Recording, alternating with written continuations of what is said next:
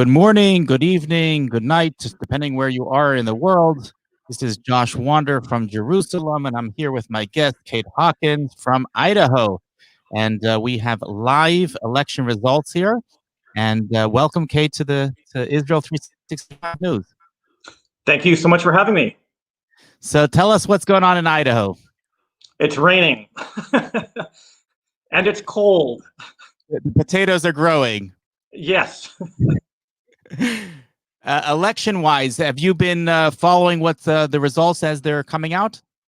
I have been, yeah. Idaho's results haven't come in yet, but I've been following the East Coast and the rest of the results coming in. And what have you found? I guess the most interesting thing is how close it is. The perception by both the right and the left was that it was going to be a blowout. The right was convinced that Trump was going to win in a landslide, and so was the left. So I think everyone's kind of a little surprised all around at how close it is right now. That might be maybe the worst case scenario. I was actually hoping for a landslide. Of course, I was hoping for one side to have a landslide, but either way, I think the country is in a very perilous position right now, and having a situation in which it's going to be dragged out into the court system for who knows how long may result in who knows what kind of results. Are you concerned about perhaps violence or some sort of reaction from either side if this doesn't play out tonight? Yeah, definitely. I think one of the reasons that there's a perception that there could be violence is because of those high expectations that either side is going to win. Both sides are absolutely convinced that they're going to win. And because of those expectations, if those expectations are dashed, I think the temptation to lash out in anger, in frustration, disappointment is definitely there on both sides. Those on the right are absolutely convinced that those on the left are going to be violent, and those on the left think the right are going to be violent. I would say recent history would seem to indicate Antifa and the Black Lives Matter movement and some of those marches. It does lean to the left rioting and causing a lot more problems than the right. I think if the right does protest, I think it will be in much smaller numbers. I think the protests that the right has had to this point have been very patriotic, trying to show their allegiance to the country. So I can't see them being very violent, whereas those on the left have really said, you know, we hate America in many cases. And Antifa, their entire method of operation is chaos. And I think they're looking for an opportunity to cause problems no matter who wins. So there certainly could be some violence, more so, I think, if Trump wins. But the potential for unrest is there on either side.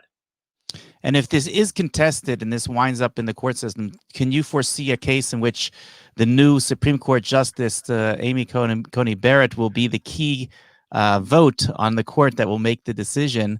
And how would that affect what we're describing now as disappointment, perhaps, on the other side? Definitely. I think we have a ways to go before it reaches that point. It seems that there's already reports coming in of missing ballots, spoiled ballots not being tallied correctly. So I think there's going to be a lot of state-by-state court battles first, and then where we go from there. If it's close, if it's not close, it may not have that much of an impact. But if we're a tie or one state difference between victory and not, it could have a huge impact. And the Supreme Court, of course, could play a huge role in that. Now, a big concern of mine throughout the evening was that I believe that somehow the social media, which is what many people are using today in order to get their information from, is somehow being manipulated. This was already discussed before the election. There was a Senate hearing regarding this. And I know that a lot of my friends and colleagues that are in the media have had their accounts shut down on Twitter and Facebook just this evening for seemingly no reason at all, just posting, you know, the normal election sort of materials. What are your thoughts about the manipulation of these companies in the electoral process? Well, I think the phrase "information is power" it speaks volume. If you can control the flow of information, you can influence opinion. You can make it seem that there are biases out there that don't exist. Fake news can alter people's perceptions of trust. Who do you really trust out there for their information? Tonight, I think I already heard that the president's Twitter account was being censored every time they tried to announce anything victory-wise that wasn't official. So until something's official, even President Trump's Twitter account is being limited in what he's being able to say, or at least flagged. They'll put up a little warning to say, this hasn't been authenticated yet, and they want to kind of anything that attacks that credibility for anyone speaking out is pretty persistent tonight for sure. And of course, what is official is different depending on who you ask. I'm just going to bring up a screen because I know everybody who's watching now somewhere on the internet their information.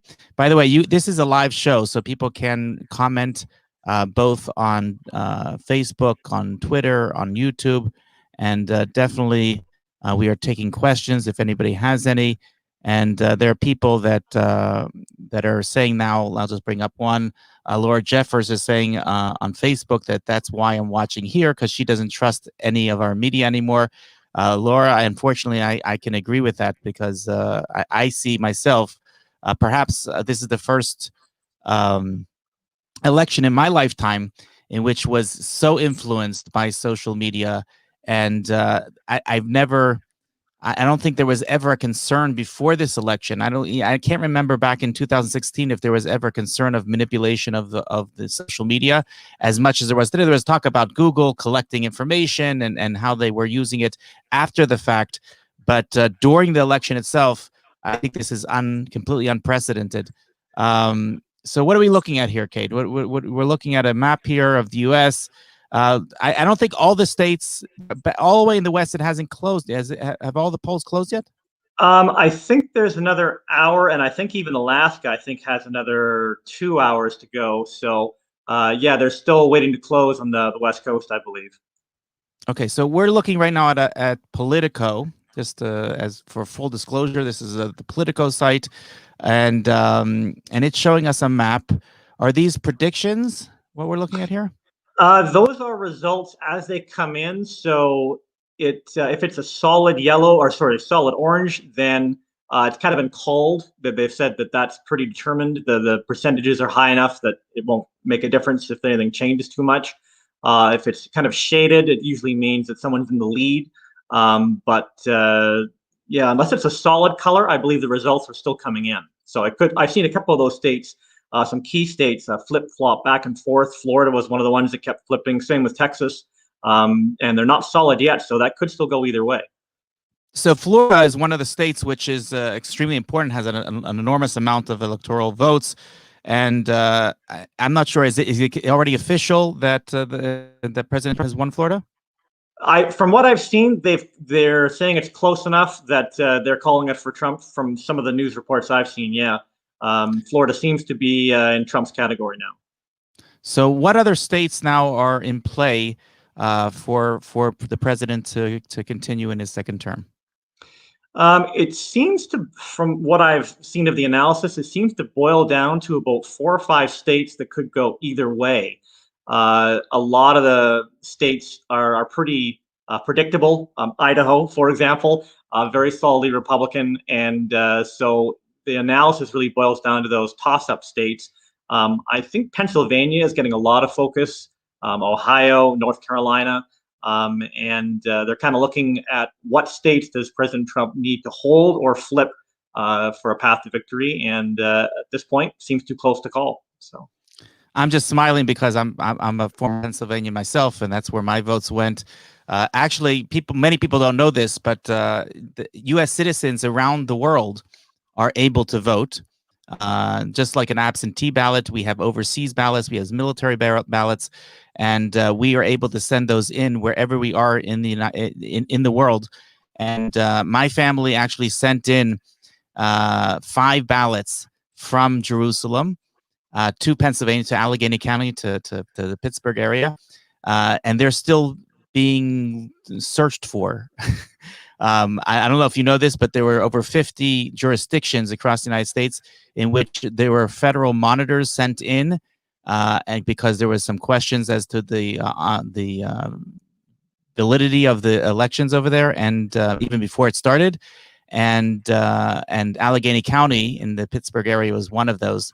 I'm proud to say. So, anyways, so my ballots hopefully will count at some point.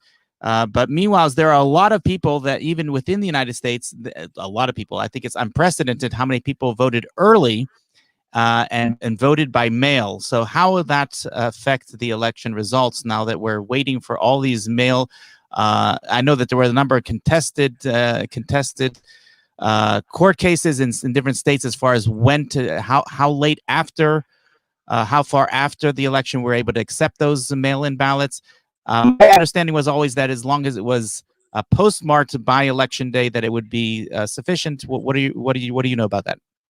Yeah, my understanding, as long as it's postmarked by the election date, that it's to be counted. I guess the real debate is how long can they count after election day, and I'm not positive, but I think it's Pennsylvania that is now allowing it to be counted 2 or 3 days after the election. So I was told 10. Oh, even longer. So if it does boil down to Pennsylvania, which in some scenarios it could, we could be waiting still a while for the final election results, which is kind of scary to think about, that it could be extended that long beyond the day that the election is supposed to be decided. Of course, that's only talking about a case in which we're depending on those last ballots. Also, the military ballots always take longer to get in, and there are other ballots that get overseas ballots that take time. So if it really comes down to the wire, and we're really depending on just a few votes, then that could be definitely hair-raising. Let me ask you another question. Biblically, from a religious perspective, because that really differentiates our channel from all the other channels out there. Because we're going to talk about the religious perspective of this. What is your how do you see this from a religious lens? So, from a Christian perspective, from what I've observed, the Christian camp is really broken into two different categories or two camps, and one is that of personality, the other is platform, and Christians who are not in favor of voting for President Trump have pointed to his character. They've pointed to things he said, especially on Twitter, and in the way he has maybe said those things. And so they've kind of pointed towards him as an individual as opposed to his platform. Christians on the right have really focused, and they're the first to admit President Trump is not perfect, and that he has said some things they wish he hadn't. But that being said, they're definitely looking towards the platform that he represents. And when you look at the Judeo-Christian values that most on the right hold to, he has done a wonderful job of upholding those and passing laws and legislation, perhaps more than any other president in our history that has supported biblical values. And so from a platform perspective, many on the right point to that as a reason they're voting for President Trump, and those on the left point to his character flaws as a reason they're not. So that's kind of how I would divide up the Christian vote, at least in the United States. Absolutely, and I would say it's not only platform, but it's actual policy that he's implemented over the past almost 4 years. And when it comes to Israel, I know in particular, he's done so many things which many other presidents before him have promised to do, including the relocation of the U.S. Embassy to Jerusalem, the recognition of the Golan Heights, the Pompeo doctrine when it comes to Judea and Samaria, the canceling of the Iran deal. Just there's someone here locally that tweeted out 100 different reasons, different policies that the president has implemented just here in Jerusalem. Of course, the UAE deal and all the deals that are being made now with all the Arab countries. By the way, do you have anything to say about deals that were made? Just that we're continuing to watch in amazement, really, as country after country seems to be getting on board. if Biden wins, my suspicion would be that those countries who've been waiting in the wings are going to kind of put the brakes on and see what kind of policies Biden introduces before any further progress there. So I think an unfortunate result of Biden winning would be that Middle East peace will slow down in that sense as everyone kind of gets their bearings and see what's happening. Unfortunately, Biden's vice presidential candidate, or the one running with him, Kamala Harris, has already said that she will do her best to make sure there's a Palestinian state within Israel's borders, that she will limit the amount of Jewish people living in Judea and Samaria. So from certainly from a Jewish perspective, but from a Christian Zionist perspective, we're very concerned about the policies that Biden and Harris represent. I don't think they would go back on some of the things that there has been progress towards. The embassy, my guess would be they're probably going to keep it where it is, but they'll certainly turn their attention to more pro-Palestinian policies, especially in funding. My understanding is that to this date, because of the pay-to-slay policy of the Palestinian leadership, they've really tried to hold back the amount of funds.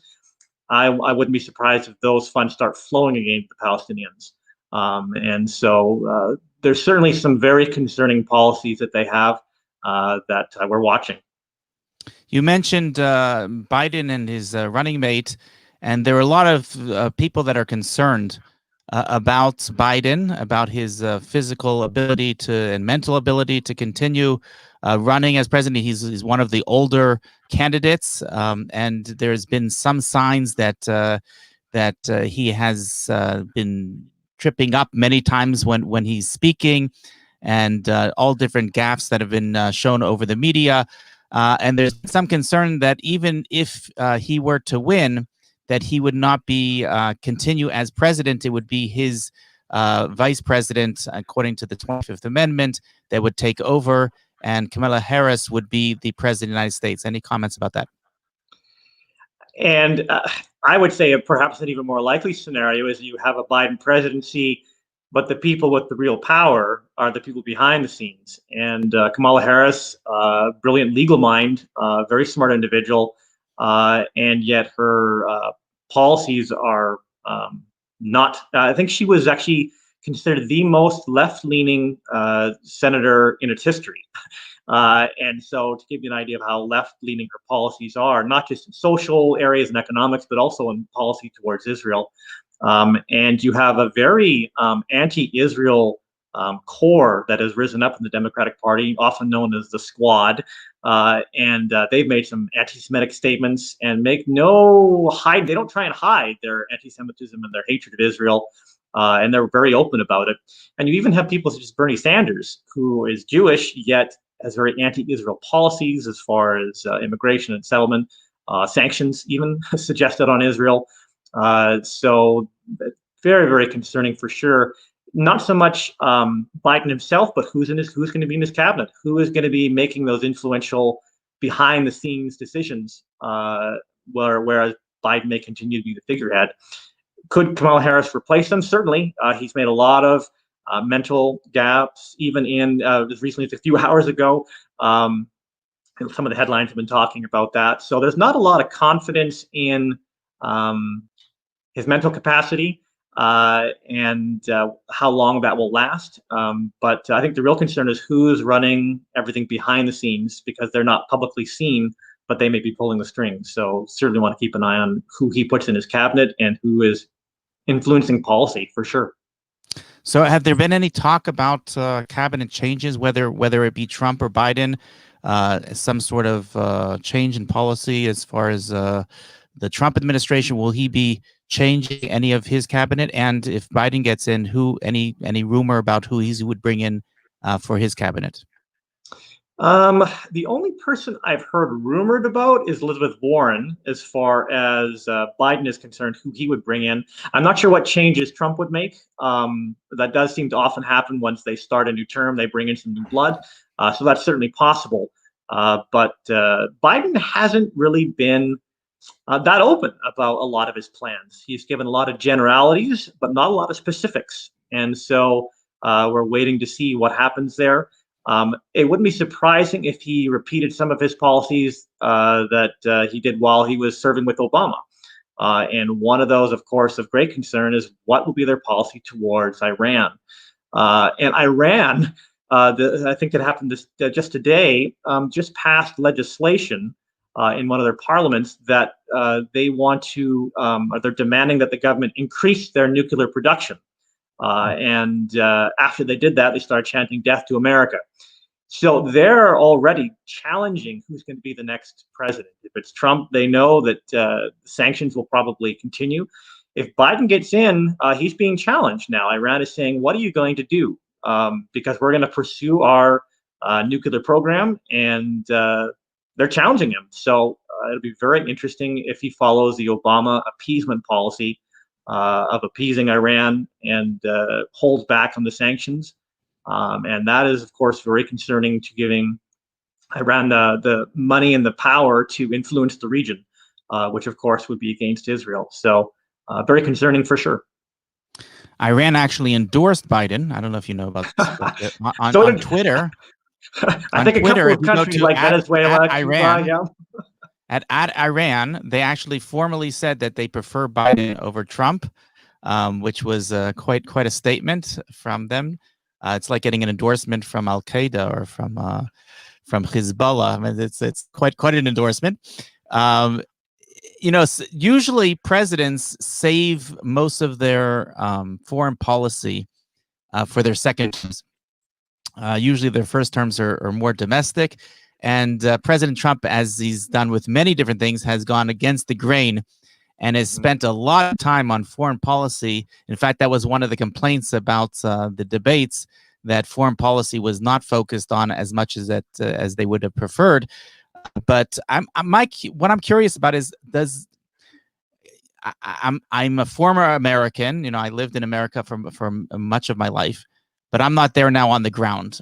And I know from when I was there, Americans were not too aware, I'm going to say, to be nice, of what's going on abroad. And most of them don't know what's going on in a map, in the Middle East, and couldn't point to most of the countries which are affected in the Middle East, even ones that we've been at war with or war in for decades, like Afghanistan and Iraq. How much does foreign policy affect an election like this? My best guess would be that Republicans in general are more interested in foreign policy issues, if for no other reason than Israel, because there is that pro-Israel view that comes out of an evangelical perspective towards Israel, the importance of that country. And because of that, I think we're a little more worldly aware of at least the Middle East region. The rest of the world, perhaps not so much. I know Americans are very American-centric, and sometimes it's hard to burst that bubble and test until it hits them personally. And so China, Russia, some of the big players, certainly on their horizon. But what our foreign policies are towards a lot of other countries in the world, to be honest, when you look at I think they did some exit polls on people coming out, and they asked them what was, the most important issues for you. How COVID was handled was a huge one. The economy, healthcare, foreign policy was very, very low on the list. And so it doesn't really have that much impact, to be honest. Yeah, that's what I'm actually afraid of, that he's done so much when it comes to Israel. We feel it very strongly, and that's why he is so overwhelmingly supported here in Israel. The vast majority of Israelis are big fans of President Trump, but they get a skewed, I think, view of it, because in America, when you go down into the streets, Israeli policy, what his policy is regarding Israel is probably, like you said, with the exception of some Christian evangelicals, it's not something that's very important to your average American, as much as domestic issues like the economy. What else can you tell us about the biblical perspective? How do you see this playing as far as what the prophecies have predicted, and what does the Bible have to say about all that we're seeing right now? Yeah, I think it's a great opportunity for people of faith to ask the question, what is God doing? And if Trump wins, what does that mean biblically, spiritually? And perhaps the bigger question for many Christians is, if Biden wins, what is God doing? Because so many of his policies seem to contradict Judeo-Christian values. And so how do we respond to that? One of the most interesting things that, for me, that's come out of this whole election is some of the exit polls. People were asked what their number one takeaway from all this was. And I think it was 85 to 90% of people said they have just had enough of this election. They're just done with it. They want it to be done with, and whoever is in, but they're just fed up with the politics. And I think that's a great opportunity for people to remember that Donald Trump is not the Messiah.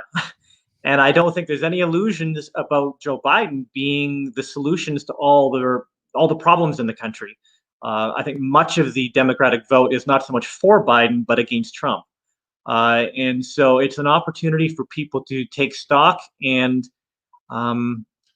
realize that politics will not solve all their problems. And as people by tomorrow are going to have half the country very depressed, it's an opportunity to realize that who's in control? Is it really the president of the United States that's in control, or is God in control? And if God is in control, then where's our faith? Do we believe that God has a purpose and a plan for our nation? And if he does, we should be confident about that. And I don't think we need to be depressed. We need to go back to our beliefs and our origins to understand who's in control and why this might be happening. So I think it's an opportunity, no matter who wins, to reflect and to maybe back away from the political world, which a lot of people want to do. They're sick of the political talk, and return to that more personal relationship with God and where we are. There's a great passage in Joshua 5, where Joshua's getting ready for battle. An angel of the Lord appears to Joshua, and Joshua's like, "Are you for or against us?" And that's kind of the mentality that our nation has right now. Are you for or against Trump? And that's dividing the nation. And if we, the response to that is great, because the angel says neither. And that, I think, is the perspective we need to come back to. Is God for the Democrats or the Republicans? Neither. God's on his own side. And God is an independent. Exactly. Where's the independent voters? So as we kind of reflect on that I think the real question is not, are you Democrat, are you Republican, but are you on God's side?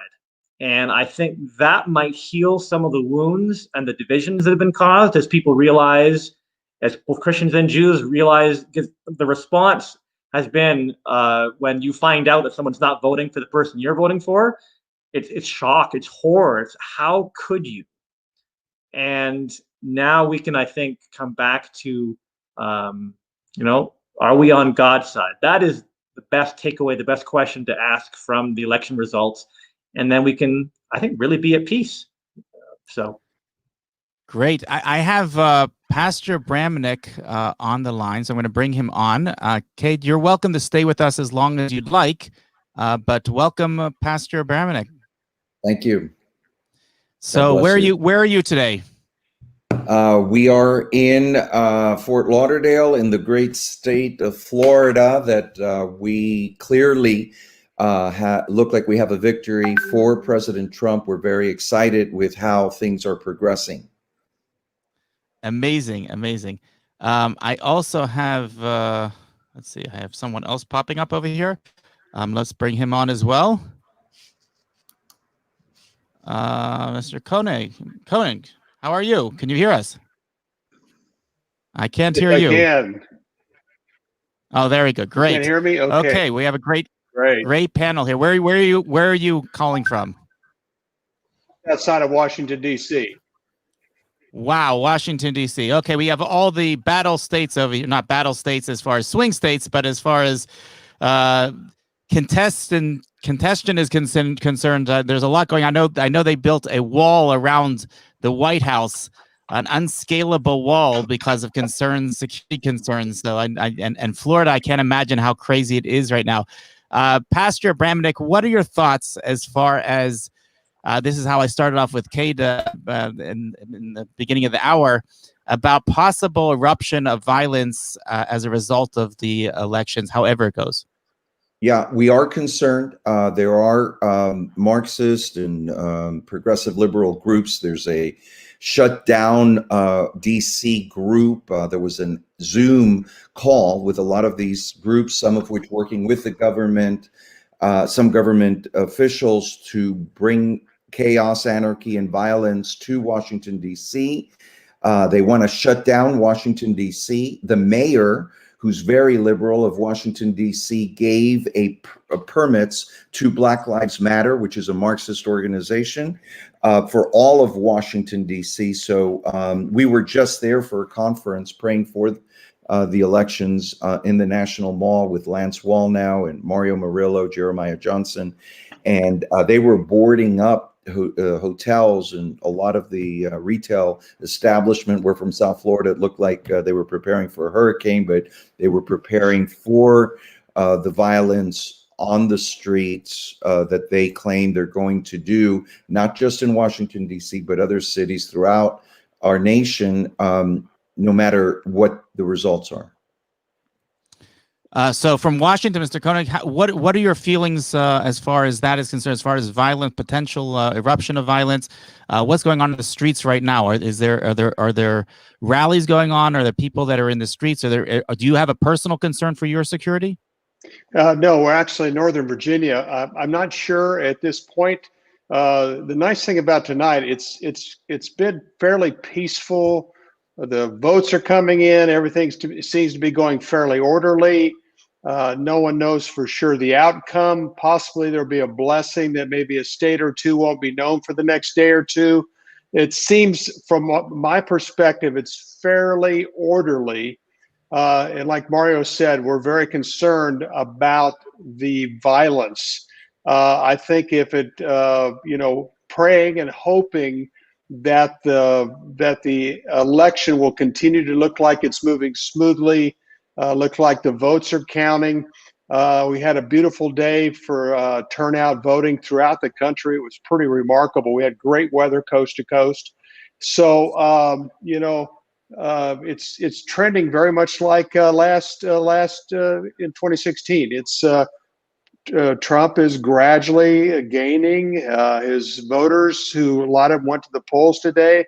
They're starting to count those votes. And again, I'm just hopeful that possibly the delay in the actual outcome, I think will still work to Trump's benefit, but I think hopefully it will calm things down a little bit. But I'm afraid we're not going to be able to, we're still going to have that intensity. We're still going to have that response. We're just hoping it's not going to be as bad as some of us were concerned about initially. Yeah, Cade was speaking about the idea that God, this is an opportunity for us to look at God as an independent, that he's not a Republican, he's not a Democrat, and that regardless of how the election results come out today or within the coming days, that we will be able to have introspection and to understand that God is really the one that is pulling the strings.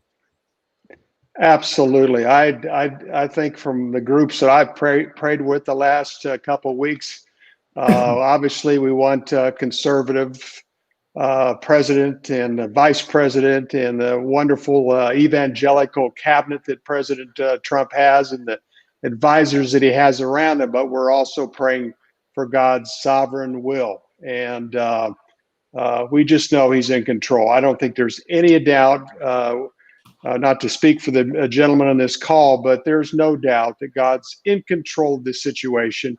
He has a divine plan. For us as evangelical Christians, God's time clock is the state of Israel, which a lot of us have a lot of interest in. And we think from that standpoint too, President Trump, Vice President Pence, Secretary of State Pompeo will will be the right people to have in place for the state of Israel. And I'm hearing the same thing from you guys. Kate, I'm gonna ask you to I'm gonna pull you off right now because I have some other people coming on. I thank you so much for joining us, and for me, you know, starting it off 5 o'clock in the morning here in Jerusalem, that was very helpful for you to start us off this morning. Please continue to watch, and again, we thank you for joining the show. Thank you for having me. And I'm going to bring on, we have Earl Cox on, so I'm going to bring him as well. Mr. Cox, how are you today? Well, I'm doing just fine, and very good morning to you. Thank you so much. It's almost 6 a.m. or I should 5:36 a.m.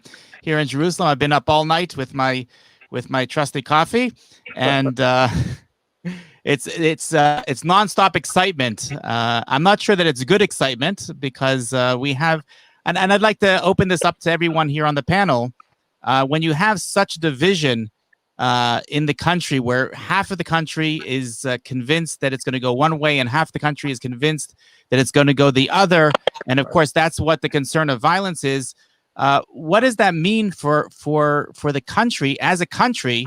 No matter who gets in, how are they going to wake up tomorrow and continue on with their lives when they think that whoever's leading now the country is leading us to disaster? Well, first of all, I think when they wake up tomorrow morning, I doubt very seriously if they'll have all the results in by that time. They're still coming in, as you very well know.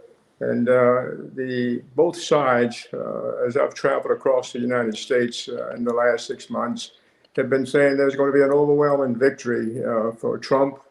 It's going to be no sense to carry on any more than we're doing right now.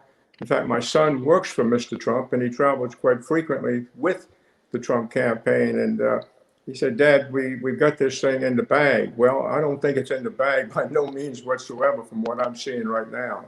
I've been involved in 5 presidential campaigns, and this is probably the most bizarre one that I have ever been involved in.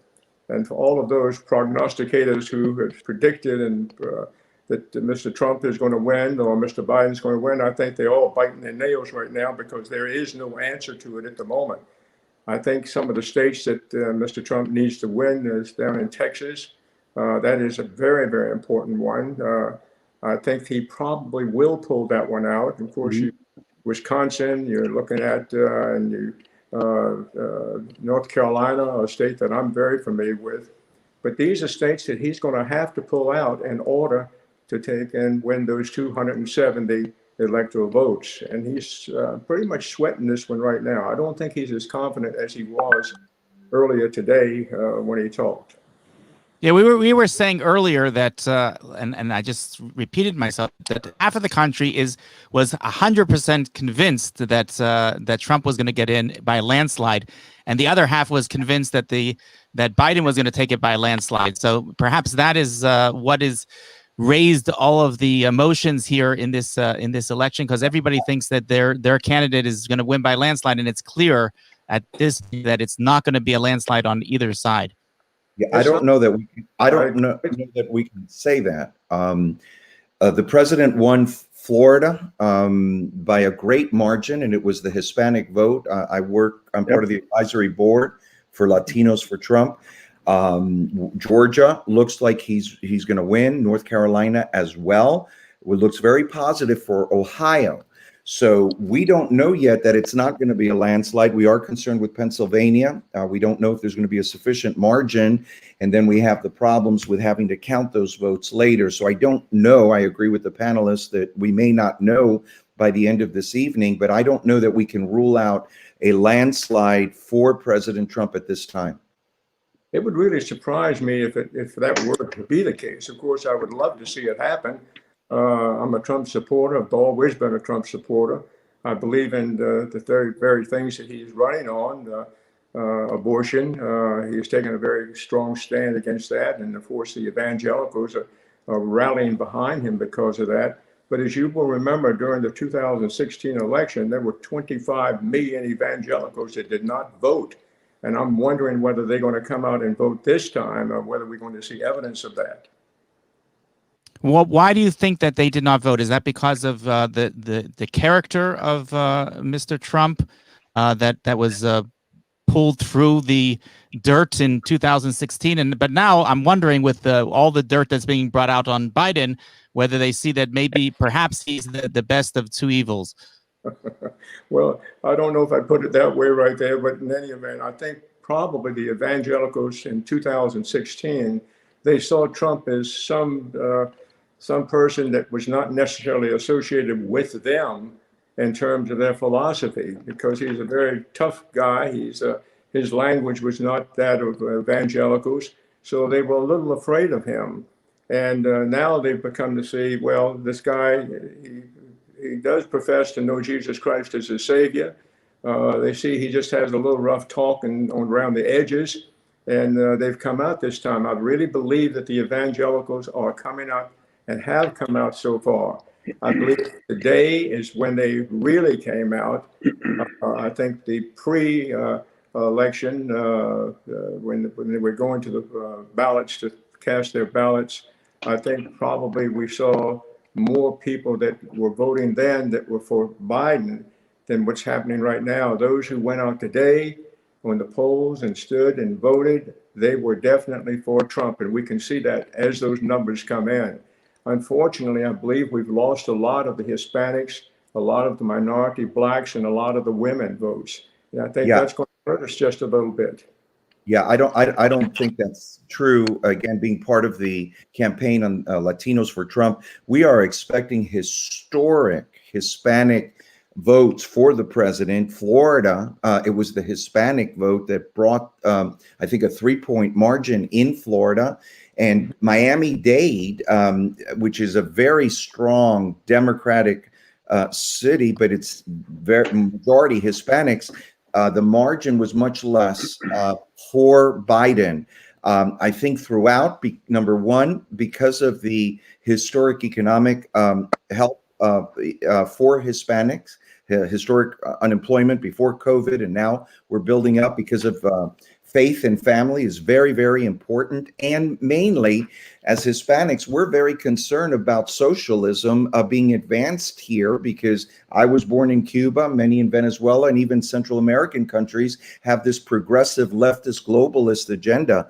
So we're going to be very surprised. We're going to have I believe, the strongest Hispanic support for Republican in any election. And we're going to see a significant amount of African Americans voting for the president. Obviously not a majority. We may get 15%, 18%, but definitely more than the percentage, because our president has been the best president for Hispanics and African Americans. Yes, I think most people would agree to that right there. And I'm not disputing your calculations on what's going to happen. I'm only saying what I have seen as I've gone around the country traveling myself. I've talked to a lot of Hispanics. I've talked to a lot of blacks. I've talked to a lot of women. And as a whole, I don't think that they're as excited as the evangelicals are that didn't vote last time that are coming out this time. Well, I think also there's such a distinctive difference in the two candidates. For what Trump and Pence stand for, especially look at our courts, look at the judges. I think Judge Barrett could not have been a better time to have her appointed to the Supreme Court, have her approved, and have her put on that court. That was just incredibly good timing for President Trump. And the 200 or 300 judges is very significant, as you know, Earl and Mario, how important that is to all of us. I think it's and also the secret voter. I think even really in the last half an hour to 45 minutes, Earl, I'm definitely seeing a similarity to what happened in 2016, where the momentum is building. Absolutely. Great numbers just before I got on tonight. I'm glad for the extra half an hour, because a lot happened in the last half an hour. So I think we're encouraged there. And as we know, Earl, a lot of us have been hoping for that secret Trump voter. And I think they're definitely coming out, and we're starting to see those numbers. The numbers are phenomenal, and we just hope it'll continue to trend this way through the night and over the next couple of days. Yeah, well, yesterday I think that it had almost 100 million votes that have been cast, and now that's right, a little over that. So you're talking to a lot of people. I mean, we're breaking a lot of records. There's absolutely no question about it. But one thing that I think that a lot of us are starting to forget about is that United States Senate and the House.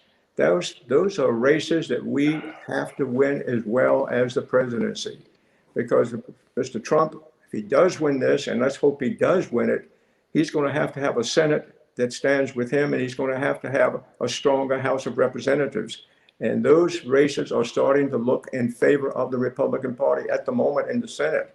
I know Lindsey Graham of South Carolina. I mean, he was in a very tough battle with Harrison, and now he's come out. They project him to be a winner. Oh yeah, big win tonight. Right, that was a big win for Mr. Trump as well. He'll need him. He's a very good, strong voice for the Trump administration. So we're seeing more than just a presidential election here. We're seeing that we've now got a United States Supreme Court that's conservative and it embraces our principles of what we believe in the Bible and in the Torah. We also now need to have the Senate and hold on to the Senate. And the House, I doubt very seriously if we'll take over the House, but gain some seats in it. Also, this election, for our viewers in Israel couldn't be more important in addition to all of our issues as Christians, the importance of Israel. I don't think we've had in the history of our nation a stronger pro-Israel president than President Trump. Right. Far exceeding any of our expectations, starting with fulfilling the promise to move the embassy to Jerusalem, Golan Heights, breaking up the Iranian deal. And when you compare the Republican Party platform for the president, I had the honor of working with David Friedman and Jason Greenblatt on the Republican Party platform, the strongest conservative platform on Israel.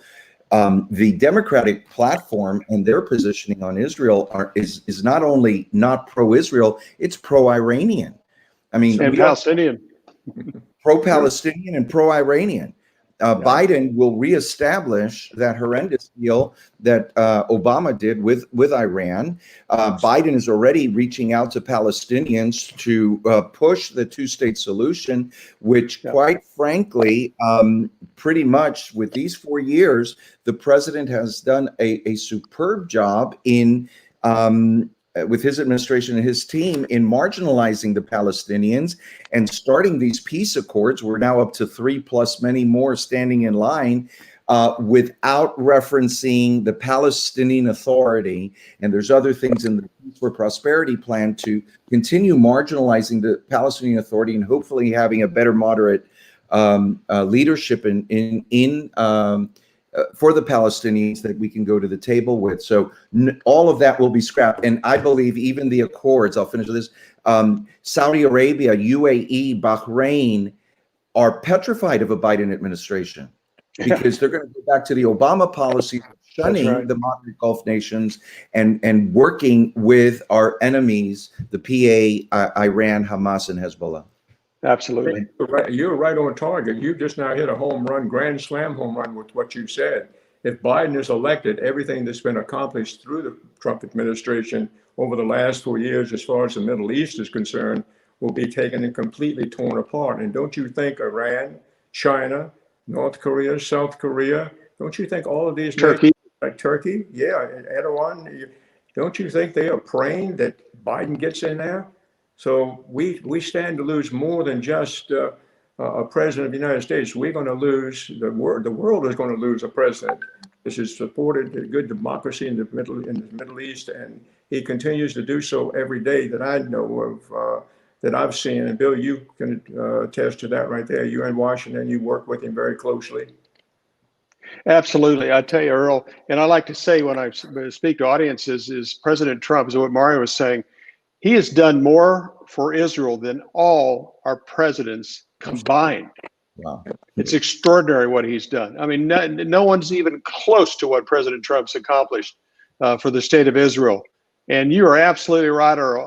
Putin and Xi from China and Erdogan and Khamenei are just, they can hardly wait to deal with a Biden White House.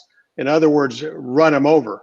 And that would be a very, very dangerous, if in fact he was elected. I don't think so at this point, but if in fact he was, it would be very, very dangerous for Israel, for the United States, for NATO, for Europe, and a lot of other peace-loving countries around the world. Iran actually tweeted out today that they support Biden over Trump, which is quite a compliment. I was just saying in the last segment, it's like getting an endorsement from Al Qaeda or from Hezbollah. Yeah, exactly. I'm not sure how good that is, but my concern, and we discussed this a little bit in the last segment, is that for your average American, foreign policy is not the main concern, and many Americans, most presidents, first of all, most presidents wait until their second term to really concentrate on foreign policy. Usually they're working more on domestic policy in their first term. President Trump, as he's done many times before, has changed all the rules and has focused very much on foreign policy when it comes to his first term. And I'm wondering how much an effect that has had on the election, this re-election today. Bill, you want to take that one, or you want me to try to? Yeah, I'll throw some out, Earl, and I'd love to hear your input, obviously, as well, but just from your perspective, Earl, with your relationship with the state of Israel. Biden, Harris, their whole team would be, I'm sorry, I just want to call it what it is. It'd be a joke. I mean, the enemies of Israel, the enemies of the United States would look at this administration and run him over. Yeah. I mean, and unfortunately, Joe's not the guy that he used to be, and it wasn't that solid in the first place, but he's slipping, and he's weak. He's weaker now than ever before. And Vice President Harris, oh my gosh, I think the enemies of the United States would just would cheer this for days and weeks and months, and at the same time put a bullseye on America. It would not be good for us. Well, I'll tell you, we could sit here and paint a scenario that would be unbelievable if Biden were to be elected. You've got a vice president that is a much younger person than he is. And of course, if something happens 2 years from him now, guess who comes in and becomes the vice president? Yeah, who becomes the president of the United States? And wouldn't that be a disastrous thing that would happen? Have a socialist sitting right there in the presidency of the United States, sitting there in Washington, D.C., the most liberal, most socialist member of the United States Senate running this country. That'd be terrible. Yeah. And even Biden would be influenced by the socialist wing, which would be devastating for our economy, for small businesses, family-owned businesses. And sure. President Trump has shown pre-COVID and post-COVID his ability to really strengthen our economy to the lowest levels for unemployment, especially amongst Hispanics and African American, et cetera, median income. So even on domestic issues and prison reform, immigration policy, and some of what he's done, like prison reform and infrastructure in inner cities, is not typically a Republican issue. The president's willing to do the right thing, whatever the cost and whatever the party. So I do not believe that the average blue collar worker for sure will not do better. And I think they know it. And then on law and order, this thing that we talked about, shut down DC, we've yet to hear Biden say, no, we don't want this rioting happening on the streets. They seem to be, if you look at Democratic governors, like in New York and in Georgia, in California, they seem to be encouraging this type of conduct, defunding police and allowing lawlessness in our streets, which is right out of the Marxist, communist, socialist playbook. So that is not going to help the average person domestically. Well, it's absolutely absurd that you think about defunding our police department when we have riots going on left and right here in this country right now. And that's the socialist attitude. And that's why we hopefully should stand stronger in our conservative views about protecting this country and electing people to office that will take and stand up for our police departments. Not passive, not domestic pacifists or pacifists when it comes to dealing with the threat of our international enemies. Absolutely. And which socialism is, as Mario was saying. It'd be just passive. No question. And we don't need passive now. We have a dangerous, obviously China is becoming a much greater threat, the South China Sea with Taiwan, also what they're doing in the Middle East with Iran, with Iraq. It's time for a strong leader. And if we don't have a strong leader in Washington at this particular time, it would not bode well for the United States, as well as our NATO partners in Europe. Right. Also, Well, So another, clearly, go ahead. yeah, another dubious endorsement for Biden was Maduro, the president of Venezuela. So if you just see all of the nations endorsing him, I think we have an idea of what he stands for. Absolutely. So we painted a great picture of what could happen if Biden gets in. Let me take it a step further and say, what would be your reactions if Biden actually gets in? What are you going to say to your followers if Biden gets in? What's the next step? Well, as far as my followers concerned, I don't know if I have that many followers, but in any event, I'll tell you what I will be doing. I will be fighting as hard as I possibly can to project the truth to as many people as I can and the community that I represent. But my one concern is Israel.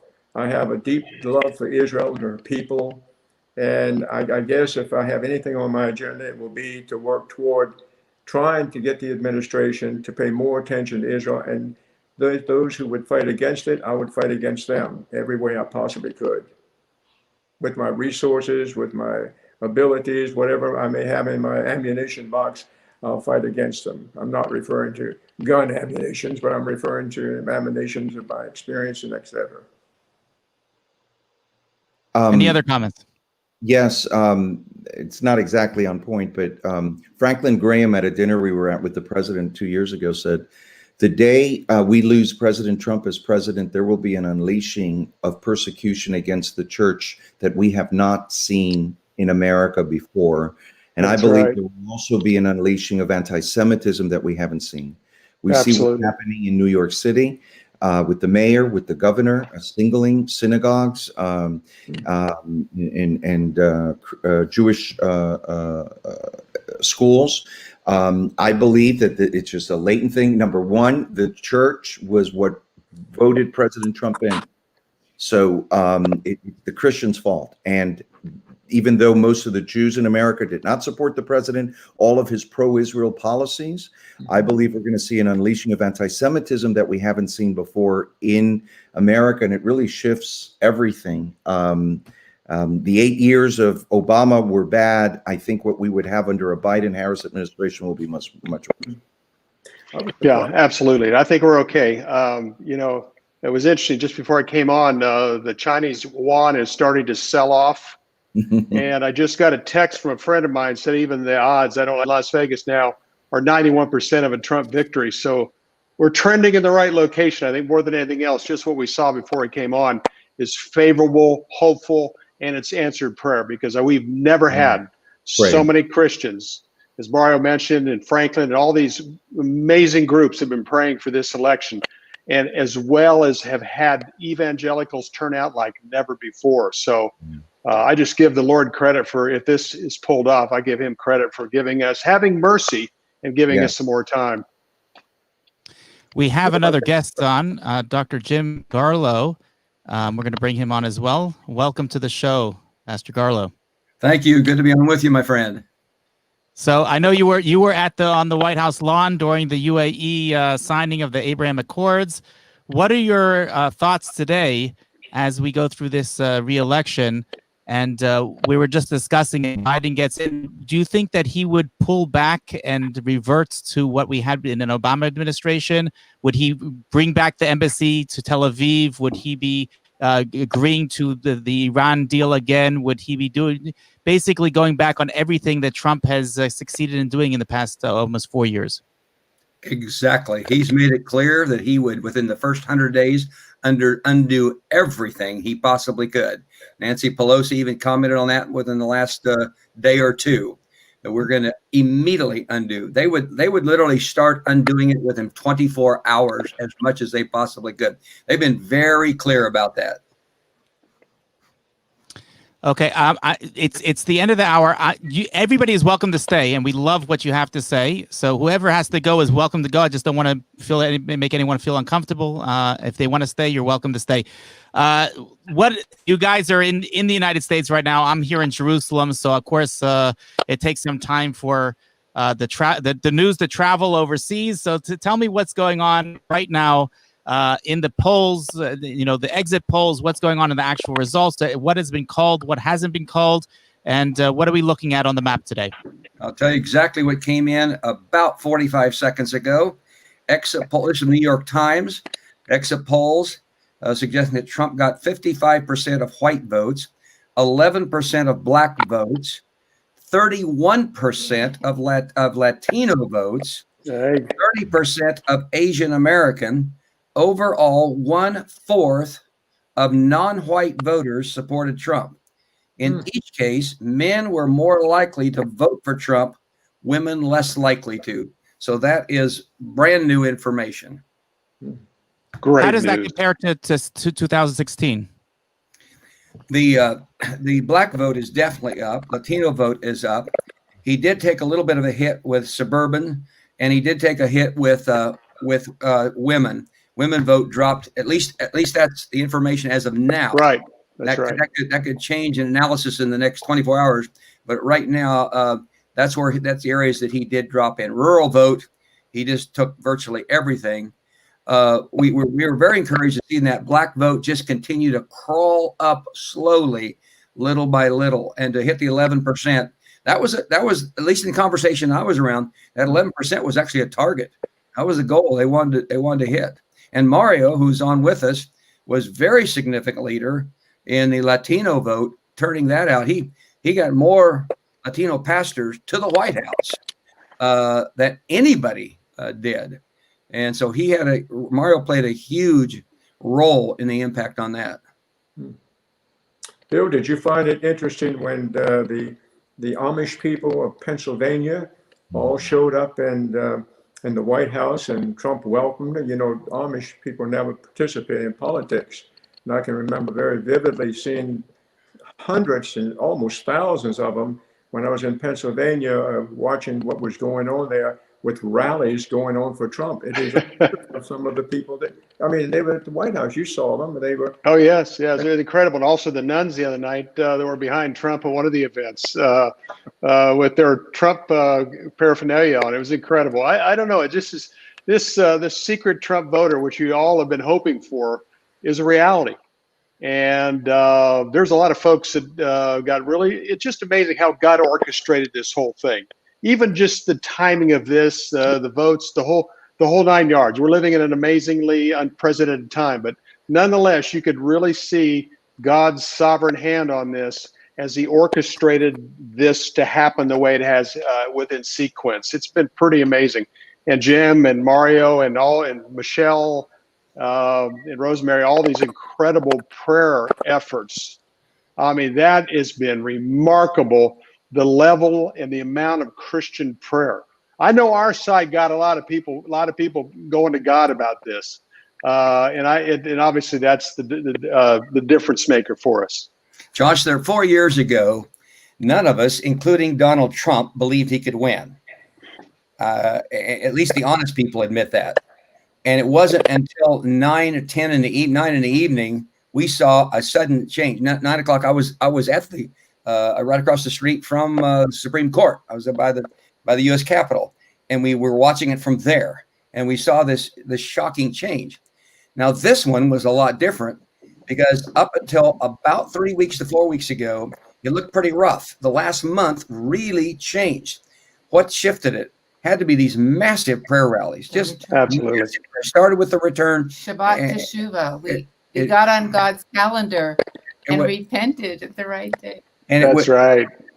But as the voting started tonight, me of little faith, as they started coming in, I should have called Mario and William and Earl. They would have encouraged me. But I started going, this is looking rough. I called Johnny Moore, one of the top guys of the campaign. I said, Johnny, I've been at this since 1956. I'm older than all you guys. I know every campaign since I was 9 years of age. This one is hard. My stomach muscles are tightened into a knot. I can't take this anymore. Give me 30 seconds of your time and make my day. And he did. And within 30 minutes after that, we started seeing a radical shift taking place. In fact, it's so much, I want to turn over to CNN and MSNBC and now start watching them. As this thing, we haven't won it yet. Now, we haven't won it. I don't want to be over That's right. in a ridiculous way. We really have a ways to go yet.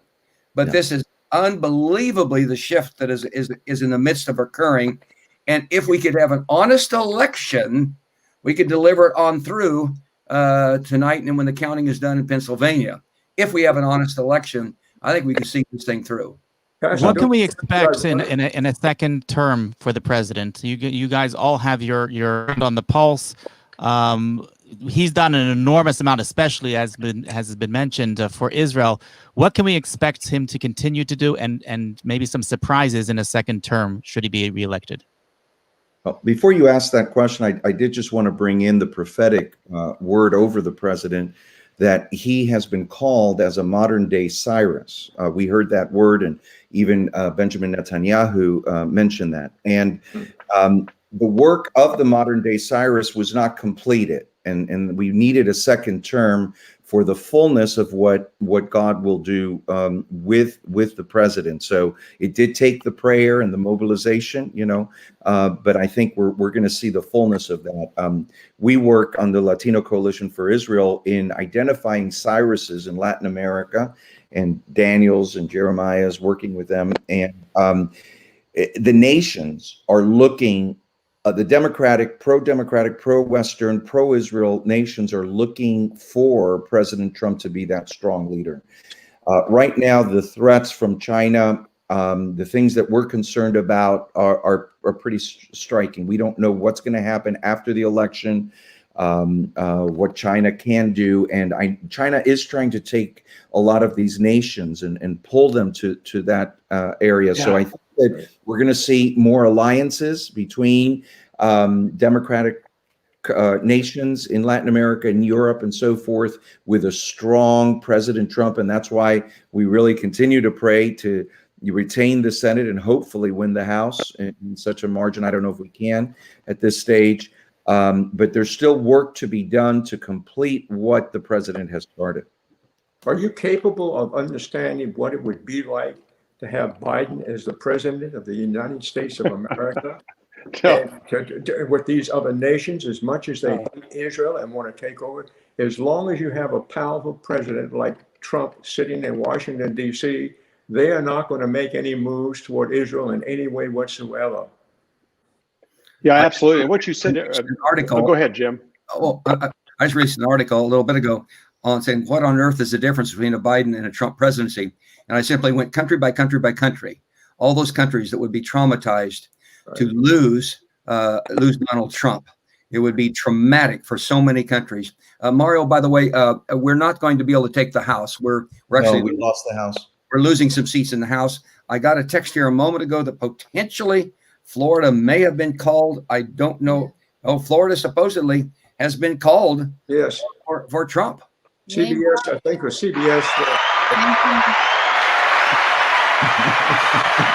Oh, wow. On no other station will you find that. So we have yeah, Trump's up 400,000 in Florida. Thank you, Mario.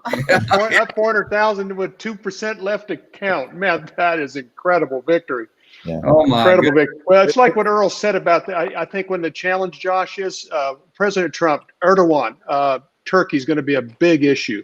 China, Putin's cagey. That more than likely will be an issue as well. But we also need that Senate. We really need at least one of the two houses. We're probably going to lose 3 or 4 in the House at this point, more. But that Senate is so crucial because, China and Russia and Turkey have to laugh at the United States political system right now. Our biggest threat is our two-party system because of the other party. So that's another area of prayer for our president. If Trump is officially reelected going into this next term, he has some serious international challenges, and the other battle he'll have is the domestic battle with COVID-19.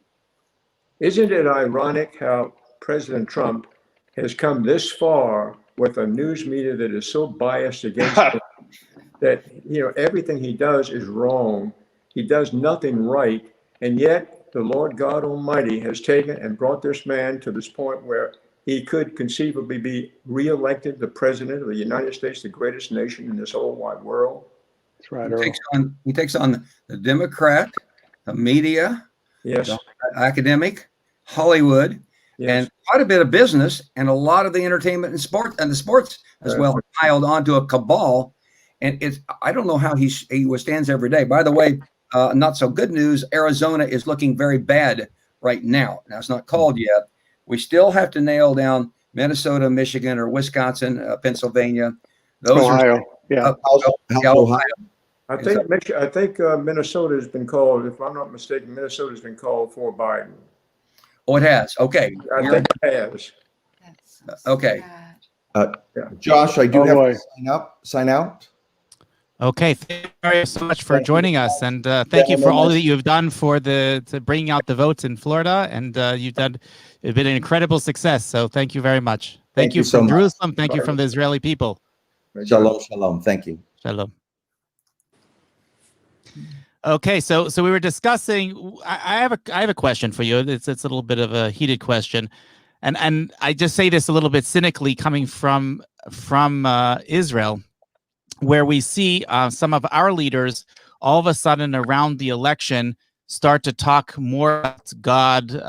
They use a term Be'ezrat Hashem, with God's will, this, and they do this in order to try to bring in the religious vote, but it's questionable whether they actually believe those terms. We see that President Trump has mentioned on his campaign trail the guy above, and how this is all about God. How much of that is hype and how much of that is real, and is he sincere? He was led to Christ by Paula White, and as he went on his growth and development, he deepened in his spiritual understanding. He has matured enormously in the love of God, love of God's word. He is still new in his journey, but I'll just give you the difference between someone like what we faced in the past. George Bush, the elder, generally respected evangelicals, but we were always at arm's length. George Bush, 43, the younger, liked us and in one sense was sort of a part of us, but never fully, and he disliked us. Donald Trump is intrigued by us. And out of that has come a love of God and a love to do what's right. I'm going to quote somebody who knows him extremely well. When this person said to me, when I'm alone with Donald Trump, he really wants to do what is right. He would not have instinctively have known he should love Israel and the Jewish people. He would have known that, but somehow God has shown him that. His grandchildren told him he has to. Yeah. I'm sorry? His Jewish grandchildren told him he's asked to. So. Yes. It's been staggering to watch him make the right decisions. And of course, as you are well aware, there are two issues that got him elected 2 years ago, primarily. And that was the Supreme Court as it relates to the issue of abortion. And then secondly, Israel. And the biggest applause lines Donald Trump would get across America was when he talked about his support of Israel. Yep. That's how intent it is in the heartland. And evangelicals are passionate on this and watch it every day. It's not like we back off and say, okay, everything's fine. No, we watch what is happening every day.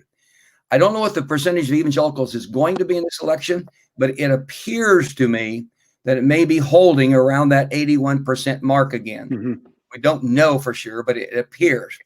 And the number one issue is the issue of abortion and Israel, those two issues. So he has instinctively, it's moved from him being intrigued with us to him really wanting to do what God would have him do. I think he hears from God in his own challenging, rough way, unfiltered way. This is a guy who wants to do what's right. I think that the Israeli people and its leaders are starting to recognize that the evangelicals are their friends. We are starting to concentrate now on what we have in common more than what we don't have in common. And we are working together on programs that never has been done before. And over the last 20 years, I've been working with the Israeli people. And when I first went there, there was a lot of suspicion of, you're coming here to get us to believe like you believe. Anymore, when I'm talking with Israeli friends and talking and meeting with the Israeli leaders, they want us to help them. In fact, yesterday I just released a story that the Knesset is welcoming the evangelicals, and they want us to come there and help them out during these times. And I believe that for the most part, the evangelicals have gone there and helped Israel with the economy. They are trying to help them and work with them in ways that they've never done before. So I see the two groups coming together and focusing on the things that we do have in common, like Abraham, Isaac, and Jacob. We have that in common. And so with that said, I'm beginning to be enthused about how it's growing, the relationship between the two religious groups. Bill, any comments about the sincerity of President Trump when it comes to religion?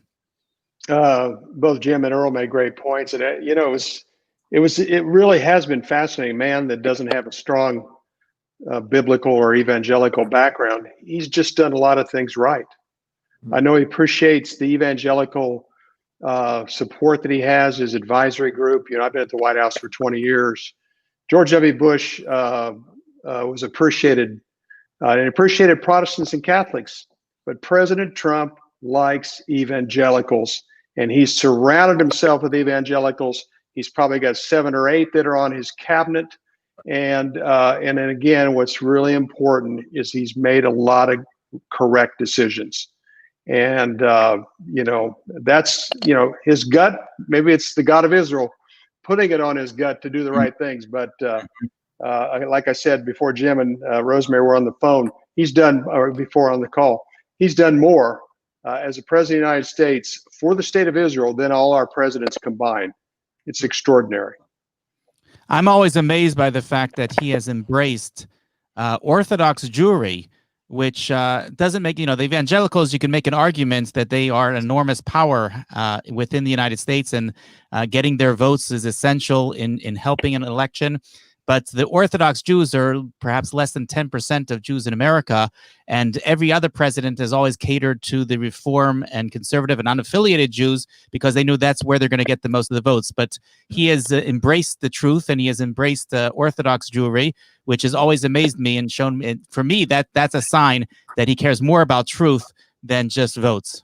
And I think David Friedman's had a lot to do with that. What an incredible ambassador.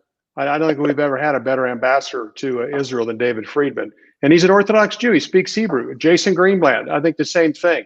And I think he got a perspective from both them. And also Mike Pompeo, Secretary of State Pompeo, who speaks of the San Remo Agreement, who stood up and said that these settlements are not illegal based on law. We studied it for a year, all the way back to San Remo. So those 2 or 3, plus Mike Pence being a great Christian Zionist, and Mark Meadows, he's been blessed by having some really good, very fundamental Christians, fundamental evangelical Christians, and 2 Orthodox Jews around him that really have helped mold this attitude and stance for the state of Israel. I want to say that most evangelicals do not want to be conversionary toward the Jews. They want to come and help bless Israel, bless the Jewish people. And this is what our president is doing. He's coming to fulfill Israel's purposes, Israel's desire, Israel's acknowledgement that Jerusalem is the capital, that the Golan Heights is their sovereign territory, that Judea, Samaria, Jerusalem belong to the nation of Israel. And so he's a great example of serving the Jewish people and God's purposes for them, and not to change Israel, but to help Israel fulfill what she desire and is called to do. And deeper than that is we come also not to teach, but to learn. We are really drawn to Rabbi Tully Wise.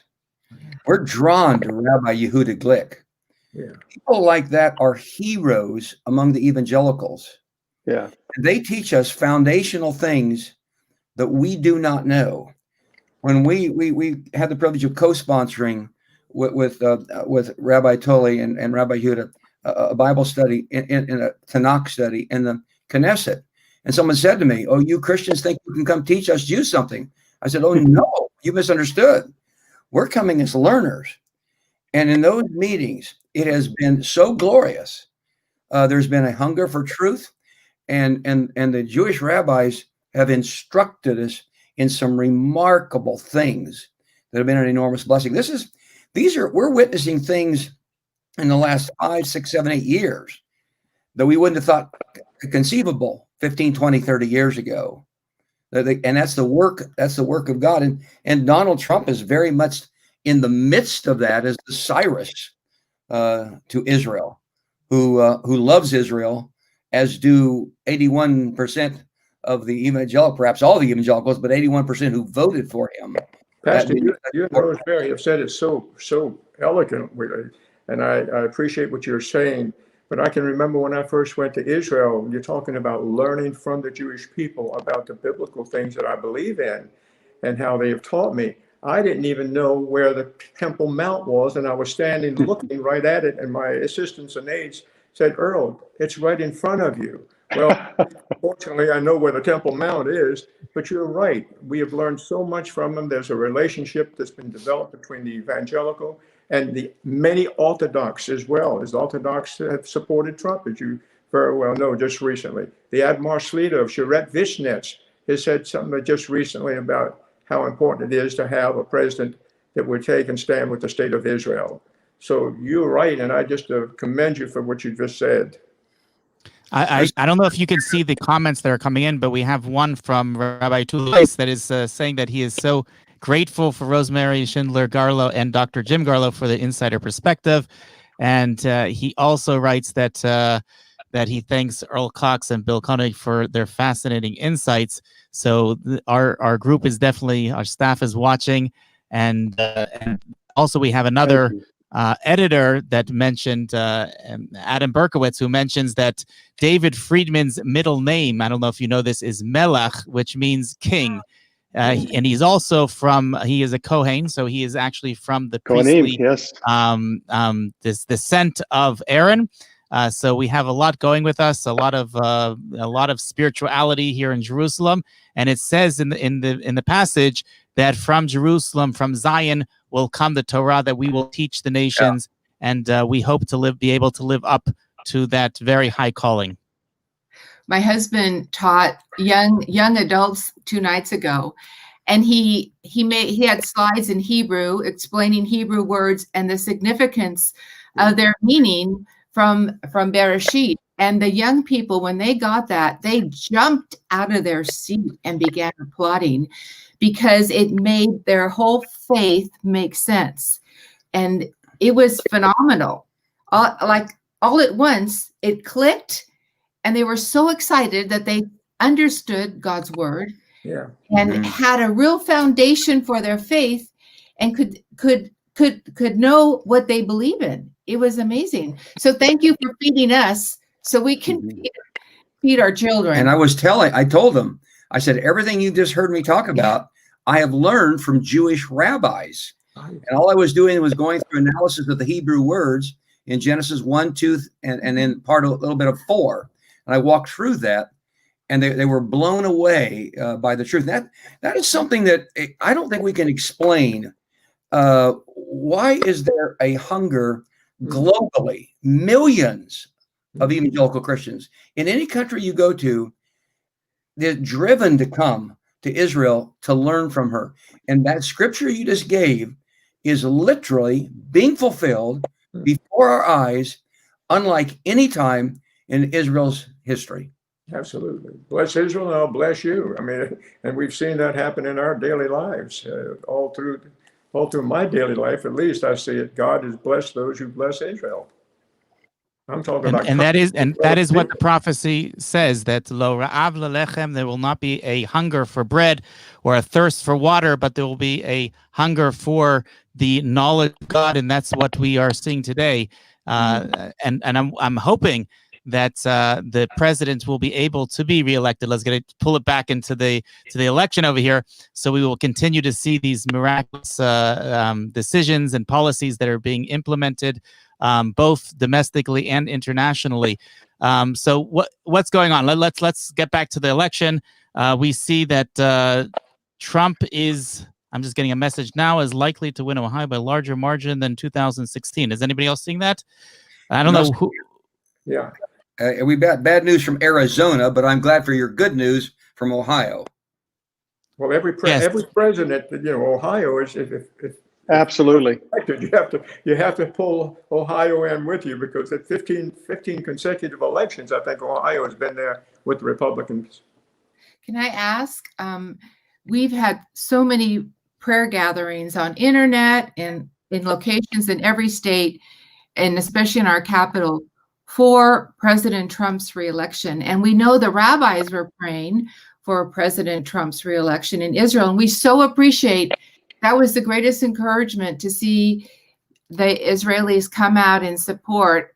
I don't know if there were any for Biden. I didn't ever hear of any, but I was just wondering, all that I heard people of faith were praying for Donald Trump's reelection. Well, I can tell you here in Israel, Rosemary, that there is an overwhelming support for Trump.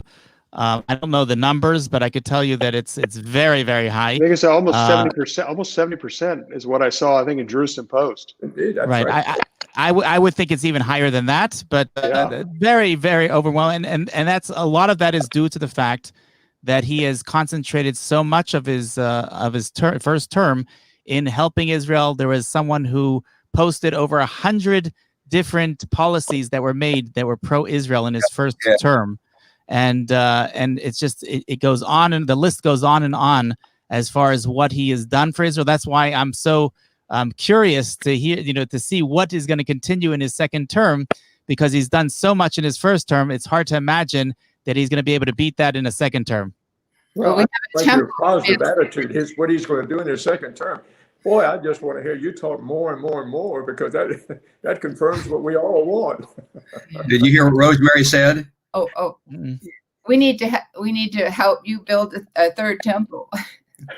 Absolutely. I'm not sure that that'll be the new Trump legacy. Well, that was Cyrus's legacy, and there have been also rabbis here that have compared President Trump to King Cyrus, and definitely that's where the redemptive process is leading us towards a third temple. I don't know exactly how the president or, for that matter, our own prime minister plays into that role, but we're definitely seeing us getting closer and closer by the day. Yes. I'd like to see you get closer and closer and pick up Judea and Samaria and Jordan Valley too. And I think with Trump being reelected, I think that's a good possibility of happening sooner than later. Now that's an intense. You hit a real nerve center with evangelicals. We want Samaria and Judea to be fully understood as a part of Israel, the Jordan Valley, East Jerusalem, and that issue settled. No foreign entity, no foreign state in the midst of it, no division, but complete sovereignty, 100%. So some of the right wing here in Israel has actually complained because of what happened during the Abraham Accords, where a decision was made in order to at least postpone the sovereignty over Judea and Samaria. Any comments about that? Yeah, absolutely. That basically froze the extended sovereignty effort. And unfortunately, and I write about this, is that the bargaining chip to normalize relations was stopping the extended sovereignty and also the eventual support of two states. And a lot of us didn't particularly care for that aspect of the Abraham Accord. We appreciate that Israel wants to make peace and have peace with the neighbors, the Sunni Arabs, who need Israel as much as anybody else right now because of the Iranian threat. But at the same time, the bargaining chip was part of Judea and Samaria and those 132 settlements that needed to have extended sovereignty over them. So that just stopped that process. So that's the downside. Josh, this might be difficult for those in Israel to grasp, but we as evangelicals are so fiercely committed to obey God's word, to honor and bless Israel, that Samaria and Judea they don't have to be annexed. They already belong to Israel. God said that. They're not taking somebody else's land. And for Israel to be able, the Jewish people to be able to exercise sovereignty over that is as intensely felt by us sitting in cities across America as it is by the Jewish people who live in Judea and Samaria. Now, they're under much greater threat, obviously, because we're out of harm's way being over here. But I don't know about that, but considering what's going on in the United States right now, I would That's true. say That's that true. I think that Well, we're here. We feel with great intensity Yeah. this issue, and to the extent that you, as you talk to your Jewish brothers and sisters, your friends, let them know that Bill Koenig and my wife and Congresswoman Michelle Bachmann and numbers of us, there's quite a few Mario. people, Mario, there's been an enormous amount of conversation about seeing the exercise of sovereignty go forward. And that is very much on the front burner of conversations among all the evangelicals I run with, or the ones that are most discerning on this. We want to see Israel be able to exercise its appropriate God-given sovereignty over those areas and resolve that issue. And I think you're going to see more and more of that in the first quarter as we go into it. The evangelicals Right. moving forward after this election. Everything's been concentrated on this presidential election and everything else. And this Judea and Samaria has been put on the side. But I believe once this is all over with, that we're going to come out in great forces and demand that Israel has sovereignty over those properties. And there is, as you all know, there's the San Remo agreement. I mean, you have a legal right to the land from the Jordan River to the Mediterranean. I mean, it's a legal document, and that's why Secretary Pompeo said that Israel has the right to develop settlements. They're not illegal and that was based on San Remo. So you have the law, and when the Arabs had all that oil and all that influence, they were able to convince the United Nations to go forward with the resolutions that put pressure on Israel to give up a large part of Judea and Samaria, which was part of the peace process, as you know, Josh. And Josh, from roughly, I'm going to say April or May on, people like Bill or my wife, Congresswoman Bachmann, have focused heavily on educating and articulating evangelicals about the 1920 San Remo agreement, the resolution. And so to get that out, and so people like me and us, we're Facebooking that San Remo, Balfour, to make sure that people understand we don't want young evangelicals to say, well, Israel's violating international law, when they in fact are not. Even in The Hague. Yeah, and we had visits to The Hague, and met an attorney that many people should know, Andrew Tucker, who's written a wonderful book on this. And we've tried to get that information out to as many people as possible, that Israel has not just the Bible, God saying it, that would be enough. But the fact is, legally, the nations agreed that this land belongs to the Jewish people and to Israel, period. And it never did belong to the Palestinians. And I think that President Trump has done an amazing job with his group that he's brought together, including Mr. Greenblatt and Jared and Avi Berkowitz. They've done an amazing job of showing that, basically disproving what everyone has said prior to his presidency. Everyone has always said that in order to have regional peace, one first has to make peace with the Palestinian people. We have to have internal peace before we can start dealing with our neighbors. And he's disproven all of that. He's shown that we can have regional peace. And, if the Palestinians want to join, as Prime Minister Scheer said, we believe in peace for peace. So if they're interested in peace, we're interested in handing them peace back. But we're not willing to do any land territorial concessions for that. Right. I don't know if you want this update. This kind of breaks into the flow, so stop me if you don't. But on a sobering note, You are the flow, so go for it. A picture has just been sent to me from Washington, D.C. 150 black bloc Antifa.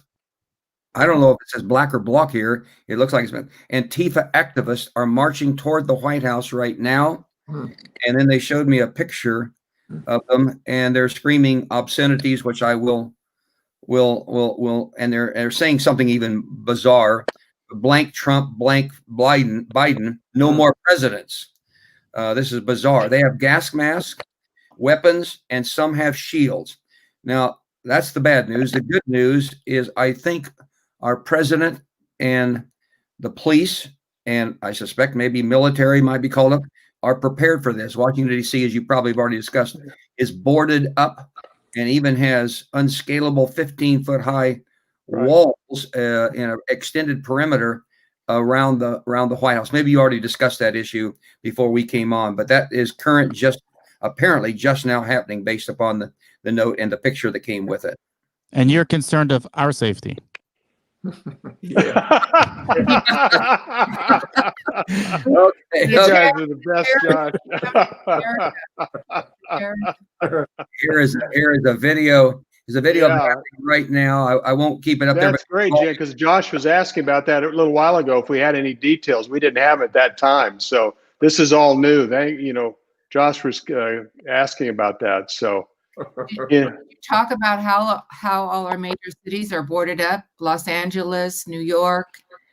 All Here, the Democratic-led cities. Exactly. And I tell you what, if Trump was defeated, there wouldn't be any problem in these cities. That's the farce of the whole thing. We, the conservatives, the Christians, the Republicans would not be destroying cities The over Amish the wouldn't be loss of taking an up election. arms. No, not at all. Israel goes through this all the time. They're always being threatened. And when we moved the embassy, they said it was going to cause World War III. Of course, it didn't. So you're used to it. We need your help right now to be encouraged as Our help is through prayers, and we're here at the Yeah. center of the world in Jerusalem at the temple. I live on the Mount of Olives, which is right across from the Temple Mount, and we have a Awesome. tradition that all prayers that happen anywhere in the world have to first come to Jerusalem, to the Temple Mount, before they rise up to the heavens. In fact, for Jews, 3 times a day we pray, and we always pray in the direction of Jerusalem for that reason. So for our prayers are much closer. They're not international. They're a local call over here. So we're happy to put in a good word, and we hope that things go well. On the other hand, I would like to discuss the idea of potential violence and whether there are people that are even concerned of a civil war. Is that a real real threat, a real concern? Well, we hear that. I've been hearing that now for the last month and a half, that if Trump is reelected, there is going to be a civil war. I'm not too sure I agree with that right there. I think that we can stop it in its tracks if Trump is elected, because I don't think he'll sit back and allow anything like that happen. I think he will exercise whatever force is necessary to stop this foolishness. That's right. He will. No, I don't want to say that. Rosemary and I were at the White House for President Trump's acceptance speech at the RNC, and when they got surrounded by violent mobs, and we were ready to leave at the east entrance where we had come in, and they said, don't go out there. So we went to the west entrance. Fortunately, there were way less radical protesters there, but they were out of control. They would come up, get within inches of your nose, and scream vile things about Trump, and then call you racist over and over and over. On the east side, where a lot of people exited, it was far more dangerous and more difficult. Now, I think that surely our president is fully prepared for that, and they're ready to deal with this. Now, how expansive in cities all across America, they have boarded up everywhere. They have boarded up and prepared. And so we'll see. There's been a tremendous amount of prayer on coming against the amount of violence that has been threatened recently. I don't think we're going to have a civil war. I think we've been in it. 2020, I call it the uncivil war. We're in a very uncivil war right now. And I pray it doesn't get any more violent than it is, but we're a deeply divided nation between the truth of God's word and the anti-biblical individuals. That's what it's come down. It used to be Democrat versus Republican, used to be right versus left. It's changed. It's not the grandfather's Democratic Party anymore. This is completely radicalized. And so it's now good versus evil. It's right versus wrong. That's what we're facing here. And that's where the Civil War is. So this is not two parties at all. It's not a partisan issue. People want to try to label it that. It's the people who believe in God and those who hate God. That's right. You spoke about That's right. intimidation. I'm wondering whether there was a concern of voter intimidation, and what about the integrity of this election? The President Trump has tweeted a number of times that he's concerned, deeply concerned about the electoral results because of different tampering that's been going on. I know where I came from in Pittsburgh, Allegheny County, they sent over 50 federal monitors, including to Allegheny County, because of concerns that there's something going on behind the scenes. Have you heard any news as far as problems with the elections this time around?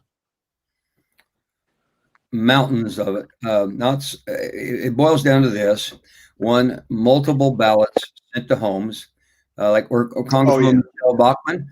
She and her husband, 2 people in a house, they got 12 ballots. Oh, Massive amount of potential for fraud. Number 2, drive-through voting. Houston, unfortunately, did that with over 250,000 votes. Unfortunately, the Supreme Court didn't turn it down. They should have. My own family, my sister and my mother, my 99-and-a-half-year-old mother, when she went to vote, wanted to present proof of who she was. And they wouldn't touch it. They said, because of COVID, we're not going to touch anything. Just write your name and where you live. And so they voted without any proving at all. That's right here in my community. My sister, my brother-in-law, and my mother. This occurred yesterday. That is fraught for abuse. Then there's the potential alleged sophisticated computerized. If you'll Google the words hammer and scorecard, those are 2 potentially computer capacities alleged that could manipulate the vote after people have voted. And then you add that with the hatred for Trump, which is so strong that frankly the other side will not stop at anything that they could do. So the moral and ethical foundation of the integrity of the election could be severely challenged in the same way. And I was a young child in 1960. I was in elementary school when Mayor Daley held back the vote in Cook County in Chicago until he could find out where it was. And then suddenly all these votes appeared for JFK, John Kennedy. And we could have the same thing, only being Philadelphia. This time, a strong possibility that Philadelphia could play that role. If we came down to Pennsylvania, suddenly votes would just miraculously appear out of Philadelphia. So that is reason for concern. I've always felt Donald Trump could win a fair election. I don't know if he can win a fraudulent one. And technology definitely has a big part in this. I know that there was a Senate hearing recently about this, that many of the social media platforms, whether it be Twitter or Facebook, were censoring the pro-Trump or the conservative views. And as of last night, I know that many of my colleagues in the media had their accounts suspended on Twitter and on Facebook for no seeming reason. And I'm wondering if you've heard anything as far as manipulation of information, which is probably one of my biggest concerns when it comes to affecting this election. I sent this article out on a link yesterday. 2 articles about what I just described, the potential for computer manipulation of the election. I got up this morning and both of them were blocked. Didn't show. And it's kind of a badge of honor anymore to be blocked by Twitter and Facebook. And so people brag about it.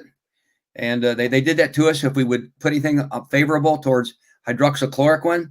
So sometimes we just would go in and write hydroxychloroquine multiple times just to bait them to see what Facebook would do. It's irrational, the level of control.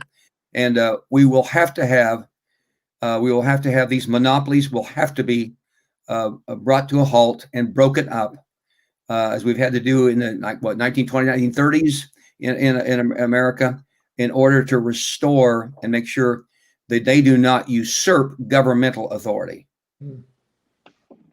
I guess my follow-up question is, what happens if Biden wins this election, at least according to the media?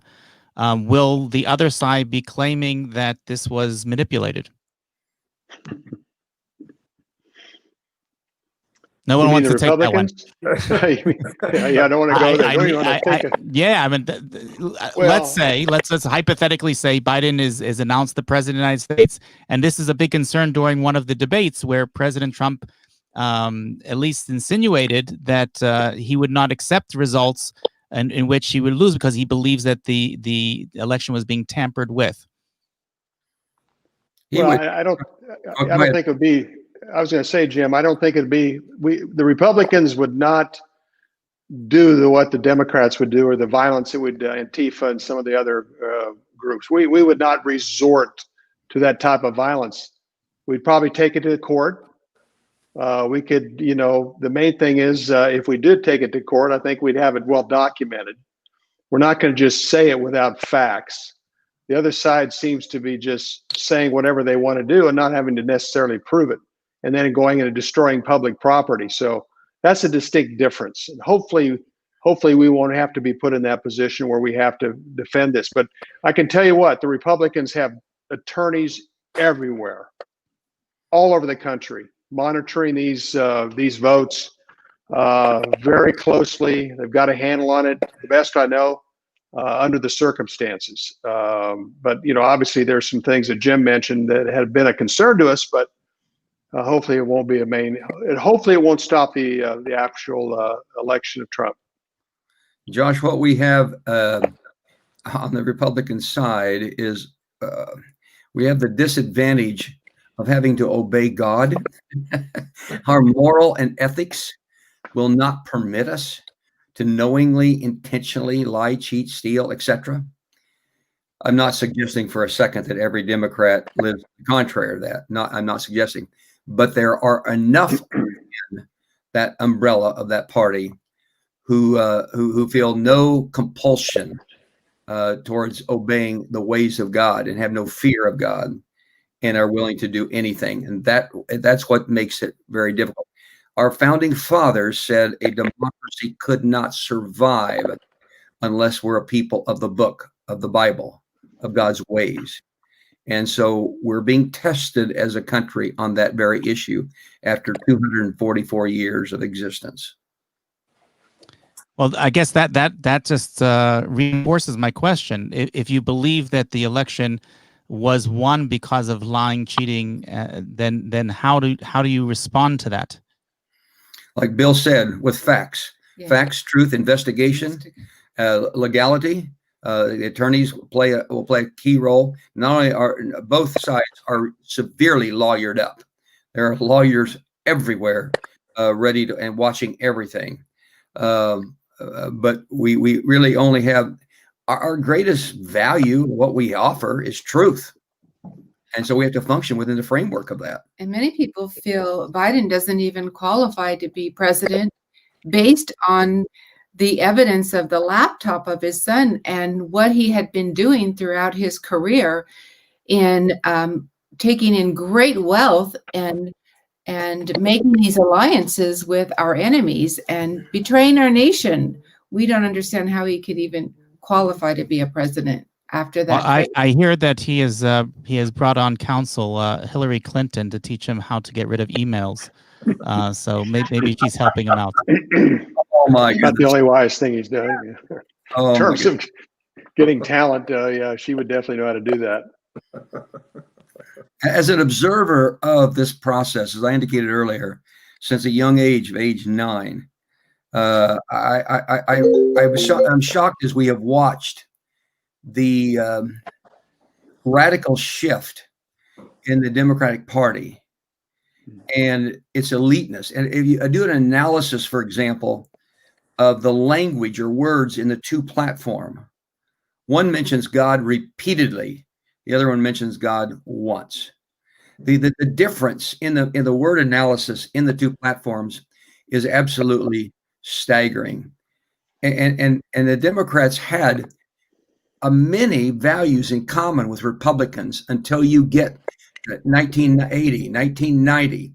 Bill Clinton was still defending marriage in 1996 in September, signed the Defense of Marriage Act. Harry Truman, a Democrat, the greatest defender of Israel until we got Donald Trump. And FDR, Franklin Delano Roosevelt, appealed to Almighty God in a remarkable 11 or 12-minute prayer in 1944. That's what the party was.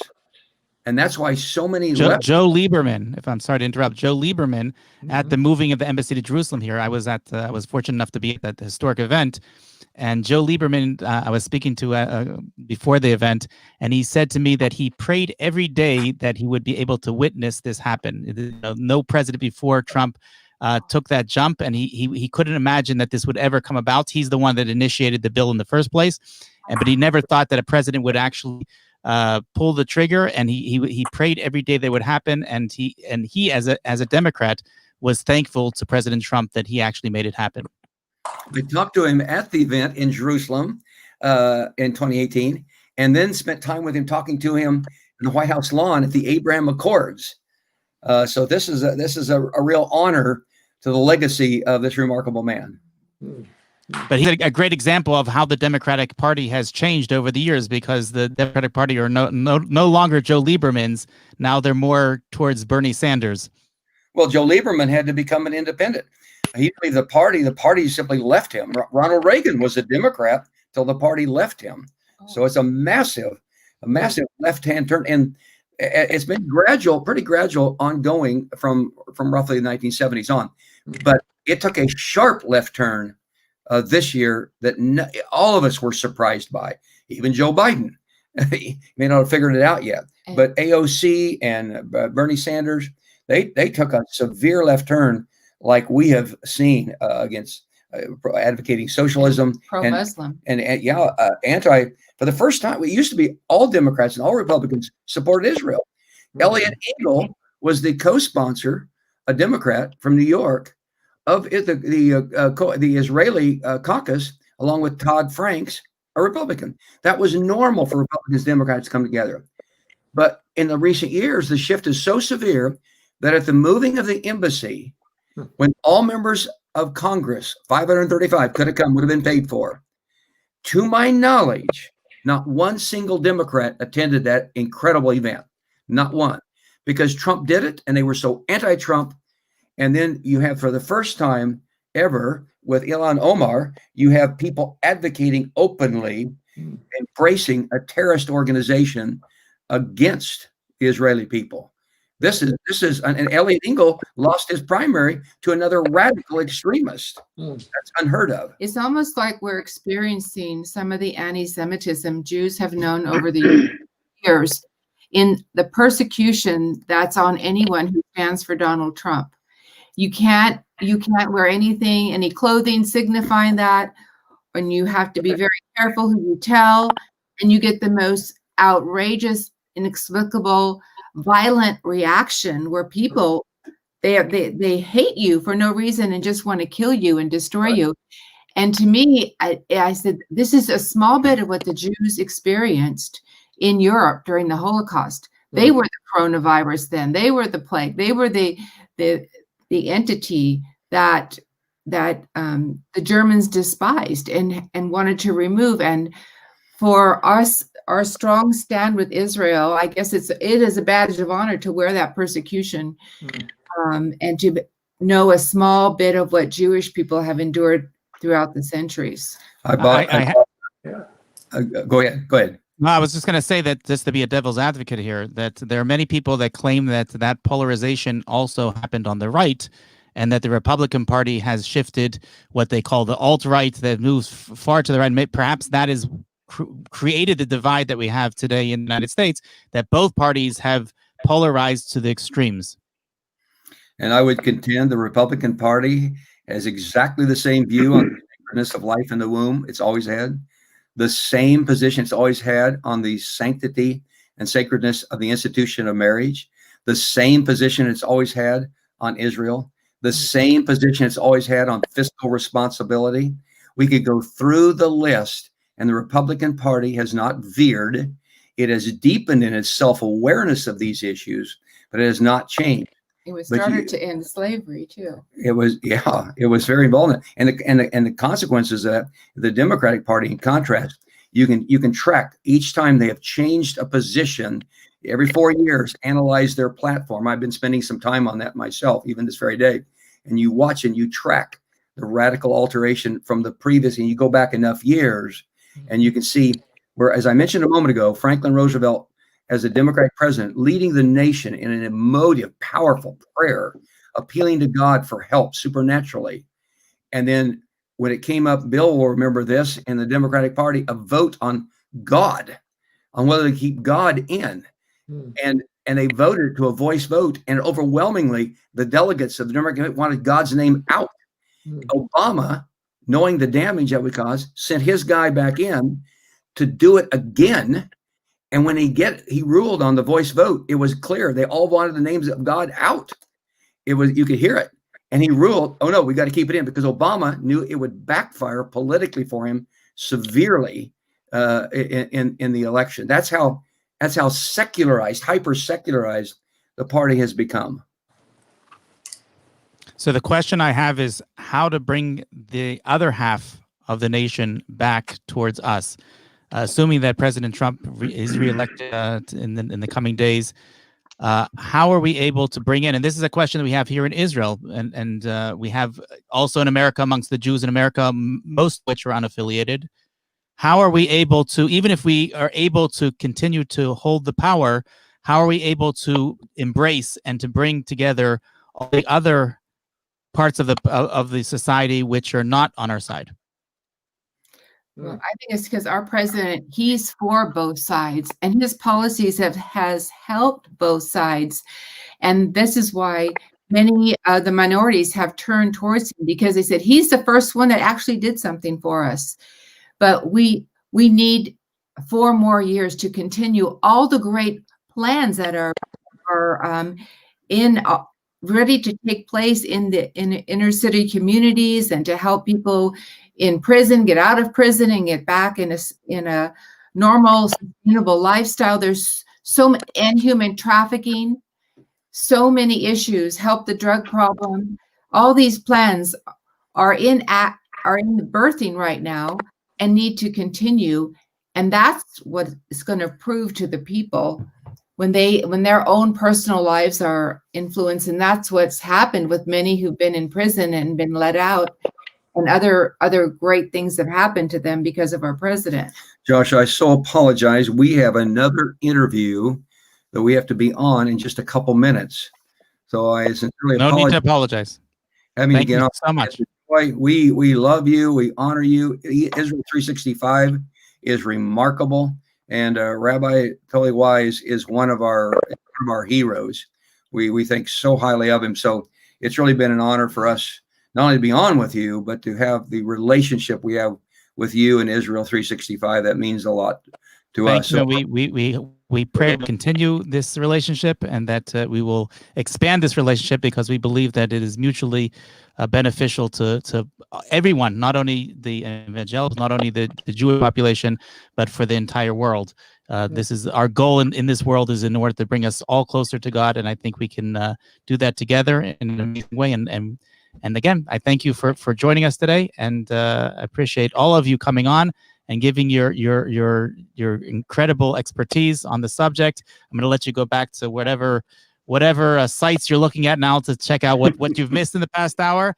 And I thank you all. Any last words? Can I want to thank you for living on the Mount of Olives. I think that's amazing and brave and incredible. And thank you for returning to that. And you're invited to come here on your next visit. You're invited to come visit. I have a beautiful view outside my window of the Temple Mount, and I would be honored to host you. Are you where the awesome flag is flying? Yes, that's right above my house. Oh, yes. That's so inspiring. Offer accepted. Yeah, amen. Yes. Great. Okay. Thanks, Josh. God bless you all. Take care. Be well. Thank you, Bill. Thank you all for joining. Thank you very much, Josh. See you, Earl. See you, bye, Bill. Okay, we're going to go on to the next segment, which is going to have a biblical perspective on the election. This is very exciting, and we'll be right back with you in a minute. Okay. Can you hear me? Yep. Okay, we're going to put you on. 3, 2. Oh, Okay, we have from Israel 365 News, Adam Elio Berkowitz, and we have everyone knows Rabbi Pinchas Winston, and we're going to pass it on to you. And thank you for joining. I'm going to be here in the background if you need me, so just let me know if you need anything. great. I want to thank you so much for joining us, Rabbi Winston. I don't know if you've seen what's happening, but this election, anyone who predicted a runaway election, it was wrong. It's hugely close. And surprisingly, Donald Trump seems to have the popular vote a slight edge. Right now, Joe Biden is winning by approximately 88 electoral votes, but a lot of the votes are not counted yet. And there's predictions that President Trump will be winning a lot of the key states, the swing states. And the reason why I'm so happy to be speaking with you is I need to speak to a rabbi. I'm having a rough time this morning. So there's something I always want to explain to my readers. This polarization we're going through in the end of the days. I mean, it's to the point where there's threats of burning down cities if people don't get what they want. That's a level of polarization I don't remember. If you could give us a short description of how that fits into the end of days, I'd really appreciate it. Well, I'll tell you that the truth is that it's not just a polarization. It's in some respects nothing's different. Nothing's different. You go back to the French Revolution, you find similar things all through history. It's been an ongoing battle in terms of I would say what I would call the maturity factor. People who are able to deal with reality as reality exists. You've got two types of people in the world. Those who are willing to change because the situation demands it, and those who are not, who will change everything else around them to suit their own liking. That's the difference between selfishness and selflessness. We're born selfish, can't help it. That's just the way we are, and we go through life, and the process of growing up is the process of maturation, going from a level of selfishness and becoming more selfless, as time goes on. And I think if anything, we've watched. I remember I think it was 1997. William Bennett, who was the Secretary of Education, I believe under George Bush Sr. at that time, if I recall correctly. But he wrote an article, a very important article that caught my attention. I think the attention of a lot of people. It was still early, and people didn't appreciate it for what it was. But he was basically talking about the dumbing up of society, specifically American society. He was very concerned about the future, because he saw where people were going with the technology and the educational system, and we're talking, the baby boom generation that was coming of age, and getting involved in politics and things like that, and people weren't thinking, to the extent that they should be, independently and intellectually, and we live with this illusion that just because people go to college and study medicine and law and things like that automatically people are going to be brilliant and smart and intellectual, intelligent, and make the proper decisions. But it's like just it's not even a deviation. It's actually quite important factor. Obviously, from a secular perspective, it means nothing. And I once had that perspective. I once came from that direction. I grew up that way, and someone had told me back then, about, let's say, 30, 40 years ago, and I'm about to say now, I say, what does it have to do with the price of tea in China? It doesn't, but now I know differently, and now I understand the importance of this, and that is that we every Shabbat we read from the Torah a certain section. It's called the Parsha Shvuah, the weekly Torah reading. You go to synagogues around the world, and that's what they're going to be reading. We read a little bit of it starting the Shabbos afternoon, and then we do Monday and Thursday, and then Shabbat we read the whole thing. And there's an obligation for males above the age of 13, basically to review that in advance of the weekly reading, because it is the Word of God, after all, and it's supposed to tell us how to live. So it's not the kind of thing you're just going to skim through like the newspaper. You're supposed to, pay attention to the words and take them to heart. They're supposed to have an impact on you. So therefore, we're told we should review it in advance and not wait until Shabbat to go through it. So I took that upon myself a long time time ago. It's an important thing, and it's a very worthwhile thing, because I find that every week I glean insights about life by doing this that are just really very exciting insights. And one of the ways to do it. Rob, I'm sorry to interrupt. It's just you said something that was really strong. You said there's a difference between selfish and selfless. And I'm so entrenched in what's happening right now. Yeah, it's like I'm coming back to that. Hold, give me 1 second. I'm coming back to sure. it. I mean, I just think. Okay, go for it. Anyhow, so one of the ways to do it, because it's very long. Some people wait until Friday or until Shabbat, want to do the whole thing, review it all at one time, which is great, and that's really a very good way of doing it. But I find, number one, I rush too much, I lose my attention span, and it's tiring. So I do what many people do. There are 7 different sections of that weekly reading, and there's 7 days of the week. So like many, I divide it up and do one aliyah a day, one section a day, based upon where it's broken up in the Torah itself. And it's uncanny. I have found so many times, and I'm not the first one to say this, some great rabbis have said this in the past and pointed it out, there's no such thing as coincidence from a Torah perspective. From a biblical perspective, everything is from God. Even the most meaningless thing to us and seeming the small, doesn't make a difference. A fly lands on your pencil at some point in time, that's divine providence. There's no such thing as coincidence, no such thing as happenstance. It's all basically based upon what God's doing at that time. So certainly when things coincide, they mean something. Sure. And when a major event is happening in the world, and even in my own personal life sometimes, I look at that daily reading, the one that I'm reading that day, to see, if there's anything connecting what's going on to what's being read. And yesterday we read about the episode about the destruction of Sodom, Sodom and Gomorrah, like those bad boy cities, places where things were going on that God wasn't too pleased about. Oh my! and it was destroyed there, and we're told why and what happens and the whole episode. And God has a lot of patience. He puts up with a lot of things for a lot of times. In fact, there's a concept in Kabbalah, which is Jewish mysticism, that even though people are doing bad stuff, God will wait until they fill their portion of bad. In other words, you can go on for many years. Rome lasted for 500 years and was doing all kinds of stuff that was against the Torah itself, but God put up with it, until eventually they got to a point where they reached their limit. Reaching their limit, that's it. Once that happens and you don't turn around, you don't fix things up, right? The story of Jonah in the city of Nineveh, they turned it around. God threatened, they turned it around. So you can fix things, but if you go past that point, so Rome fell.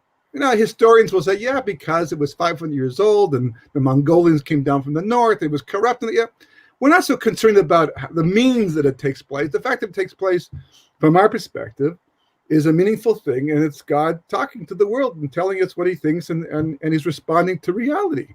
See, we have a tremendous turning point in history, right? Yesterday. Now, today's reading, interesting enough, continues on. It's actually just after the destruction of Sodom, but extremely important episode that takes place that the rabbis, stand on because they want us to understand. Now, after Abraham comes back from Egypt and the whole episode with Sodom, it's destroyed, and Lot runs away and gets involved with his daughters, and eventually produces 2 nations, Moab and Ammon. From Moab comes Ruth. And from Ruth comes the line of Mashiach from one side, and very important connections over there. But there's one particular episode after that. Abraham goes down to a place called Gerar, right, which is basically where the Gaza Strip is today, and became a Palestinian state, courtesy of one of our former prime ministers, and terrorist state, we might add to that. But he goes down there and he does this shtick. He did once before in Egypt. He tells Sarah, look, I'm going to tell them that you're my sister, not my wife, because if I tell them you're my wife, they're going to kill me. They don't want to have me around when they take you. But if I tell them you're my brother, they'll still take you, but you'll be protected anyhow, because we saw that down in Egypt. But they won't do any harm to me. And of course, as the story unfolds, what happens is that they do exactly that. They give Abraham all kinds of gifts, and makes his life comfortable. They don't kill him. They take Sarah, his wife, and then of course that night God says to Avimelech, the king, and says to him, he says, you should know she's a married woman, right? To that guy who said that only the brother, and you can't touch her. And then he inflicts them with all kinds of an illness that blocks up all their openings in their body. And then the next morning, Avimelech, he says to God, how can you punish a righteous people? My hands are clean, etc., etc. And God says, I know you didn't mean to do this, but the clean hands part, forget about that part. That's not true. I mean, who just takes a woman against her will? And then he wakes up the next morning and he goes to Avraham and he says to him, tell me, what is it that you saw here in this place that compelled you to lie like that and put us all in mortal danger at the hand of God? He picks up on this. He says, why would you lie? Why not tell the truth? So Abraham comes back and he says, I saw that there was only not Yerushalayim. They uses the word rock, only not fear of God. That's what made me do it. So Rashi, the medieval commentator, says, what's the word rock? What's the word only doing here? Just say, there's no fear of God with me, only not fear of God. So he says, because everything else was there. It was a developed country, or city at least, okay?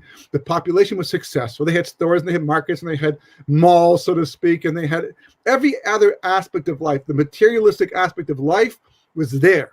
It was a very prosperous society, running smoothly.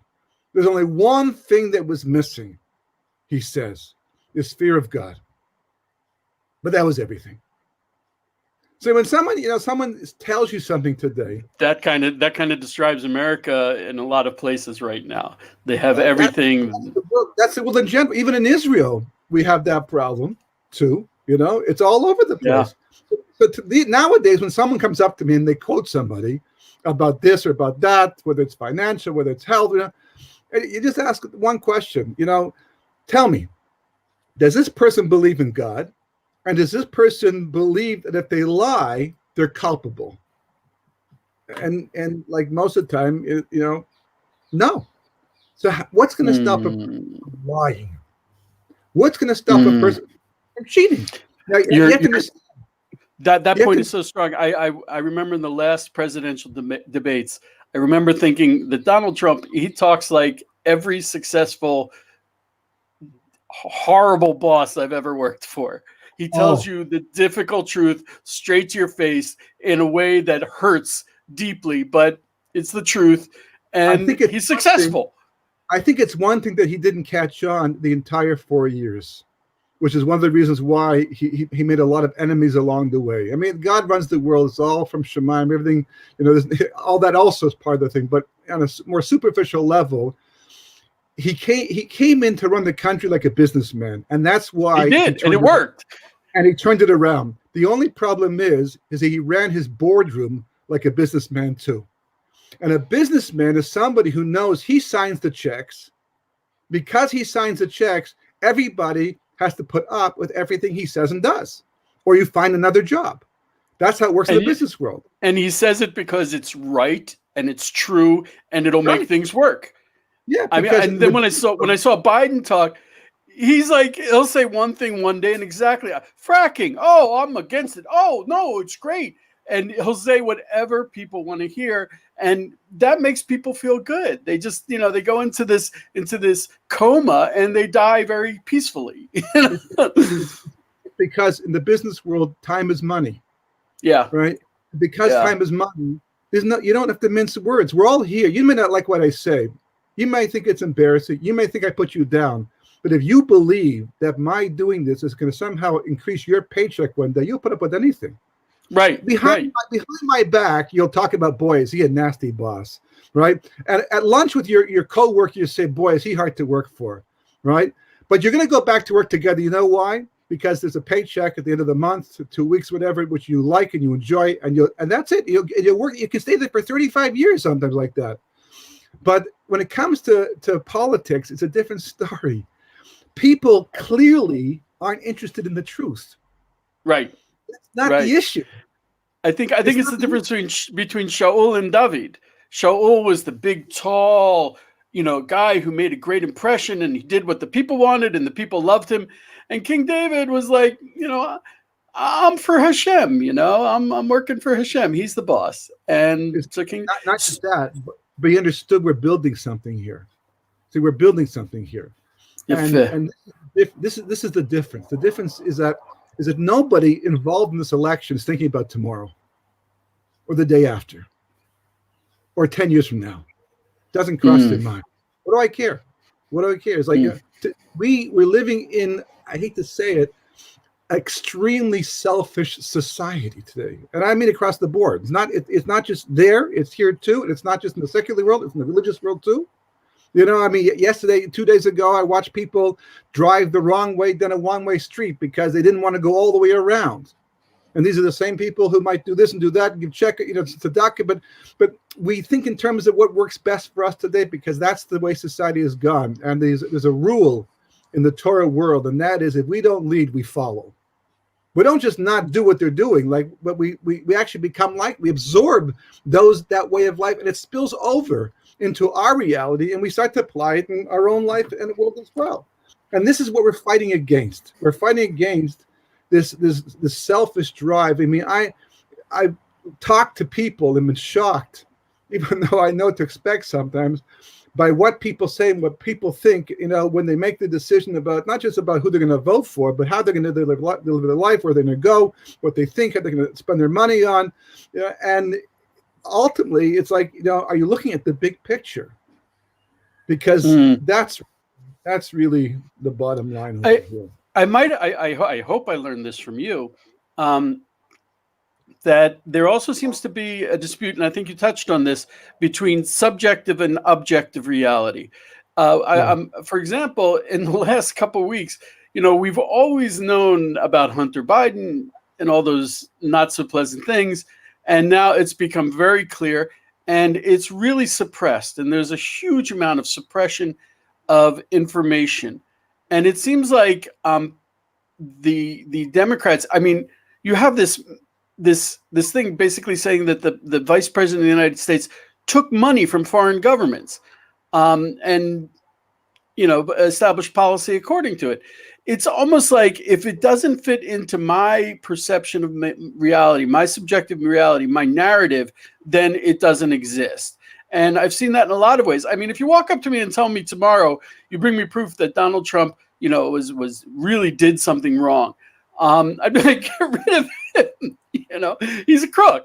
And when I've noticed that when I try to dialogue with people who don't like Trump, they'll say he's a racist, and I'm like, prove it. That's a serious accusation. Prove it. But they're so involved and invested in their subjective reality, in their narrative, in their perception, that they won't let reality get in the way. And I'm wondering if this has spiritual implications. If am I wrong? Am I totally off? No, not at all. On the contrary, this it says blatantly right there in the Talmud. It gives a bunch of signs that we're at the end of days. A bunch of signs to know that Mashiach ben David. One of the most. I mean, when I read this the first 18 times, I only got this much of an appreciation. In the last 4 years, that appreciation went way up, and it's frightening how high it has gone. And that is, it says you will not be able to find a group of truthful people anywhere. The truth will be ne'edar, will be missing. Now, everybody lies at some point in time, right? Everybody changes the truth. There's been lying going on since the first man in the Garden of Eden. Did you eat from the tree of knowledge of good and evil? Well, my wife, like we've been playing with the truth the entire time. But I point out, there's a major difference, and this is really the point over here. And it's really a point, because if you look in this week's parsha, in the Aliyah I was talking about, Avimelech says, "I didn't know. I'm innocent. I'm righteous." He says, God says, yeah, forget about a lot of stuff. I know you didn't know. That much I'll attest to. You really believe that you're righteous? You really believe you approach the situation with clean hands, like you're like on the same level as him? Come on, you're like, and there's a big difference between somebody who knows the truth but's telling a lie and somebody who's telling a lie and believes it's the truth. It's like night and day. Because somebody who knows the truth. By the way, that Gemara was based on Isaiah chapter 59, where he mentions it in many places, that in the end of days, truth is going to be really gone, which is kind of counterintuitive, because you'd think that in the days of the internet, when information is so readily available, but that's precisely the problem. People, I've seen people prove the most crazy things. Right now, one of my major fears is that in a couple of hours, if it looks like Donald Trump will win, they're already boarding up stores in. Let's be straight. Let's be straight. I'm sorry, that it's Democrat cities. The Democratic cities, they're boarding up the windows. They're actually putting a fence up around the White House, and it's not against the Republicans. And I have friends who'll tell me, "Oh no, it's right-wing extremists, it's white supremacists," and I'm like, "No." But these people, and you'd think, oh, come on, they can't really believe, they really believe it. So you're absolutely, yes, the end of days, you would think there's so much information readily available, but people they cannot see the truth, even when you put the video right in front of their faces. So you're, because you have to understand, the problem we're experiencing today is not new to this generation. It's didn't happen in the last 4 years. It didn't happen in the last 8 years. It didn't even happen in the last 10 years. It's been developing for over 30, 40, 50 years, probably since World War II. World War II, see, war has a tremendous capacity to shake the world up and bring people back down to earth and say, life and death, and you have to start facing the facts again. That's what happens. Whenever there's a major destruction, when Stone was destroyed and Gomorrah was destroyed, people have to wake up and say, could that happen to us too? We better start looking at what we're doing and maybe make amends. I get the feeling people are making their own Sodom. They've done that. It's like, what was going on over there? What was going on over there? If you read the Talmud, it's not like people think on the surface. You read the Talmud, basically what was going on with people were changing the truth. They were but they weren't just changing it. They weren't just lying. They were saying that this is the truth. That's the difference. See, God can't work with that. If someone's lying, we can work with that. We can say, come on, you know the truth. And if you don't, and inside he does, so that when you finally talk to him, it's the same thing. For example, you talk Jewish outreach. I used to be involved, in more directly in Jewish outreach. And I worked with a lot of people. And I found that working with Russians were the most difficult. Why? Because Americans, as secular as they became, they had God printed on their money. The concept of God was already inside their head and even in their hearts a little bit. So when you finally brought it up and you were able to show that God existed and all that, so then they snapped into it. But Russians were raised with the idea there is no such thing as God. It wasn't part of their intellectual and emotional vocabulary. So the age of 30, 40, you're like trying to put that in first and then talk about it is very hard. So the operating system didn't have it in there. Yeah. So if people are growing up with the wrong assumptions about life, which they have been for 30, 40 years, and it's been exacerbated by technology and the media, and you think that the truth would be more prominent because of all the information available, but information does not necessarily mean a person knows truth. It's been biased. It's been written by the same type of people who are reading it. So by definition, we're living in a society today where people actually believe. I talk to people who actually believe that what they think, even though it's inaccurate, that's not the fact, it's not reality, but they actually believe it's truth, and you can't talk to them. There's no starting. Also, when you get to that point, and I think it's a form of mind control by the government to the masses, where if you get them where they can believe that a lie is the truth, then they can believe anything. I remember I was in New York when I was 20 years old when Donald Trump was, the young millionaire playboy, and now he's the billionaire president. And you could say a lot of bad things about him, but he was hanging out with Muhammad Ali. He got the Ellis Island Award. And he's definitely was always had a good connection with the Jews, even before Ivanka converted. And the one thing you couldn't say about him was he was racist. We always used to joke, the only thing he cares about is the color of your money. And now, you get people to believe anything. And if you just throw out a new lie, people will jump on it. And you're like, well, wait a second. If this is a new statement, let me check it out. But they don't even do that because they've been so trained to go for this lie. And I think, I take great faith in it because I speak to you and you've got me convinced, you bring one thing after the other. This is the end of days. Like you said, like Isaiah said, like we read in the Talmud, there's no truth. And that's the craziest thing. That's the craziest thing. Let's not forget something very important. Okay. According to our tradition, according to what we believe, everything comes around again, right? There are 6 days of creation, 6,000 years of history. And each millennium corresponds to 1 day of creation. Now, it was a 6th day of creation that man made that fateful mistake of eating from the tree of knowledge of good and evil, which is a byword now. It's like a household word. Everyone, a tree of knowledge of good and evil. But the truth is you have to take it, you have to sit down and say to yourself, okay, that it was a tree of good and evil that I can understand. We're being tested, our free will and all that. Why knowledge of good and evil? Why is it a tree of knowledge of good and evil? And Adam is told, the first one, they're told, you're going to become smarter from this. You're going to become better than you ever were before. And you know why God said don't do it? Because he knows you'll challenge him in the end. So he's holding you back, not for your benefit, but for his benefit. So they all eat. And of course, once they eat, it's like, oh no, we've been duped, and now we're all confused and we're blinded by the whole thing, So it's like, oh no. So this 1990, that point on, when the internet becomes more popular, it is literally our version of the tree of knowledge of good and evil. And everyone eats from it as if it's going to make them better, smarter, and it can. It's got the good element, 100%. But the evil element is also there too, a very prominent. So how do you know which is which? Is it so obvious? Well, apparently not, because there's times when good becomes evil, evil becomes good, and all these various different opinions. So that's why there are 2 trees there. It was a tree of life, right? That was the handbook. That was the one you're supposed to eat from first, or at least at the same time, because without that wisdom, to know, to recognize what you called before the objective truth, then your subjective truth is going to be biased, off the mark, and mislead you. And we have a whole world now, a whole society that has gone down that path. And if this is literally that period of time is corresponding, it's really the same thing all over again, then yeah, for sure, we're at the end, because the whole point of the end is fix up the beginning.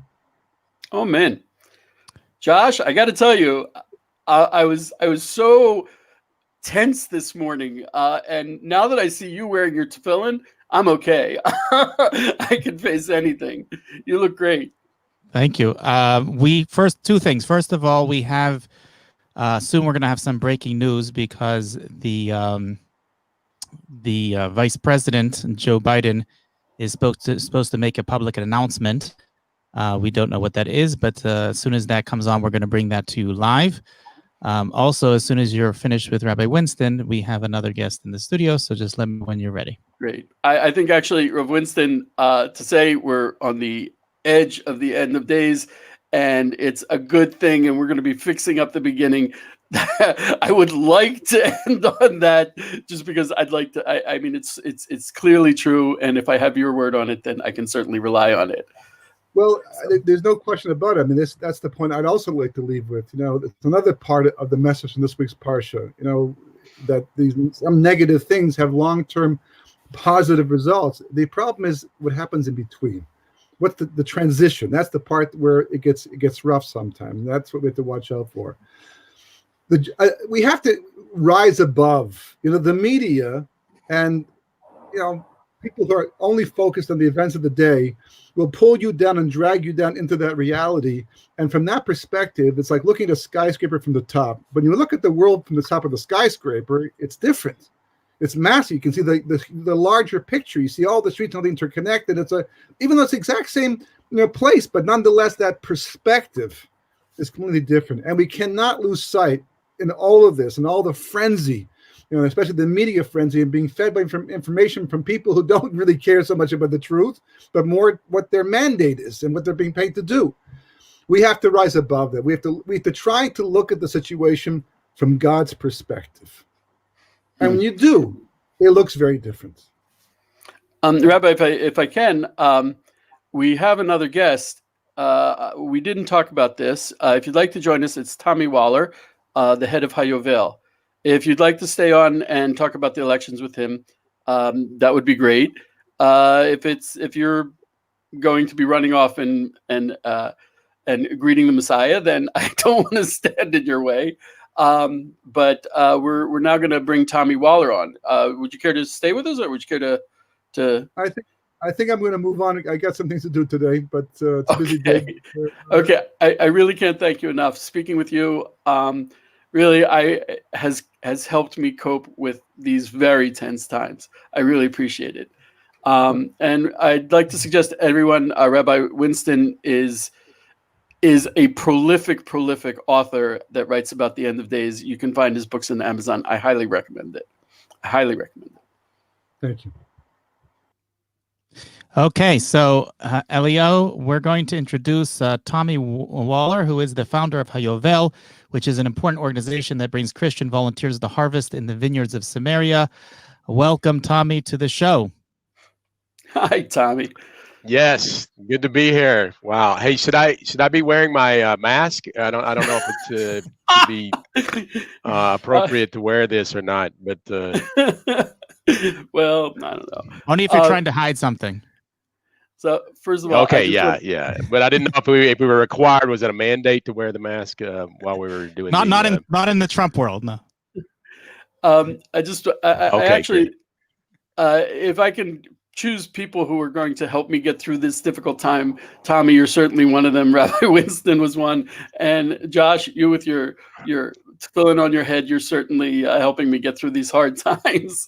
I'm gonna take my leave for a few minutes, and I just want again I just wanted to let you know that we might be breaking in for some breaking remarks from Joe Biden. Yeah, so I think he wants to quit. I think he's ready to retire. We'll see. Either one way or the other, we'll see. I will let you know. God willing. Hi, Tommy. It's great to see you. Hey, Eliyahu. What a great! I was so happy when you asked me to be on. It was we've never done something like this before, but so this is not good. in front of other people.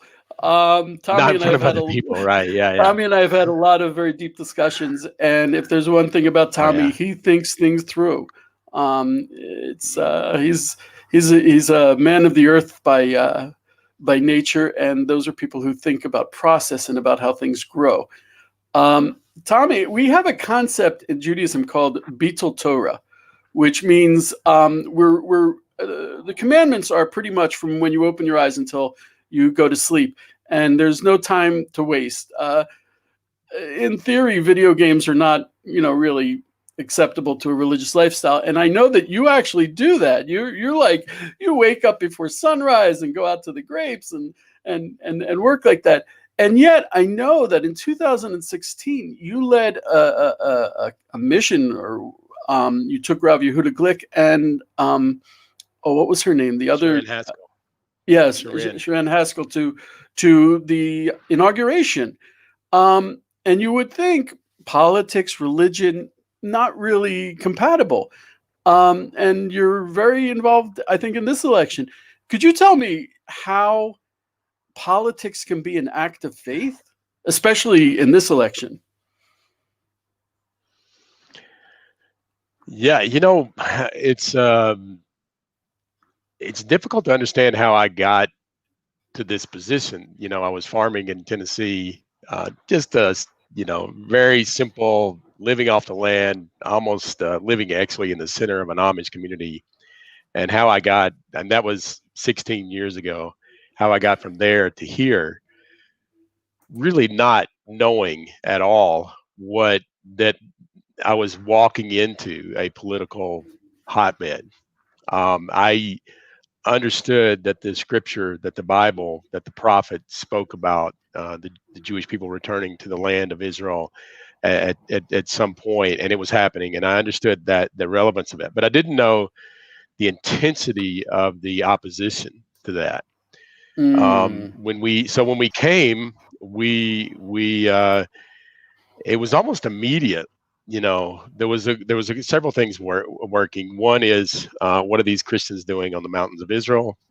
You know, the Jews were saying, well, we fight our own battles. We don't need you guys.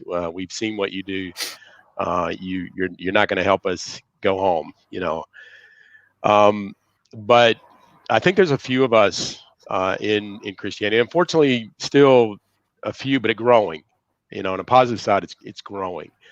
It's much deeper than the blessing Israel and you'll be blessed. It's really an attachment to God.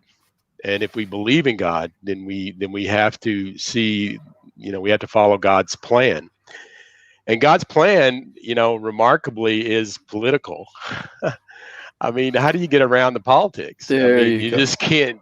I mean, if you just can't get around the. If you read the prophets and the writings, they're pretty political books.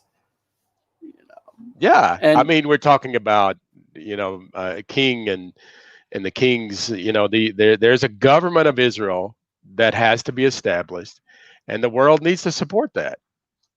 It's just wow. it's really simple, you know. And it's funny that when I speak with other Jews, unfortunately, not all Jews are so supportive of Christians joining Jews in our in the reestablishment of the state of Israel. And I feel like telling them, look, you know, okay, we don't have to pray in the same synagogue or church, but politically, you know, and the politics are bringing us together in an unprecedented way. And I think you're a prime example of that. And you seem very attached specifically to Samaria and Judea, which is fascinating. Yeah. We're becoming the good Samaritans over here. You know, this is to use our Christian term. God bless you. So, and you're also very attached. Yeah, no, it's. Oh yeah. Well, I think we see it obviously for the first time. It's been mysticized in Christianity for so long, and it is on some levels very, very mystical. You know, the temple itself is a very mystical thing, but it's not mythology. That's the difference. I think that the Temple Mount is real, and the power of God for the whole world is you know, that's the epicenter.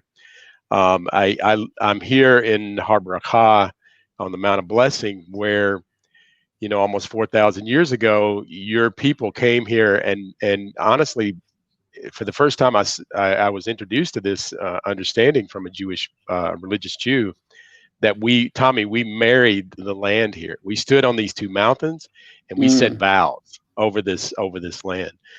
And so Christianity has not really gained that reality yet. The intensity of Israel marrying the land, the Isaiah 62 passages of marrying the land.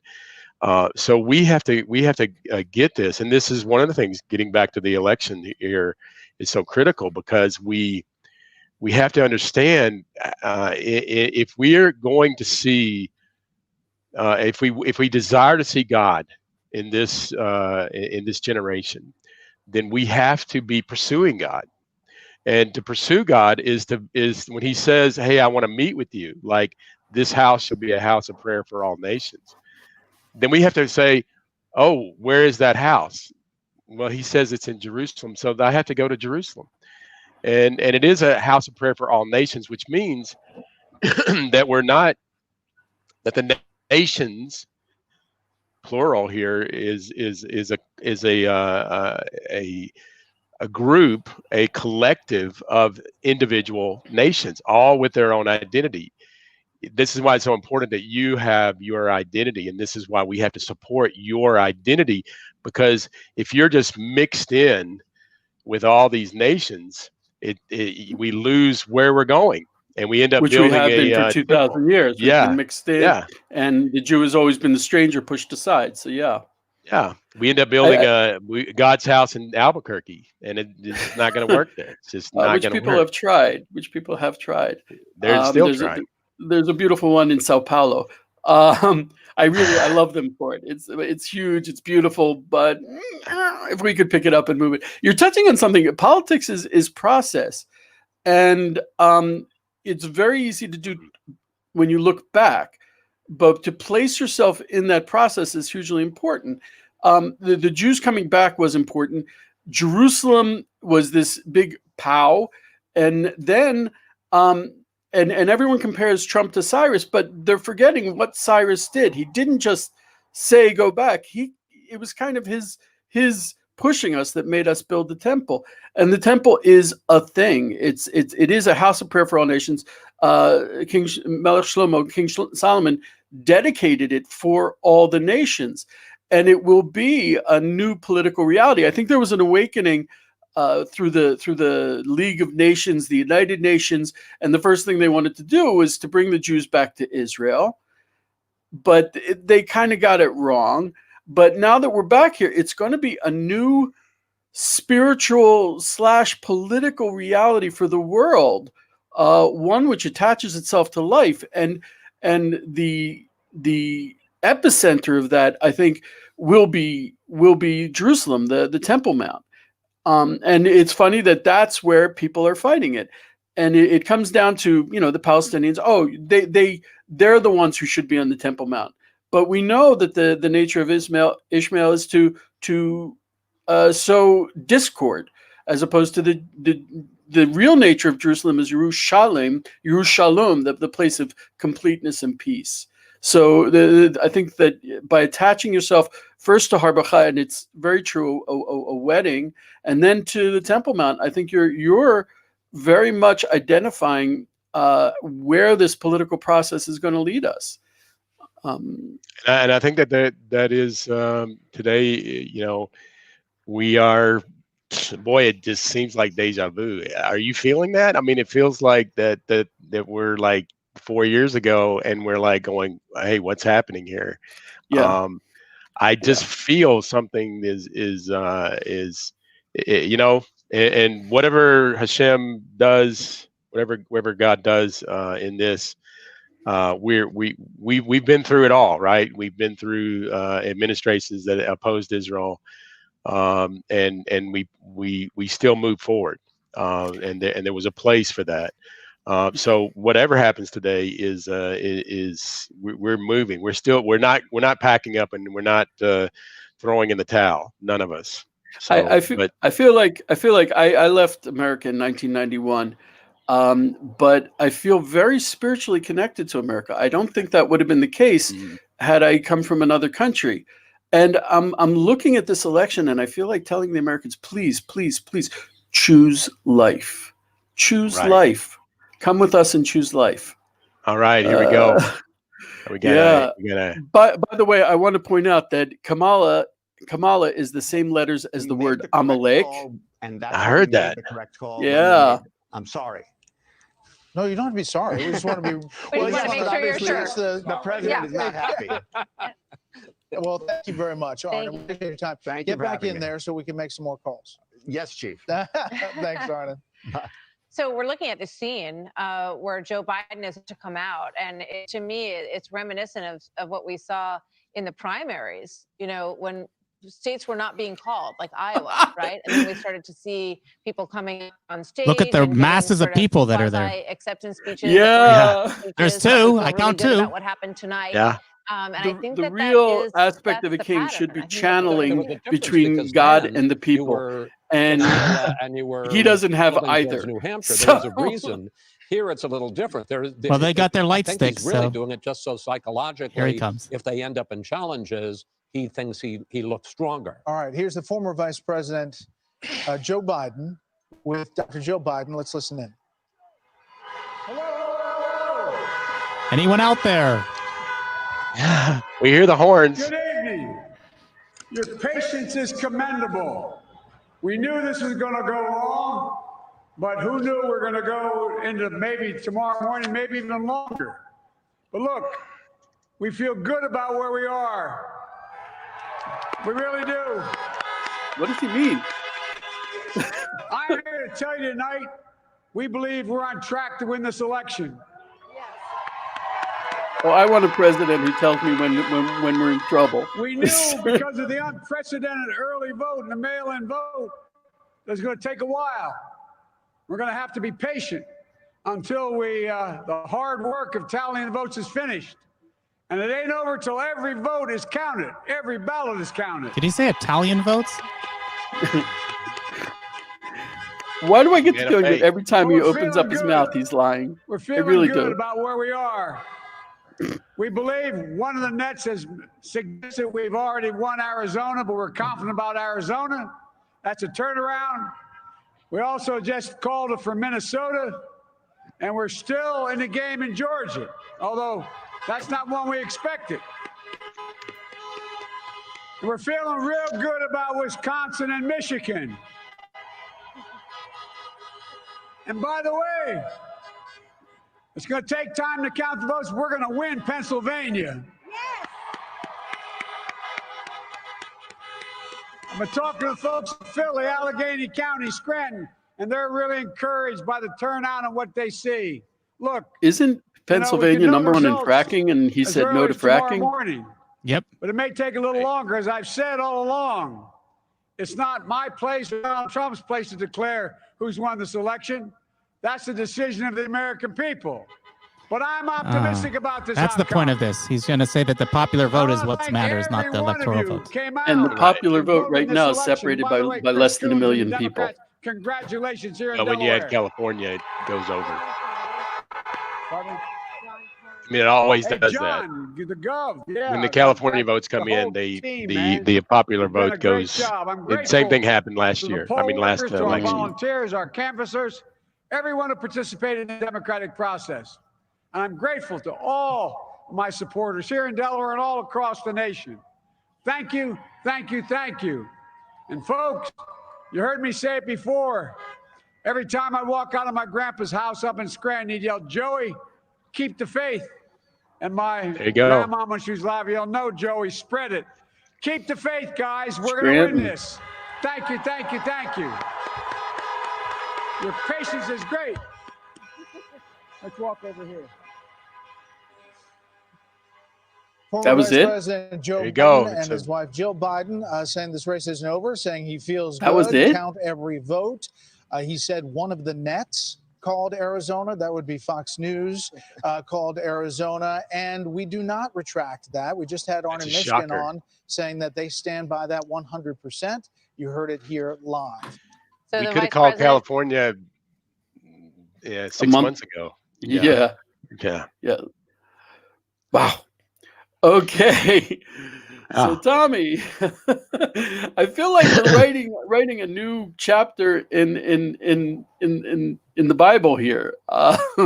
This is the chapter where King Cyrus faced a challenge before the final decision to build the temple. I mean that is where, God willing, we're going. So Right. yeah. Yeah, and I think that the world has to see the good in the establishment of Israel, and there's still, sadly, Ilya, there's a lot of people out there in the world that thinks that people like you and I are just off our rocker. Like what is this big deal? What's happening? The fact is that we're seeing God move right now in our generation, and I think that people that are seeking God, which I think probably I would suspect there are more seekers in the world than there's ever been. There are people seeking something. And right now, what is the whole world screaming about? Find God. How do you know it's this? It's because of the opposition. I tell them, just look at the opposition to any move of God. Israel is still 9 million, 8 million, whatever million people living in Israel.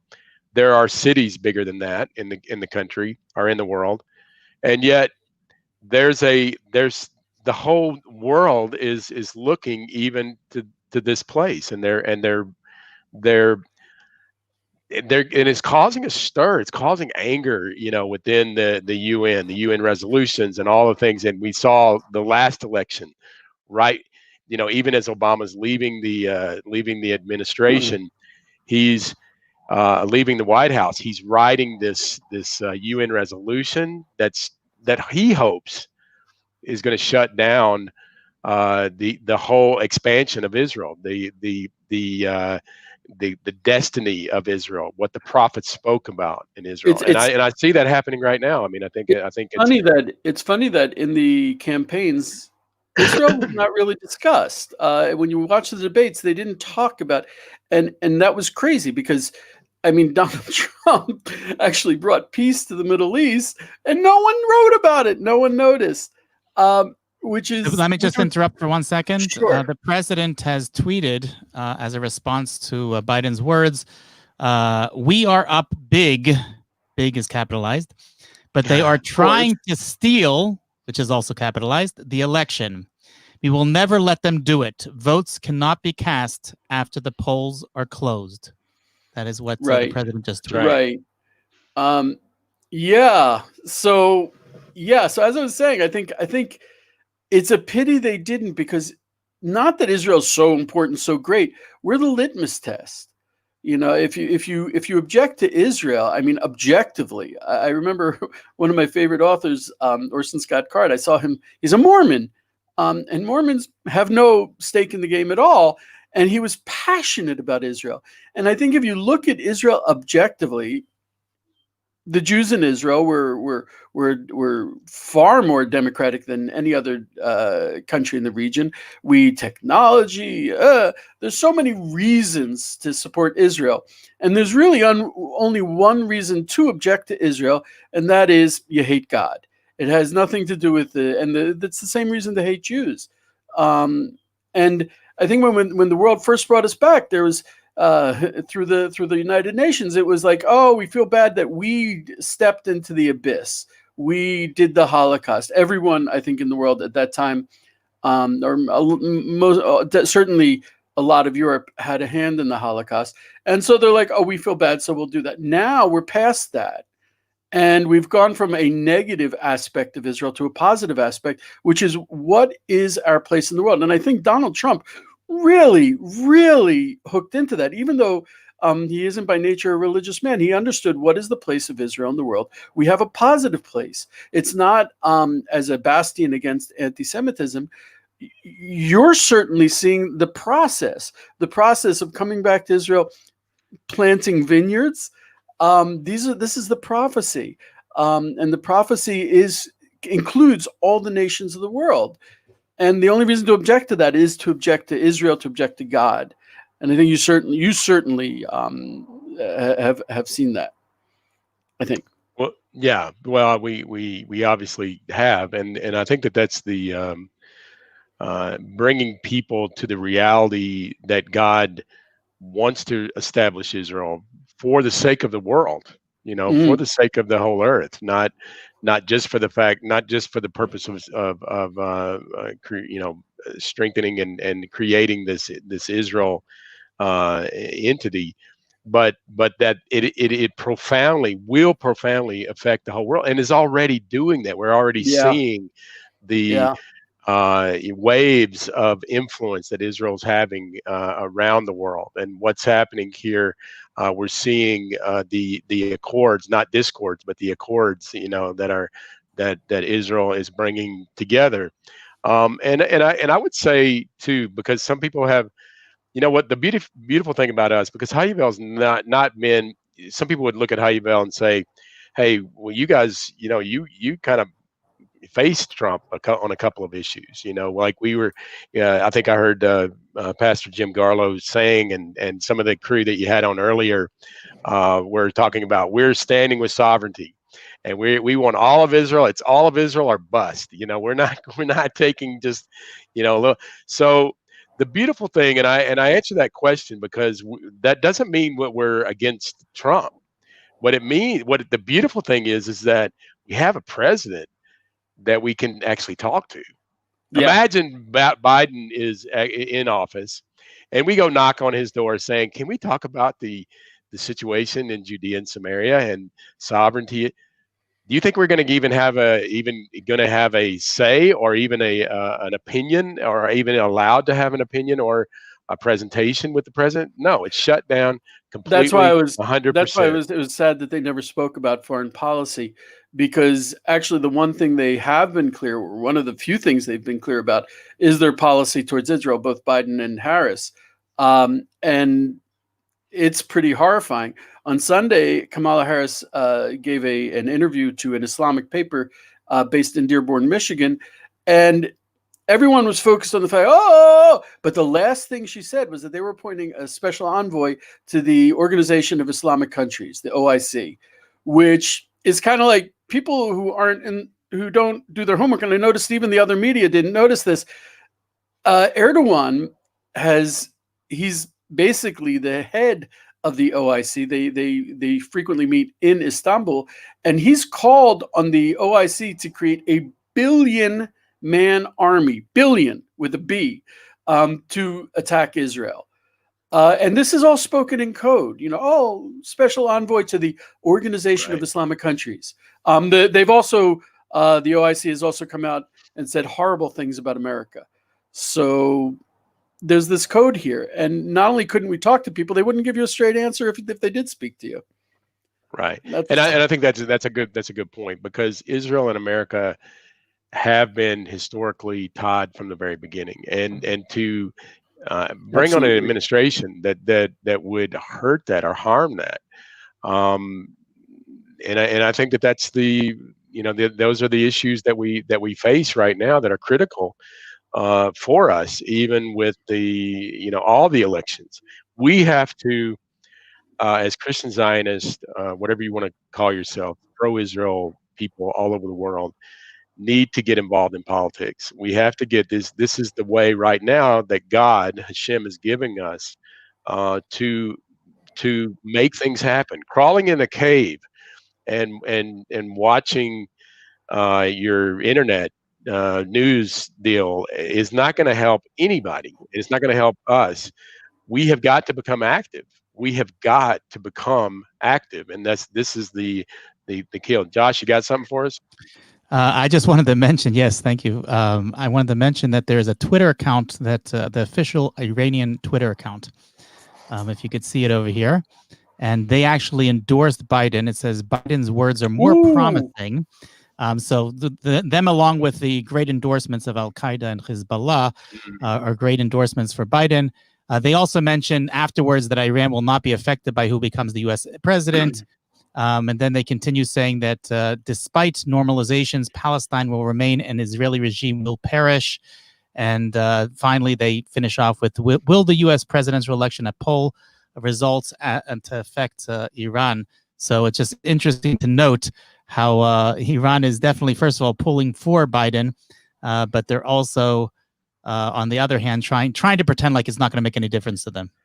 Imam Tawhidi, he tweeted out. He said, "All I have to do is look for the people who are the Islamic fanatic extremists are voting for or cheering for, and I'll vote for the other guy." Right. So, and here we're seeing it in front of us. I just wanted to say, Tommy, you're absolutely right. Politics is it's now, I think, a religious imperative, a religious mandate to become involved in it. We've seen that the lines in Israel were always politically drawn along religious lines. If you go to Judea and Samaria, it's almost exclusively religious Jews, especially Judea. So there's a religious thing, and I just also want to say, I think we've passed the time where it's necessary to play nice. We need to play hardball. I don't mean, God forbid, anything harsh, anything that a man of God would certainly not do. But there's no imperative to be nice to people who intend to destroy the world. You have to be harsh with them. You have to be hard. I know that I've seen your boys face off against the Waqif on the Temple Mount. They don't take off of anyone. If you guys are you're right over what is it, Jenin, right? No, Right. Ramallah. Oh yeah. No, we're over. No, we're over Nablus. Nablus, Shechem. Shechem, right? Shechem. Yeah, Shechem. Yeah, Yeah, sure, of Shechem. course. Yeah. There We're goes my- we're watching Joseph's tomb over here for you. right, and I've never been there. That place is a little bit hot. Right. Okay? It's Eliyahu, hot. this is shameful. I Yeah. got to come visit you. I Yeah. see you guys out in the fields, and I'm like, I want to be there. They're there right now. They're out in the fields right now. So I I want to say too, just to probably get off on a rabbit trail, but the portion this week is talks about Abraham planting a tree in Beersheba, and it's interesting that he's saying that, and there he called on the name of the Lord, the everlasting God. And our guys have planted over 1,000 trees in the last week here on Har Bracha, and every one of those are just declaring the everlasting name of God. And I'm so proud of the guys and all the things that they did in getting here. They're making a political statement to the whole world, and we all need to see this. And I'm just so excited to be part of something so huge, so big, that I can just read all of this in the book, the Bible, and to see these things taking place are over the top for me, and to walk with you, people like you and Josh and so many Jewish people that are so zealous for God's word being taking place here. It just really gives me a real zeal in my spiritual walk that I didn't have before I connected here and saw this place and connected to this place. So just wanted to say that. When I hear stuff like that, I'm like, ooh, I better get my stuff together. I better be a better Jew. Tommy needs me to be that. You better be. You better be a better. We need it. We're holding on to your zizi. You better have something to say. I better go run, put them on. I'll tell you. Yeah. I remember I was teaching my kids about doing the mitzvahs, doing the commandments. And I try to explain to them that when I first started doing mitzvahs, it's kind of like when you see in laboratories where they use the mechanical hands to do things in another room. Mitzvahs is kind of like remote control. You do something that seems like a very small, insignificant act, and it has a powerful impact in the world. That's, I think, why we do this. And I really think that if God willing, we do see a victory of light over darkness, it might be because of the trees that you planted. I mean, it's really a miracle that you guys made it here at all. But a small act, a man praying on a mountaintop in Judea, a man planting trees on a mountaintop in Samaria. These are the things that are changing the world, not these blah, blah, blah big conferences. They tend to destroy the world. The simple acts of righteousness, a man connecting to his creator, I think that's what really changes the world. And God willing, all these acts of kindness, these acts of connecting to Hashem, like you're doing, I think that's God willing gonna bring the victory of light over darkness. That's how I see it. That's the way we see it. That's the way it is a blessing, and I one day, I honestly believe, and I know this strikes almost fear in most of the Jewish people around here, but I feel like literally thousands. Rabbi Melamed, bless him, because he really wants to create the prototype for the nations to come, and he sees it in the prophets that they're going to have to make pilgrimage to Israel every year, the nations, and he wants to say every settlement needs to have a place for these Gentiles, these nations to come, and Har Bracha is going to set be that prototype for the whole country. And he is such a pioneer. He is fearless. Isn't he? I feel so.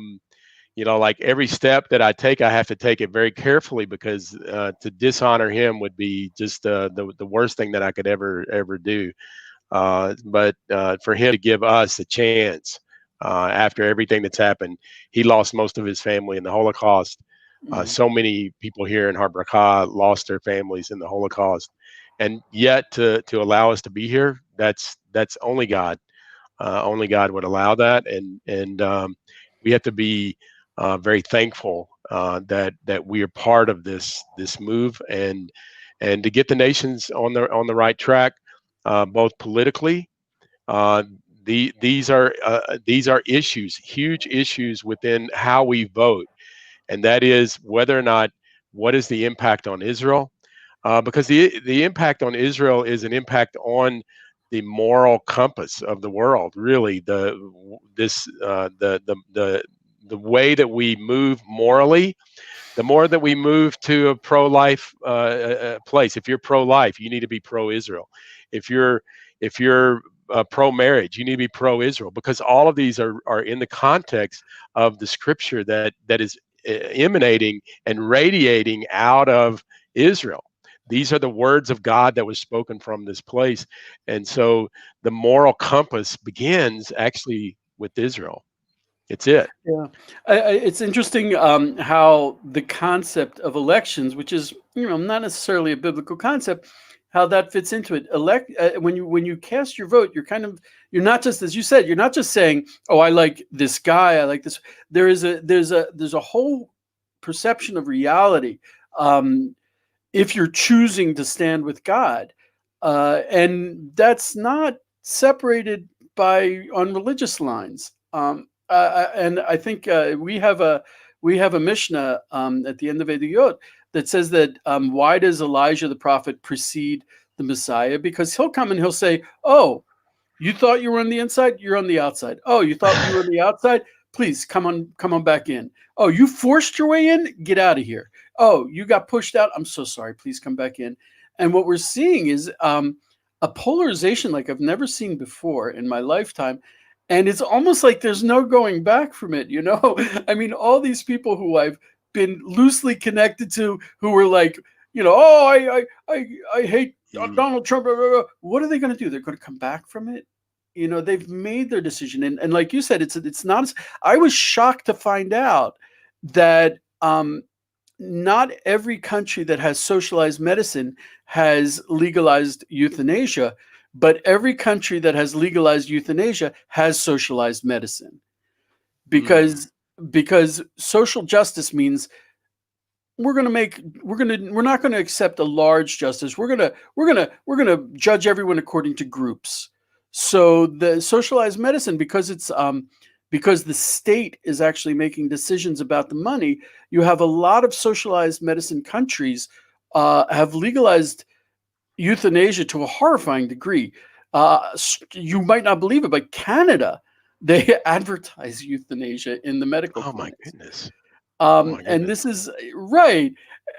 And I don't know. I merited to be with my Abba when he left the world, and it's just, I'm sorry, every moment is a gift from Hashem. It's not for me to decide. My Abba certainly was my connection to Hashem. You look at someone, they are the image of Hashem. They have pieces in them from any person from history you want to pick, from Abraham, Isaac, and Jacob, from Moses. We all have a tiny physical piece of them in us. We should honor that and love that and treasure that, as if we would treasure those people if they were standing in front of us. Amen. So Amen. It's amazing how these political issues are really God issues in so many ways.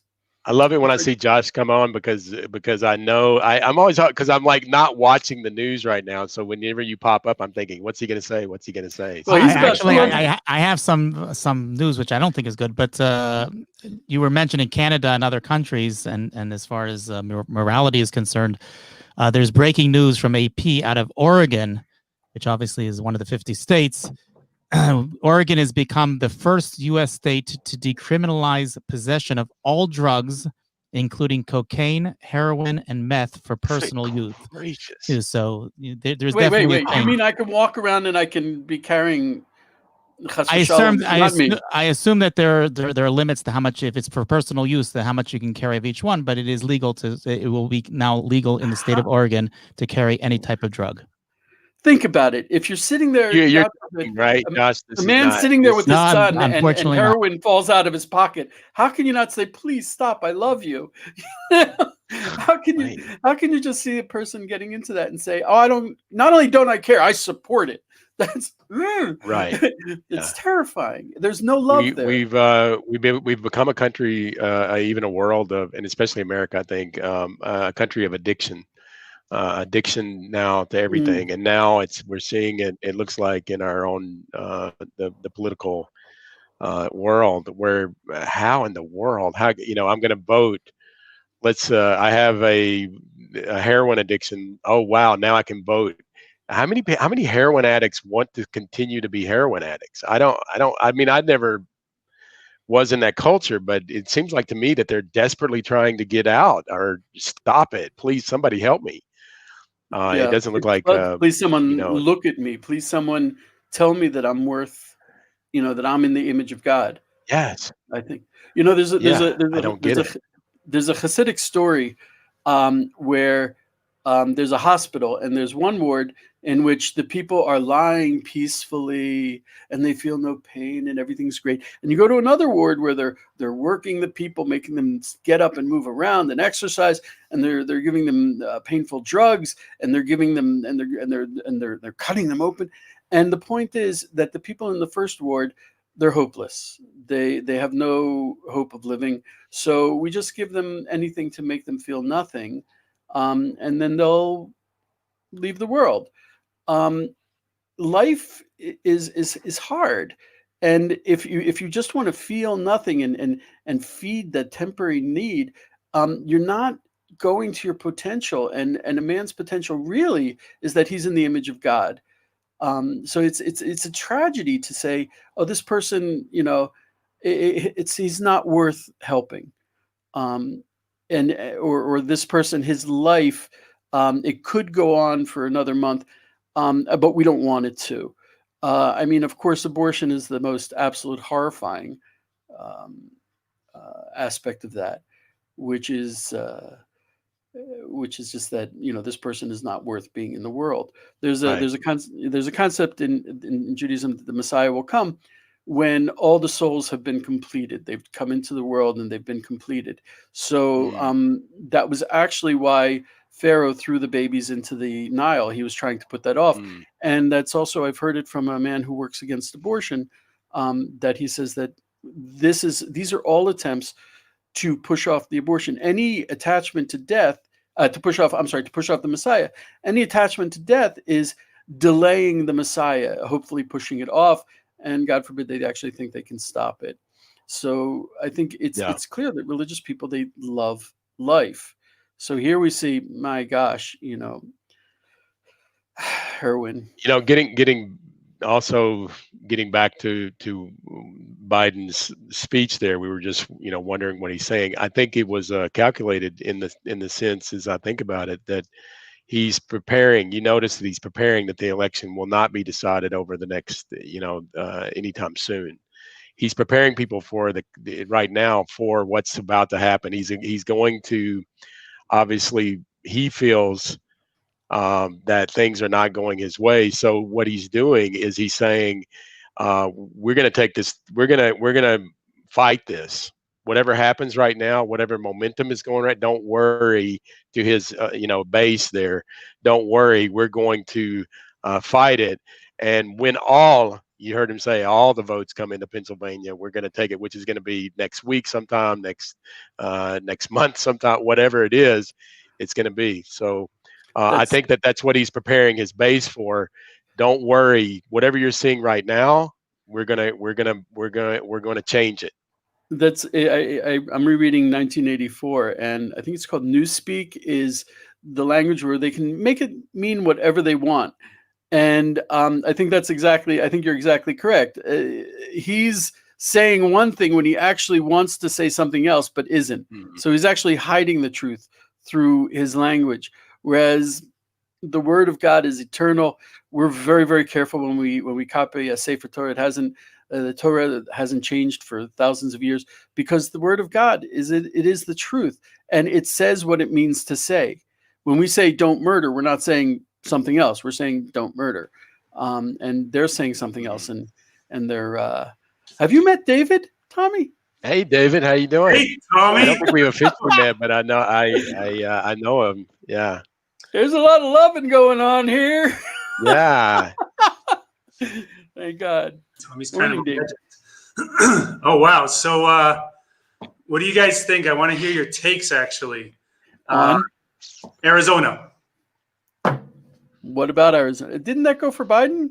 Well, there was mixed. I think Fox said it went to Biden, but it's still not clear. It's still not confirmed.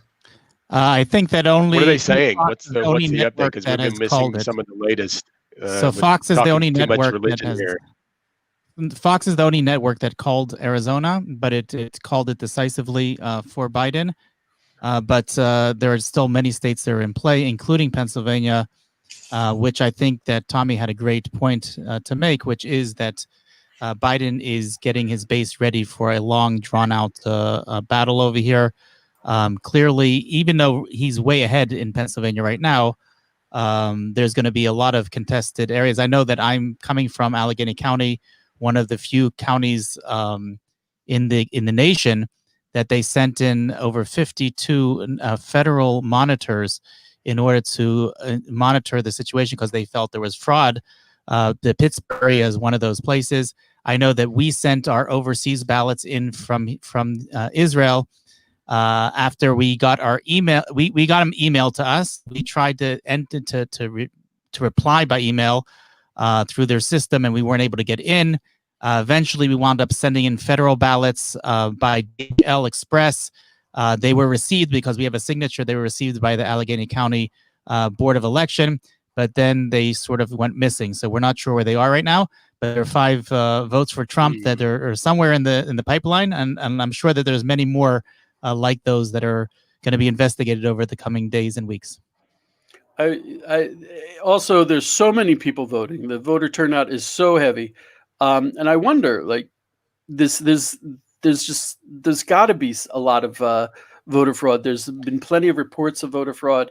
It's a scary concept. I don't remember any other election with so much. Unless, what was the election where the Florida was separated? I think that was George Bush Jr. But I mean, people don't understand that the only people in this game who play fair are the right wing and the Republicans. The Democrats will resort to any dirty tricks to get their man in power because when you're a socialist, you can't accept anything other than that ideology. There's no when you believe with every bone in your body that socialism is the cure, is the cure for everything, then there's no playing fair. There's no democracy. The people are too stupid to know what they want.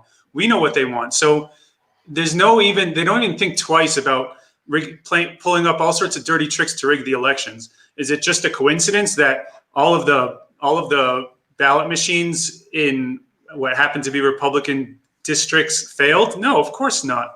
They're pulling all sorts of tricks behind the scenes. Whether it works or not is in Hashem's hands. But people are shocked when they see that the Democrats are pulling all these dirty tricks. You don't even have to go to the voting machines. When Twitter blocked the account of the New York Post, I was like, that's the end of a democratic society.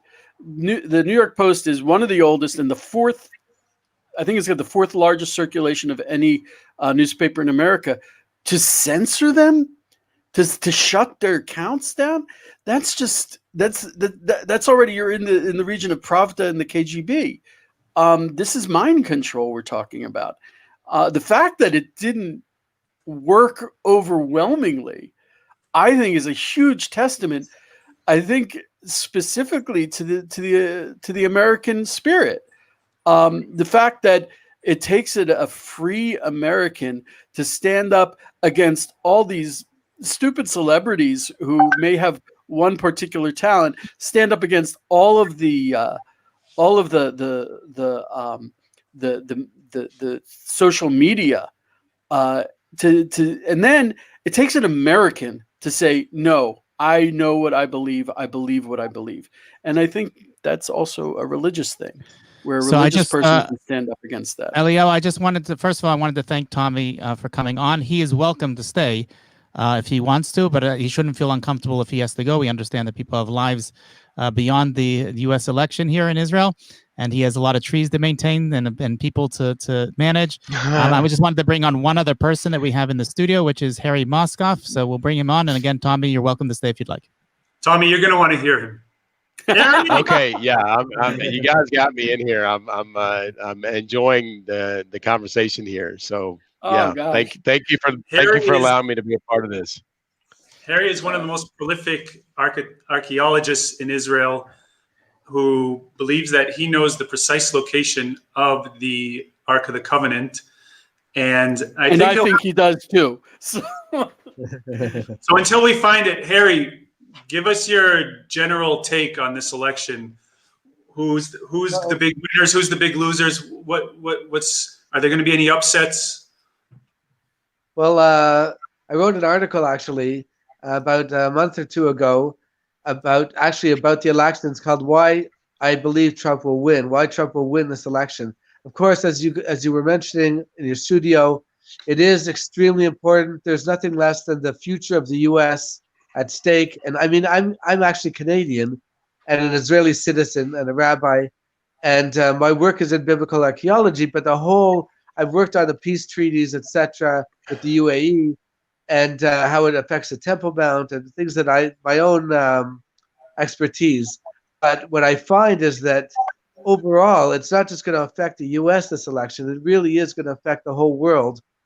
Yeah. And as you were saying there in the studio, that everything from the people like the grassroots U.S. citizens who have they want to feel like your average Joe, working on the street, a construction worker or something. I remember years ago, before the 2016 election, CNN had an interview with one of these guys, and he said, "Who do you think will win? Who are you voting for?" And he said, "Trump. Listen, voting for Trump." So the reporters seemed a little surprised and said, "Listen, Trump has no political experience. How can you vote for him?" And he said, "That's exactly why I'm voting for him." So we see this over here that, you have these people that are sort of like what you said, David, that, and everything that's going on in the studio, that people want, I think the Democrats want to feed the people what they're supposed to believe. And that seems to be the future. And the media, for sure, I mean, maybe not, like you mentioned, New York Post is one of the good guys, Fox News is, I think, also pretty good. There are some papers out there, some media outlets that are against the trend. But people are very, very, I mean, even right now as we speak, there's a huge prayer ceremony at the Marid Machpelah in Hebron, where the forefathers are. And there's another one at the Kotel. People are really concerned, and here in Israel too, what's going to happen. I believe that Trump will win. I mean, it's going to take a couple days before they actually know. I mean, according to the law, I think in many states, apparently they're not even allowed to count the ballots. I mean, there were 100 million ballots counted, sent in beforehand. So I think it'll be a couple of days before we know, but I'm pretty confident that you actually touched on something that I think is hugely important, and it was spoken about in the last election. It's not spoken about now. 4 years later, Donald Trump is still an outsider. And it's kind of, he's an outsider, and he employs a lot of outsiders, and he employs some insiders. He's a businessman who does what works. But it's amazing that he has not, and it's one of my criticisms of him, if I may, is that he hasn't really actively gone after corruption. But even without actively going after corruption, and he's been the target of a lot of that corruption, he's just stumbled across some of the dirtiest things I've ever seen. I mean, and it's horrifying how the mainstream media has made like, Hunter Biden, it's a nothing. Oh, the FBI spied on him, and the FISA warrant was and the Democrats were Hillary Clinton. And I'm just like, these are horrifying things. And it's like it's another. And you try to speak to people, and their warped sense of reality is, it's really another. Hunter Biden. It's Russian disinformation. No, it's not. Right. And Well, you as have an to say- outsider, he's just stumbled across these things. He hasn't actively gone for it. I'm hoping I would, if I could say one thing to him, it's please, Mr. President, you should have 4 years of hunting these people down. And Yeah. really, because if you have a government that does not believe in tzedek, does not believe in justice, it will not stand ever. Well, That'll be Trump is one of those people, you know, you have to ask yourself, I wrote this in the article, why is he still there? Like this person, God, Hashem, God must really be giving him strength, because anybody normal in his position would say, Lama li, why do I need this? You know, he's Did not you even see the working for a debates? salary. Did you see Who the could stand up debates? to it? That's right. Harry, I have a question for you. I Yes. heard what you said. But let's say I'm a pharmacist in, I don't know, Seattle. I find there's riots, there's COVID, the entire country's shut down. I find myself out of business. The question is, do I blame the Democrats because they are kind of the ones shutting things down, and they are the ones who, the rioters, the Antifa are more closely associated with Democrats and Republicans? Or do I say, Right. but you know what? Trump is the president. He's responsible for all this. Who do they blame? I mean, to us, it seems obvious. It seems obvious that it's the Democrats. But the question is, will that resonate with all these people who are unemployed and trying to figure out how to make ends meet?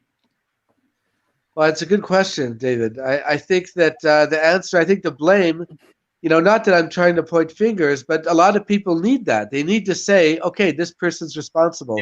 And that the truth is, that's what gets votes. Votes come by people, the other party saying, oh, look, he's responsible for your lot in life. You know what I mean? He's the one that we're all leaving, BC before Corona. People were leading, good lives, prospering. The Dow was going, it was a great economy. And he's the one that makes makes everything bad. He's the one that closed your stores down.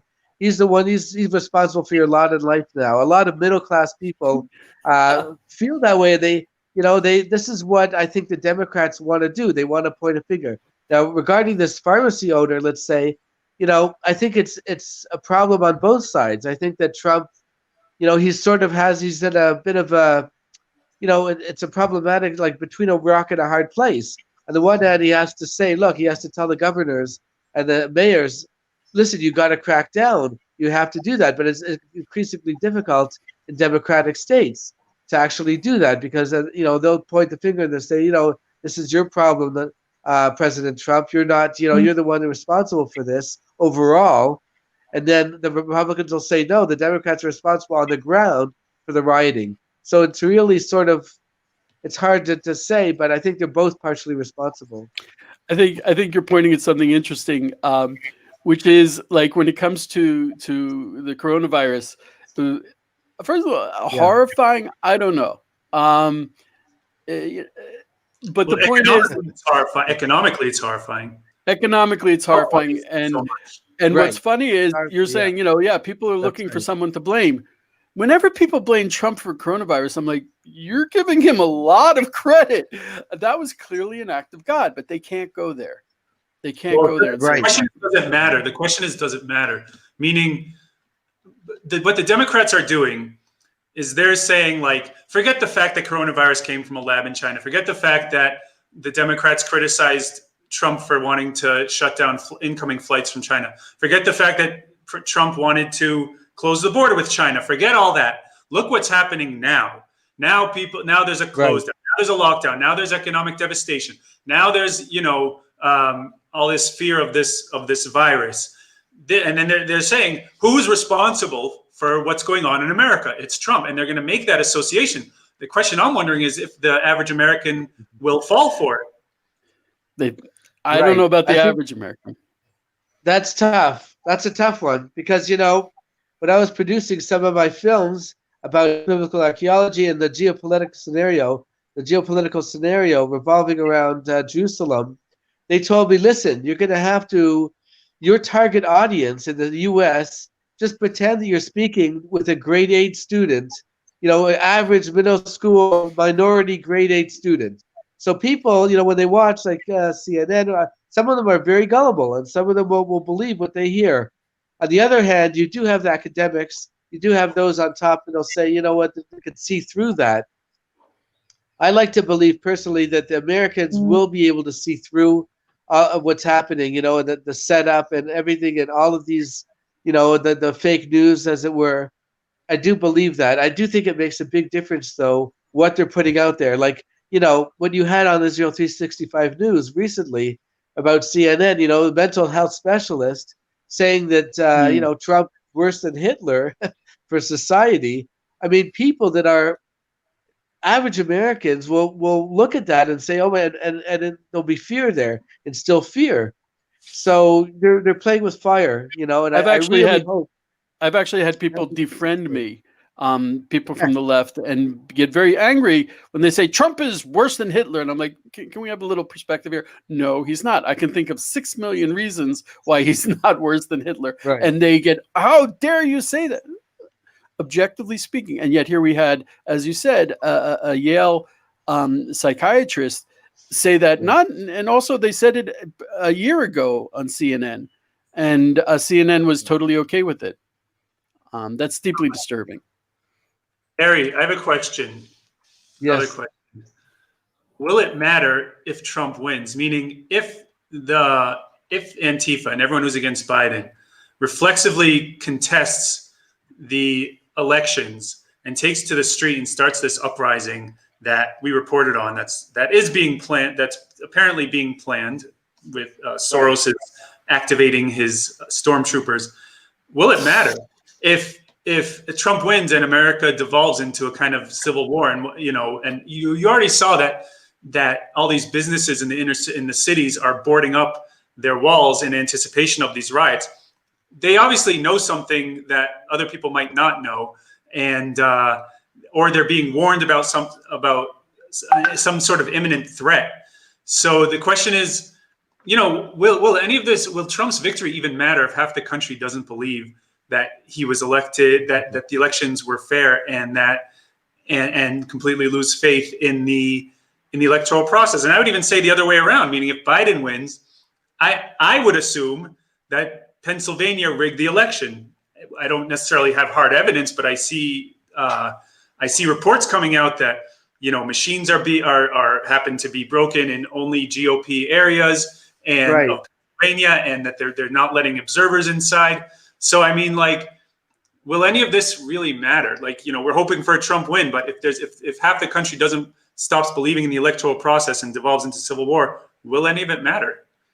Harry, before you answer that, I'm going to bring on Ari Abramowitz, is another guest is coming on the show, and he's also welcome to join into the conversation should he choose. Welcome, Ari. Great. Shalom, shalom. Good to see you guys. Hey, wait, Harry, let me just hold off on that question because Ari might have limited time. He had a little bit of an incident with his electricity at home. So I just want to first introduce Ari Abramowitz, one of the most prolific thought leaders in Judea, in Israel.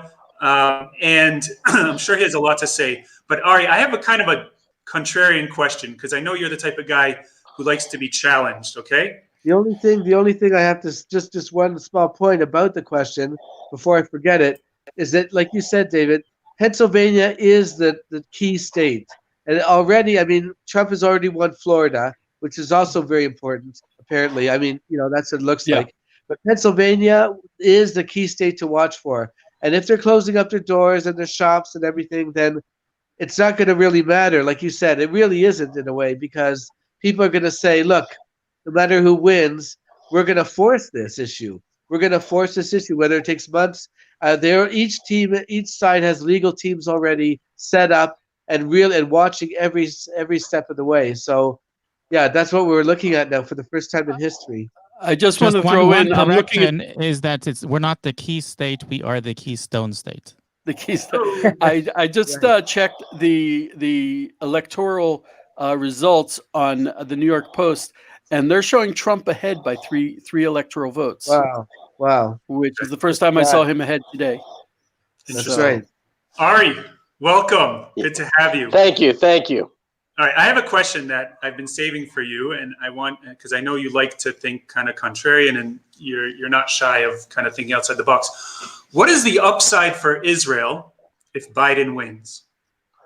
To me, there's clearly an upside to Israel. I've been doing a lot of spiritual work around this issue because clearly the pshat is Trump would be a blessing for Israel, and I want Trump to win, obviously. But you look at Obama. He created this terrible, horrific deal with Iran, one of the worst deals in world history, and that brought about historic, epic peace treaties with the United Arab Emirates, and it's going throughout the Arab world because it shifted the entire balance of power. So Biden could hasten the ingathering of the exiles. That's one thing he could do. I think America, if Trump wins, is getting a 4-year lease on life. And I'm proud of America that the people of the United States were, even if Trump, God forbid, loses. I don't even want to say God forbid because I don't even know. Who knows what really the best thing is for the world right now, right? The hearts of the leaders are like water in Hashem's hands. I forgot the exact quote, but that's the idea that Gamzula Tova has been what I've been working on. Whoever wins, there's nothing accidental that's happening here. But I do think it is a vote of confidence I have in the American people that they were able to overcome the extreme media coerciveness. Meaning, I think that it was hurting me to see that there could be hundreds of years of liberty and sacrifice and courage and values that could be flushed down the toilet in one generation. But I do think that courage in the American spirit is shining through, that even though you don't want to tell the pollster on the phone and you don't want to put on Facebook that you're voting Trump because of the extreme leftist coercive rage and hatred against you and your family on the most visceral personal level, you don't want to wear a hat. Saying, you don't want to wear a hat or put a sign in front of your house.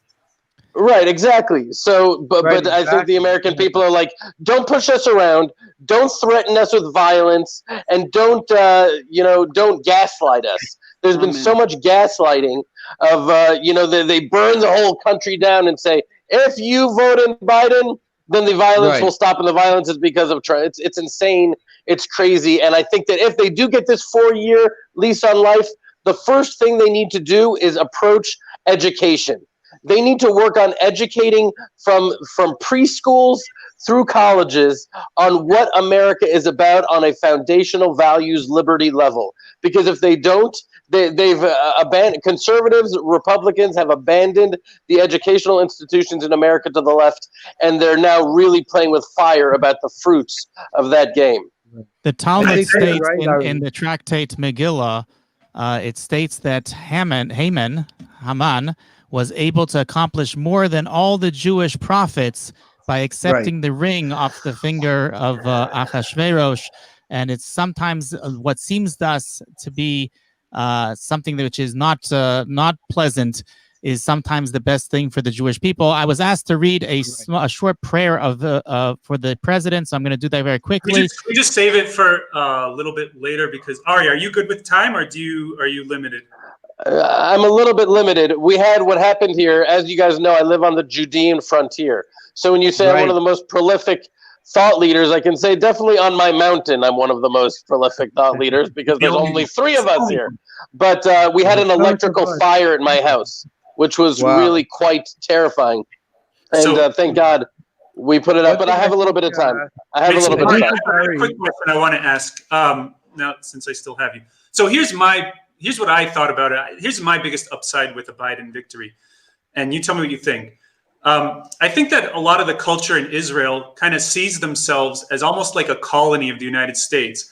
Like we're so limited to do what we know is right because we're worried what America will think or what America will do. Even though Trump, who I believe couldn't care less if we carpet bombed all of Gaza and reconquered it, wouldn't bat an eyelash. But still, a lot of the typical Israelis, very intelligent Israelis, are saying, "Oh, we have to worry about what America does." But it seemed like when someone like Obama, and possibly even worse example, Biden, will alienate Israel so much. My hope is that people in Israel will stop seeing themselves as some kind of client state or colony of their masters in Washington, and they'll kind of say, "Wait a minute, maybe we need to kind of fend for ourselves and have an attitude of a little more self-sufficiency when it comes to how we see our nation." What do you think? So I think the answer to that is the one point that I neglected to mention in your first question to me about the potential upside of a Biden win. And that is that when Israel has a friend in the White House, the closer the friend, the more destructive capacity that friend has for the state of Israel, because that's the Jewish nature. And a friend can twist our arm behind our back, whereas you have an Obama in office, and we went 8 years without surrendering Gaza. Right. It was under Bush that we surrendered Gaza. It was under friends that we do most of the damage. So with Biden in office, we have a clear adversary in office, and that does strengthen Israel's resolve. But I think that that's happening anyways. I think over time, this psychological dependency that Jews in Israel have on America is waning all the time. And that is particularly an example of the rift that's being created between American Jews and Israeli Jews, is that Israeli Jews are much more proud and independent and not as psychologically subjugated to other forces like American Jews are, that are just crippled by the fear of being called racist, crippled by the fear. They don't vote as Jews. I was just thinking that right now. It's really a tragedy that when Trump and other people look at the polls, they see 78% of Jews voted for Biden. It's not really true. They should break it down by demographics of Jews. How many Orthodox Jews voted Biden, and how many Jews that won't be Jews probably in the next generation and eat pork on Yom Kippur, how many of those Jews voted Biden?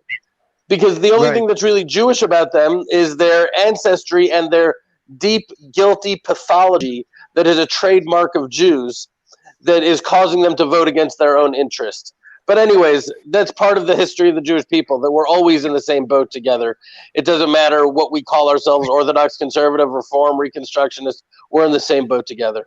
Well, so if I ever want someone to give the straight truth without holding anything back, I know where to go, Ari. You're amazing. Thank you. So Ari, before you mentioned, and I actually like to get Josh's take on this, because I know he's very involved in this, but maybe after Ari goes off the air. You mentioned before Ingathering of the Exiles, but let's say Biden. I said. I was going to say the same thing, that Joshua would like this. If Biden gets in, the Ingathering of the Exiles, we're going to see a huge amount of Aliyah next year. Well, I want to hear what you have to say about that in a moment. But sorry, I keep cutting you all off. I just know that Ari's limited, and I really want to get him in, and then after we can continue. But Ari, let's say Biden wins tomorrow. What can we expect to see in terms of Aliyah? Not just that, don't just tell me there's going to be more Aliyah. Who are these Jews that are coming to Israel? Are we talking about Orthodox Jews? Are we talking about unaffiliated Jews? Are we talking about Israelis who live in America and who are just kind of waiting for the right moment to come back? What do you realistically expect to see with regards to Jewish people in America making their home permanently in Israel if Biden wins tomorrow? Who are these people that are coming? Who can we expect to see? So while I think it is our job, as Josh Wander, by the way, does this excellently and with tremendous Mesirut Nefesh, to try to convince Jews, all Jews in America, Reform Jews, tell them to come here and bring their Reform Meshigas here with them. We want to bring every single Jew to America and do our best to have every Jew come home. But realistically, that's not going to happen. And there will be Jews, if you go to Wikipedia and you type in Jews for Hitler, there were Jewish parties that were advocating for Hitler because they thought that would cause them to not be put onto the cattle cars. But the bottom line is most Jews, even with the ship going down and the iceberg sinking, melting away under their feet, they're not going to have the awareness to come to Israel. So I think it's mostly Jews that have a historical awareness, that are not so myopic and tied to a philosophy and a life perspective of leftist liberalism, that they will go down with that ship. So I think it'd probably be mostly Orthodox Jews or conservative. I don't want to say secular because the breakdowns are different, but it's not going to be all of the Jewish people. Most of them are going to stay behind, unfortunately, obviously. But I hope I'm wrong. I hope I'm not a prophet. But I think that with Biden in power, that here's the bottom line. I just saw a video a few days ago of a Chabad guy walking down the street, and these two black guys run up behind him and beat him to the ground mercilessly. Now, unfortunately, this is not an exception. It's not like, oh, wow, such an anomaly. But what concerned me about it is that the next day they were out of jail. Not on bail, they were out. They were out. So when Jew hatred is rising and deterrence is plummeting, that is bad news for the Jews. And that's something I really, really hope the Jews are going to open their eyes to. And even if they don't come to Israel out of Zionism and out of idealism and out of excitedness, at least they'll be able to see, wait a second, we should learn something from history. The Weimar Republic was a republic, and they voted in, right? So that's my hope. I don't know the simple answer to your question, which Jews, how many, but I certainly hope and pray it's all of them. But at least it should be most of them. Just as an Does that make any aside, sense, guys? I just read that protesters are gathering in front of the White House. So far, not violent, but they're starting to gather in front of the White House. And you know what? It might not even matter because, as you said, like, especially a place like New York, I don't know if there's that much Trump could really do about the anti-Semitism in New York, even if he wins. I mean, you have this Democratic mayor who's telling the police to stand down, and you have he's letting these rioters run rampant and letting them out of jail. I'm not so sure that even if Trump wins, a whole lot's going to change. So do you see this as like a downward trajectory, or do you think that, when Trump, sometimes when presidents have a second term, they have a little more leeway to kind of wield their power and make these types of changes?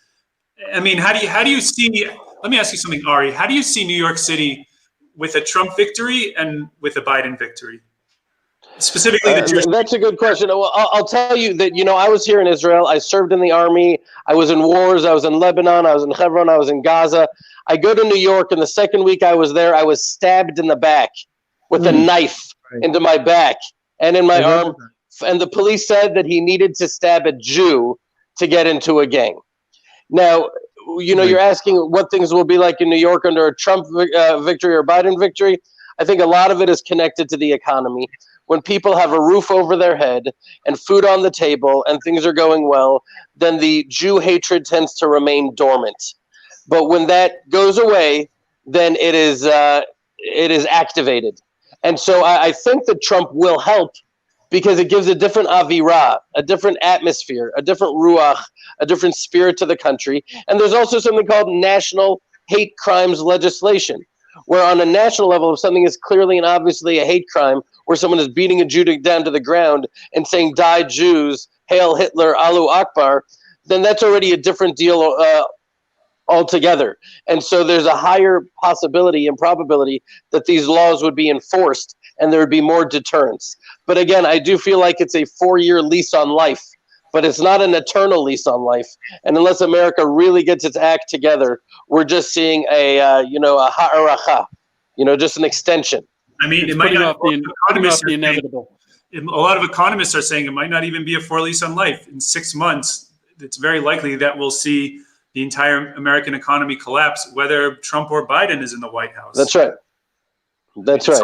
That's something to think about. It's something for, I mean, if anything's going to get Jews to make Aliyah, I think it'll be that. Now, I don't know if the economy in Israel will be much better. But Trump being elected minimizes the chances of that collapse. And of course, it not only minimizes the chances of it, but the extremity of it.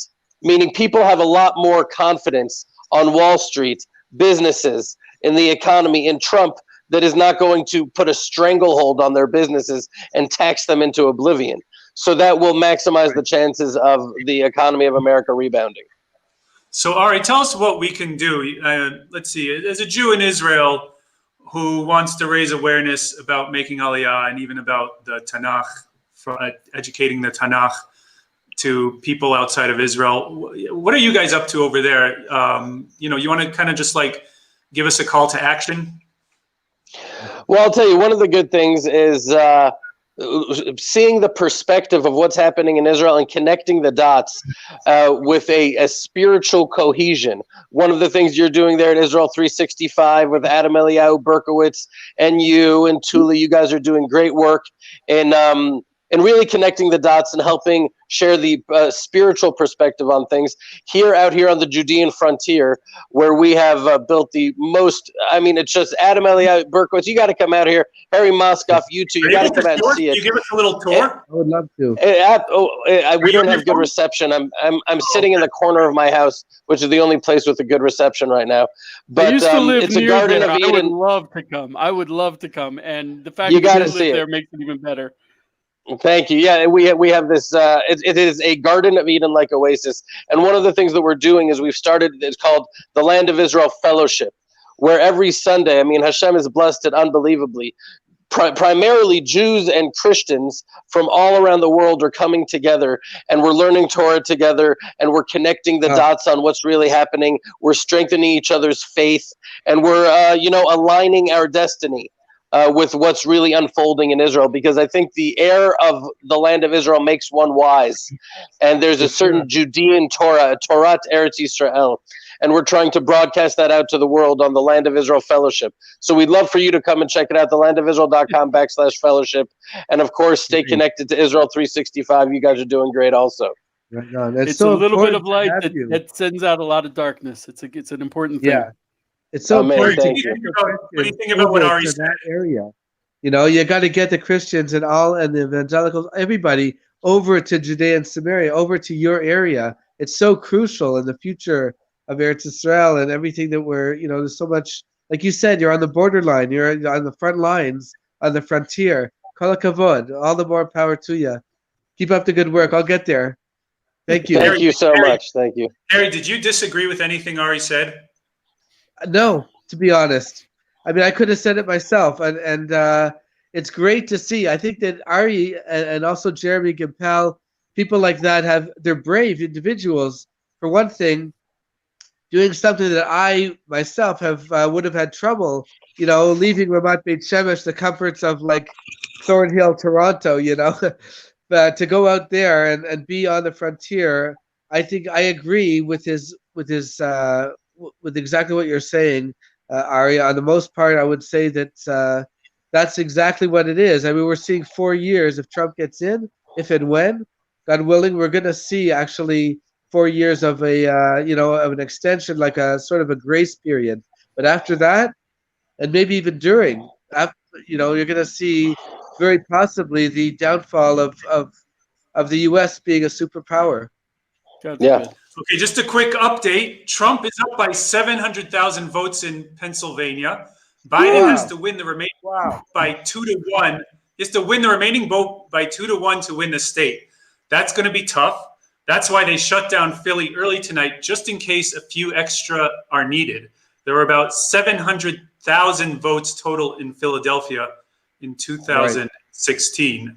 So that's very interesting. Josh, do you have anything to add to what Ari said? Shalom, my friends. Good to see you. I've got to run. Talk to you soon. Thank you, guys. Hashem should bless you. Amen. Thank you. All right, Josh. You heard what Ari said about Aliyah. I'm sure you have something to add. How do you envision this playing out with the Trump victory? Or let's start with the Biden victory. Biden victory. How do you envision the Aliyah playing out realistically? We can't hear you. Are you talking? I am talking. Okay. Trump has historically embraced the Orthodox Jews. This is something that all of the previous presidents have not done, which is surprising. It shows that his interest in truth, because the vast majority of American Jews are either Reform or unaffiliated. So the fact that he's embracing a small number, this 10% of Orthodox Jewry, definitely shows that he's interested more in truth than votes. That having been said, it's also the Orthodox Jews that are primarily the Jews that are making Aliyah today. The majority of Jewish immigration today is done by Orthodox Jews. So we can expect that to continue along those same lines. People that have no affiliation to the state of Israel probably would never even consider coming here unless they were escaping some sort of persecution. I'm hoping that would never come to that point. But if it came to that point, I can see that affecting the entire Jewish population. But otherwise, I can just see the Orthodox community being prompted to get up and come home. Okay. Actually, can I ask Josh his opinion about something? Whenever I speak to not religious American Jews who come to Israel, they say that they feel much more threatened as Jews in America under Trump. And I believe that, objectively speaking, there's been a huge rise in anti-Semitism and anti-Semitic incidents since Trump took office. It seems to me like I would think that a pro-Jewish president, I mean, he's not only pro-Israel, he is pro-Jewish. I mean, we've never had a Jewish grandchildren, Jewish daughter, Jewish son-in-law in the White House before. There seems to be this strange thing that as he continues to be and increases his connection to not only Israel but Jews, that increases the threat to the Jews in America. That kind of confuses me. And I think you're right that these are not the people who would see a solution of coming to Israel. They'll just stay there. I'll tell you something that's interesting. A lot of people like to compare Trump to Cyrus the Great, but there's one major difference that a lot of people are missing. Cyrus the Great actually instructed Jews to leave Persia and go rebuild the temple. Trump isn't doing that. Trump is keeping the Jews safe and protecting them inside America, which is great. But there were a lot of leaders who did that, including the King of Morocco and many others that we know about, Churchill. So it's good that he's showing support for Israel, but in my opinion, that's still 180 degrees away from actually instructing the Jewish people of America to return to Israel and build their temple. You're touching on something. Rav Nachman Kahana, I mean, one of the wonderful, wonderful things about my job is I speak to people who are really, like Harry, really amazing people. Right. And Rav Nachman Kahana said that one of the mechanisms of the exile is that whenever Jews went to a country, we have a rule in Halacha, Shlucho Kiyado, if you're an emissary, you have the protection of the person who sent you out. So Jews in the exile, when they went to a country, they had the protection of God sending them there, mostly according to Kabbalah, to collect the sparks of holiness that were lost there. And Rav Nachman Kahana says that once that emissary, once that mission has ended, the protection ends. And he said that, and we saw that. He said that's what we saw in Germany. There was a reason for the Jews to arrive in Germany. The mission ended. Boom, the protection ended. And I'm very afraid that that's what's happening in America. That the Jews, we clearly had a mission there, and the mission is ending. He describes it as if you ever watch the metal gates coming down in front of a store as they're closing. That's what we're watching in America for the Jews.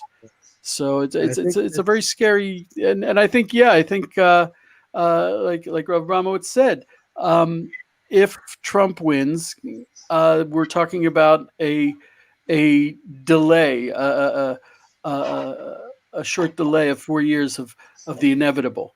I would like to say a quick prayer for the president. There are many states that are still too early to call: Pennsylvania, Michigan, Wisconsin, Nevada, North Carolina, and Georgia are still. Let me just sign off for 1 second. I have another 10 seconds over here, but I did want to say that first of all, thank you very much. It's an honor to be here for having me, and so it's a really exciting time actually for everybody. I think for and like you were saying, Eliyahu, that the Jews, in terms of Kabbalistically raising the sparks, they say that we were in Egypt for 210 years, and we raised up all of those the sparks of holiness that had to be raised up, and then we moved on to 40 years of the wilderness, and we did it there. And wherever we go, wherever God puts us in the world, that's our job, on some level, to actually elevate where we are. And so, you guys are doing that amazing with Israel's 365 News and trying to bring tie everything together. Like Ari was saying, the pieces of the puzzle. Thank you very much for having me. I'll see you later, Mitzvah Hashem, God willing. And yeah, go ahead, Josh, with the prayer. Yesher Koach. Thanks, Harry. Good news. So I before we continue, I just want to mention that we're going to be taking a short break soon because the President of the United States is also scheduled to make an announcement shortly. So as soon as he starts, we're going to go straight on to his message. But before that, I wanted to say a short prayer for the President in Hebrew. Mi sheberach avotenu Avraham, Yitzchak, v'Yaakov, Moshe ve'Aaron, v'David u'Shlomo, hu yivarech et Hashem hatov nisi'enu Donald John ben Fred Trump, ba'avur shekibel al atzmo lishmor ולהגן על ישראל, ובשכר זה הקדוש ברוך הוא ישמרהו ויצילהו, מכל צרה וצוקה ומכל נגע ומחלה, ויאריך ימים ושנים הממלכתו, יהי רצון השם ייתנו לו 4 שנות נשיאות נוספות, וישלח לו ברכה והצלחה בכל מעשה ידיו, עם כל ישראל אוהביו, וכן יהי רצון ונאמר אמן. Amen. We say amen. And I'm going to go over to we can talk at the same time, but I'm going to go over to the Fox News, where we're going to have an update from the president. I just want to throw in the Senate race right now is absolutely tied 46-46. Okay, that's good. It's good. Everything is in play right now. Joe Biden came out not long ago. Immediately after the president tweeted big win, Joe Biden tweeted that it's not up to... That's a lot of flags. ...to declare who wins the election. It's up to the voters to do that. I expect that the president will probably thank the people who are there in the East Room. He'll say that they're doing well. If you look at some of the projections, Georgia, according to one projection I looked at, is now projected to be in the Biden column, which means that if the president were to lose Georgia, he would have to run the table of North Carolina, Pennsylvania, Michigan, and Wisconsin in order to get above 270 votes. Otherwise, the election goes to Joe Biden, who would come in with about 270, 271. So the president's got to hope that those early numbers in Georgia last and that nothing crazy happens in Pennsylvania, because nothing crazy happens in North Carolina, because when you look at both Georgia and North Carolina, the president is ahead by about the same margin, which is just about 2 points or so. So there's not a lot of room for more votes to come in for Joe Biden. We are going to all, it looks like, get whatever we can in the next few hours, not knowing who the winner of this election is. And as you were pointing out with Jonathan Turley and Andy McCarthy, this thing could go on for days, Brett and Martha, before we know actually who won. And as this begins to tighten up, I think that's when the potential for legal challenges increases exponentially, particularly in the state of Pennsylvania, which has got until Friday to count votes, and North Carolina has got another 9 days to count votes as well. So this happened to us in 2000, and I remember standing there at an outdoor amphitheater in the rain in Nashville, waiting for Al Gore to come and concede. We were told that he was going to concede the election to George Bush, and we were left standing in the rain because Al Gore never showed up to concede. And it wasn't until 37 long, torturous days later that we finally learned that there would be a winner of that. We can only hope it doesn't take another 37 This is days. like the But worst we'll case see. scenario I was there for in the United Nashville, States too, to be and then stuck got in on a plane a to Tallahassee. 50-50 election. John, what's the over-under that Fox News comes out in this event? What do you mean? Oh, what the president said, talks about Arizona? Yeah. You know, I think the likelihood is probably pretty high, but I've been proven wrong before. You never know where the president is going to go, but if he's got a grievance, it's a pretty good chance you're going to hear it. And obviously, aren't in Michigan, and the decision does stand by that call and when they made it. And you can see when you look at the calculus now why they were so instantly concerned about Arizona, because they probably had some concerns about Georgia at that same time, and they need to balance that out in order to get to 270. And you can see the camera on the door. This is in the East Room, as the president is expected to come out any moment now. I mean, unlike what we saw in 2000, you've got several states that are up in the air tonight and nowhere near any kind of conclusion as we head to the 2:03 time tonight, Brett. John, this is in the East Room. They had to set up there. Yeah, there's about 400 people who were there. I Looks like this election is not going to be decided expanded pool, but tonight or tomorrow morning. In the North Lawn. Also, I would be interested to see how many people voted. Broadcasting it from inside that room, Yeah. which is why I stayed out. Each side is going to stay with suspect you. the other, no matter what the But explain why they're there, because there was a battle about whether it was going to be at the Trump Hotel. All right. Initially, it was thought that the plan was to have a group of people, this group of people at the Trump International Hotel. But Mayor Muriel Bowser of Washington, D.C. has been putting a lot of pressure on the Trump Hotel to not hold an event that more than 50 people are gathered at, because Washington, D.C. is still in phase 2 coronavirus reopening, which means that crowds have to be limited to 50. In terms of size. It's not the coronavirus. They just don't want to make Biden look too bad because he can't get 50 people. It's not administered by, or at least doesn't fall into the jurisdiction of Washington, D.C. So the president was able to have more people. They thought about having it somewhere else, but the president has done a number of campaign events at the White House. There's also a campaign war room that was established at the Eisenhower Executive Office building, which is the big building that's just across West Executive Drive from the White House. No taxpayer money, we're told, was spent on putting the campaign in that war room. The campaign took care of all of it. But here you have, it's the situation here in 2020 where we have to live by, to the best of our ability, these COVID restrictions.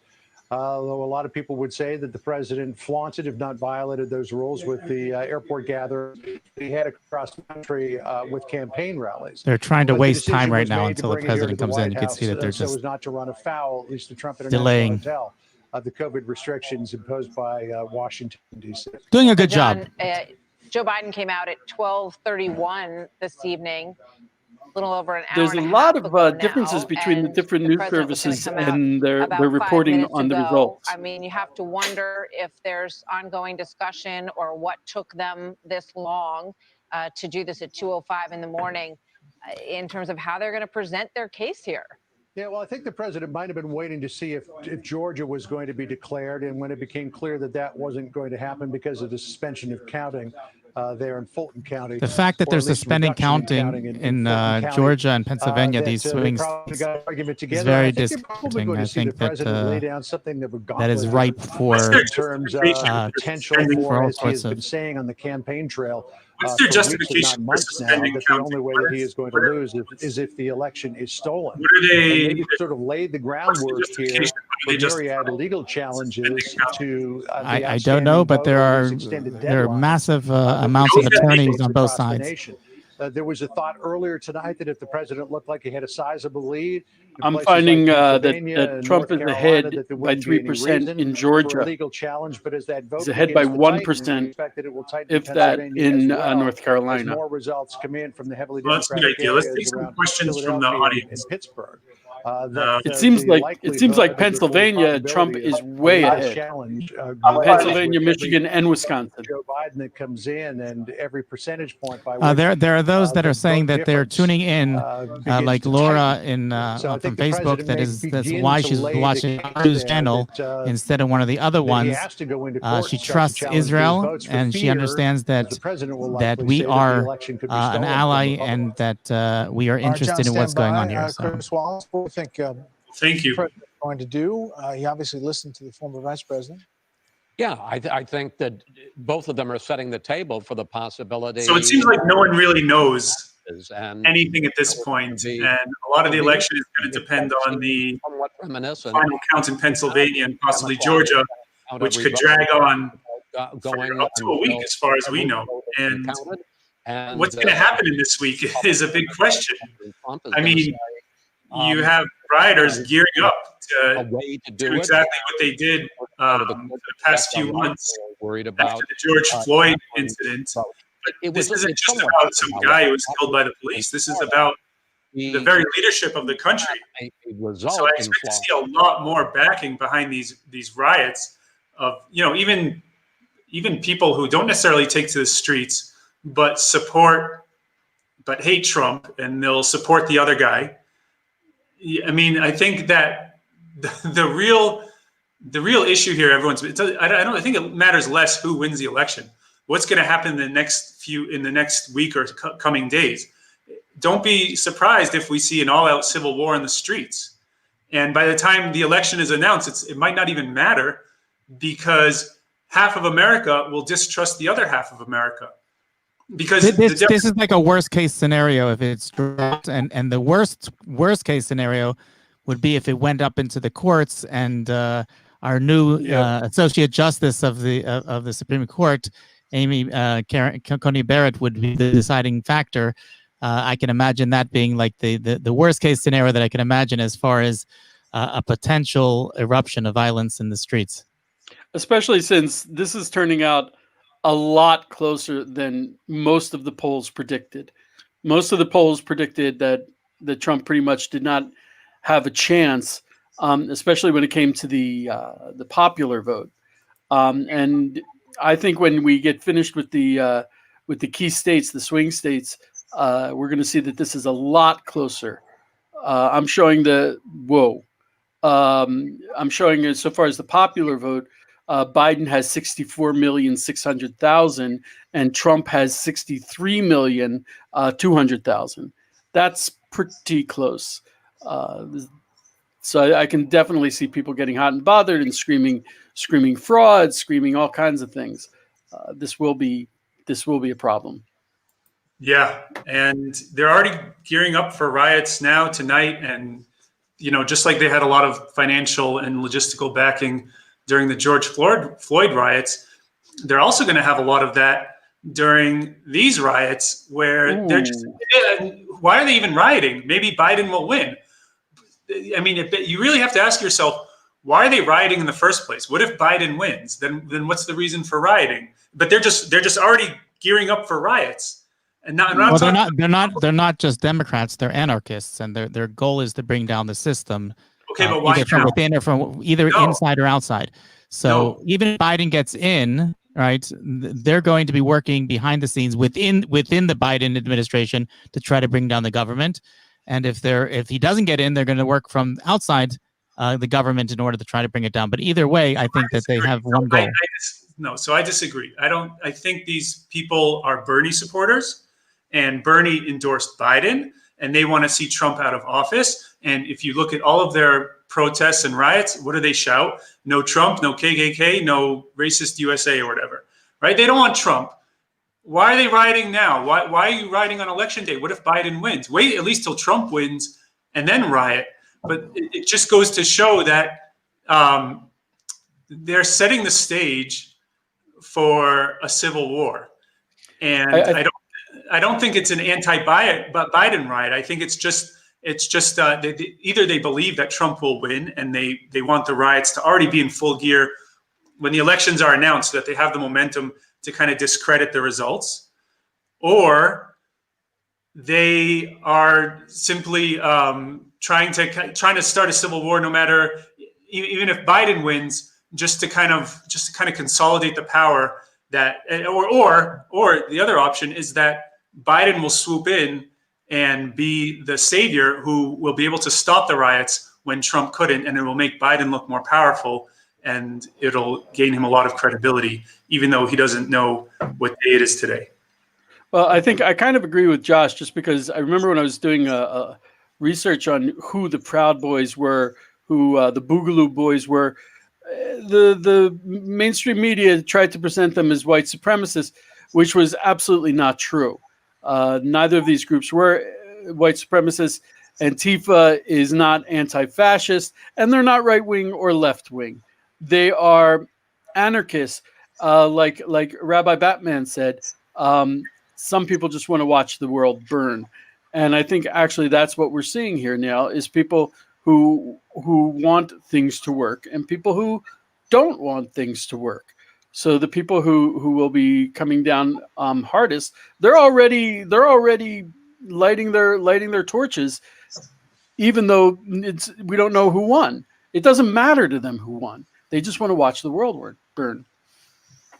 I think it does. I think it definitely does matter to them who won. I think they want Biden to win. They want Harris to be in office. They want a Muslim at every level, like Biden promises. Because you didn't see these riots when Obama won. Why not? Because he was one of them. And BLM started under Obama. They started on Facebook says exactly that. They didn't start during the elections. They didn't start before the elections. They started when a man was killed in Missouri. So it's not. So I don't think that this is something. I don't think that they're just straight anarchists who. They anarchists who want to bring down the government. They're socialists who want to rein in basically a communist regime into America, and Biden will certainly pave the path for that. And you have Biden in the White House and their followers on the ground, and that combination is textbook of how just about every socialist uprising took place throughout history. We're still buying time for the president. I'm looking forward to introducing him when he comes out on stage and hearing what he has to say.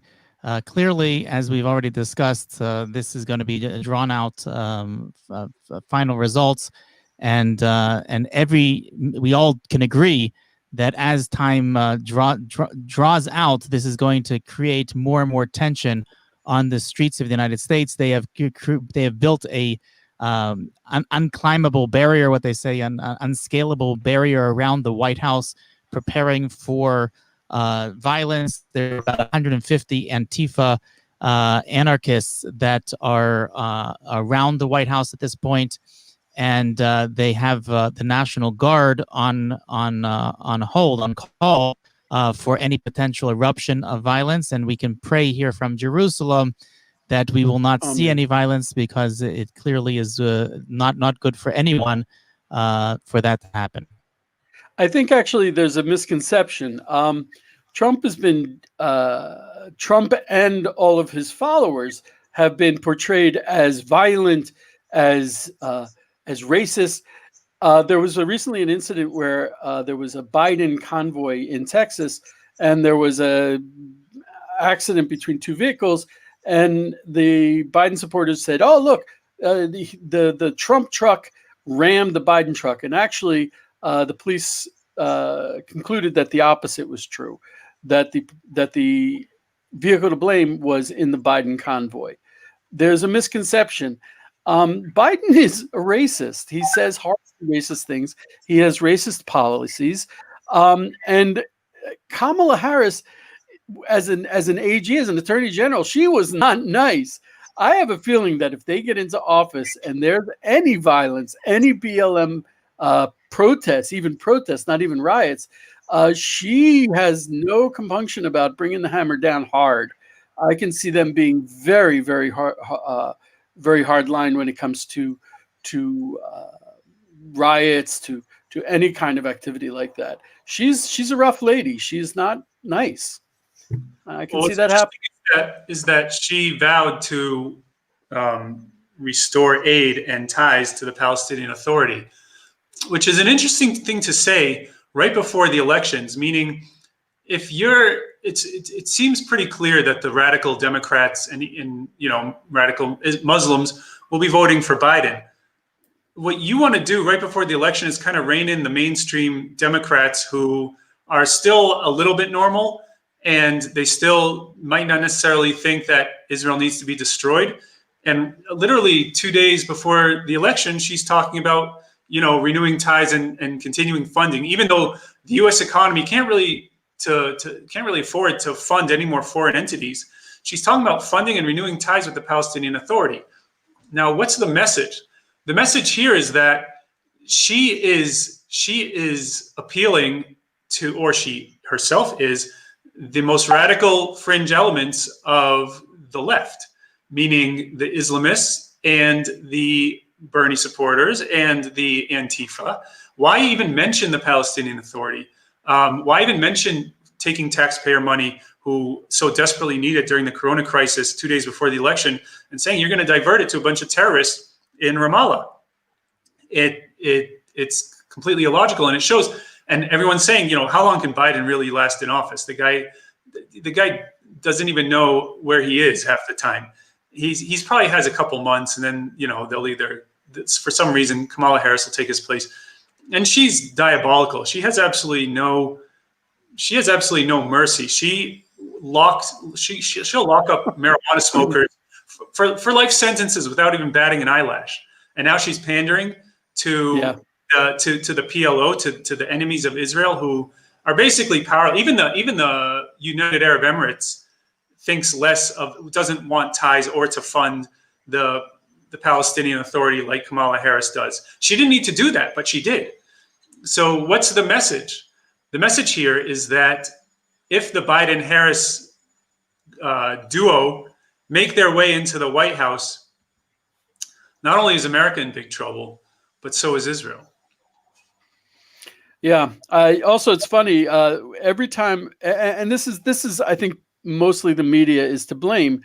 They suppressed the whole Abraham Accords, and one of the major takeaways that people should have learned from the Abraham Accords was, when it comes to foreign policy towards Israel, towards the Middle East, the key, which has been the two-state solution, the Palestinian state for several decades, it was shown that in very quick time, that's not the key. That the real key is common interests, people who want to live together, do business together. There's amazing things that are coming out of that deal. I was teaching my son about this, and I actually looked at the map. The Strait of Hormuz is tiny, and it means that Iran rules over most of the oil that's produced in the Gulf, all of the oil that's produced in the Gulf states. So there's talk of an oil pipeline directly from the Gulf states through Saudi Arabia to Israel. There's already a pipeline that goes from Eilat to Haifa, which was made to transport Iranian oil. And that's the key to peace, not the Palestinians. And they're working off of old software, and they're being allowed to do so. They're being allowed to continue with this two-state solution, which is old software, and it didn't work, and it won't work. The president's family has just come out, so we expect the president to be out momentarily. Everyone's waiting for him to come out of the East Room. Can we turn on the volume for that? As soon as he comes out, sure. Okay. Sorry, Eliyahu. I kind of cut you off, and I thought he was talking. But, No. I didn't mean to. Here he is, the president of the United States. I have a lot of respect for Melania.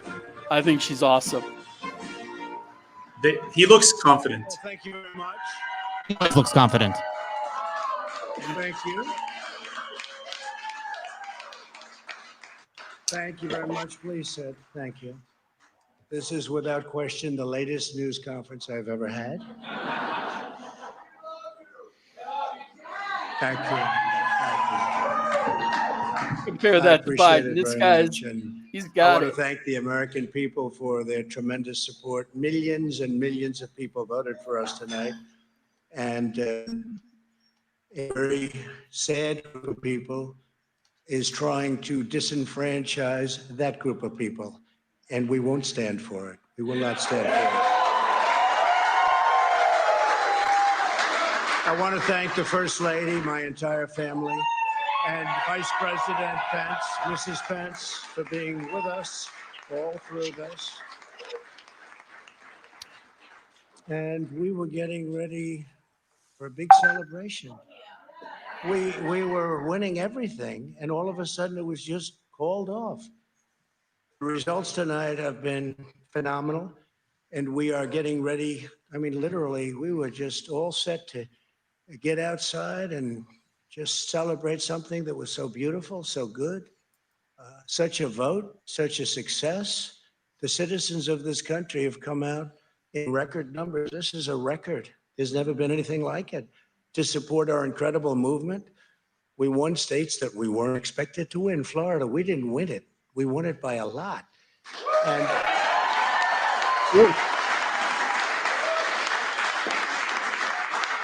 we won the great state of Ohio. We won Texas. We won Texas.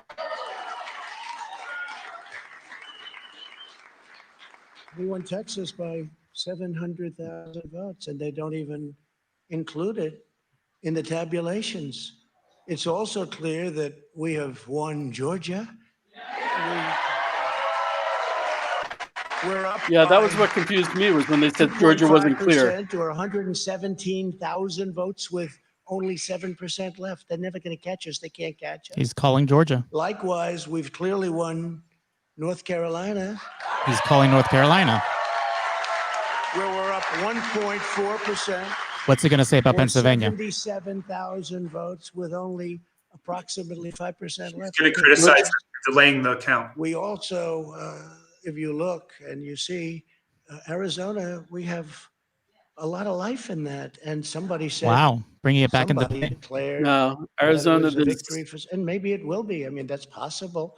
But certainly there were a lot of votes out there that we could get, because we're now just coming into what they call Trump territory. I don't know what you call it, but these were friendly Trump voters.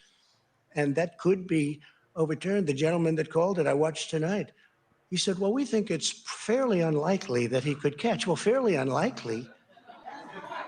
And we don't even need it. We don't need that. That was just a state that if we would have gotten it, it would have been nice, Arizona. But there's a possibility, maybe even a good possibility. In fact, since I saw that originally, it's been changed and the numbers have substantially come down just in a small amount of votes. So Really?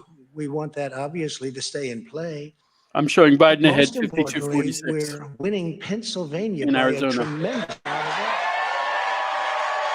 He's just calling every swing state. Mm-hmm. Except Minnesota.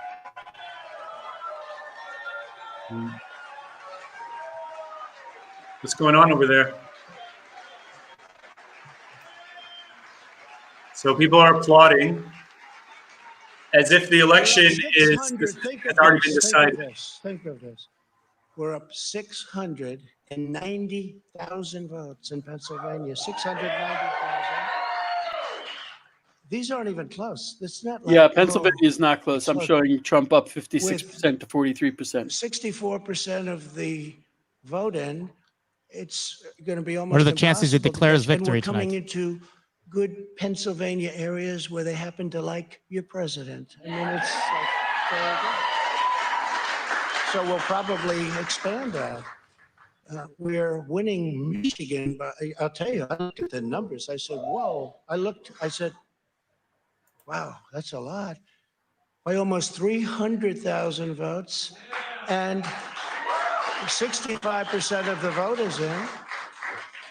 And we're winning Wisconsin, so we're winning. We don't need all of them.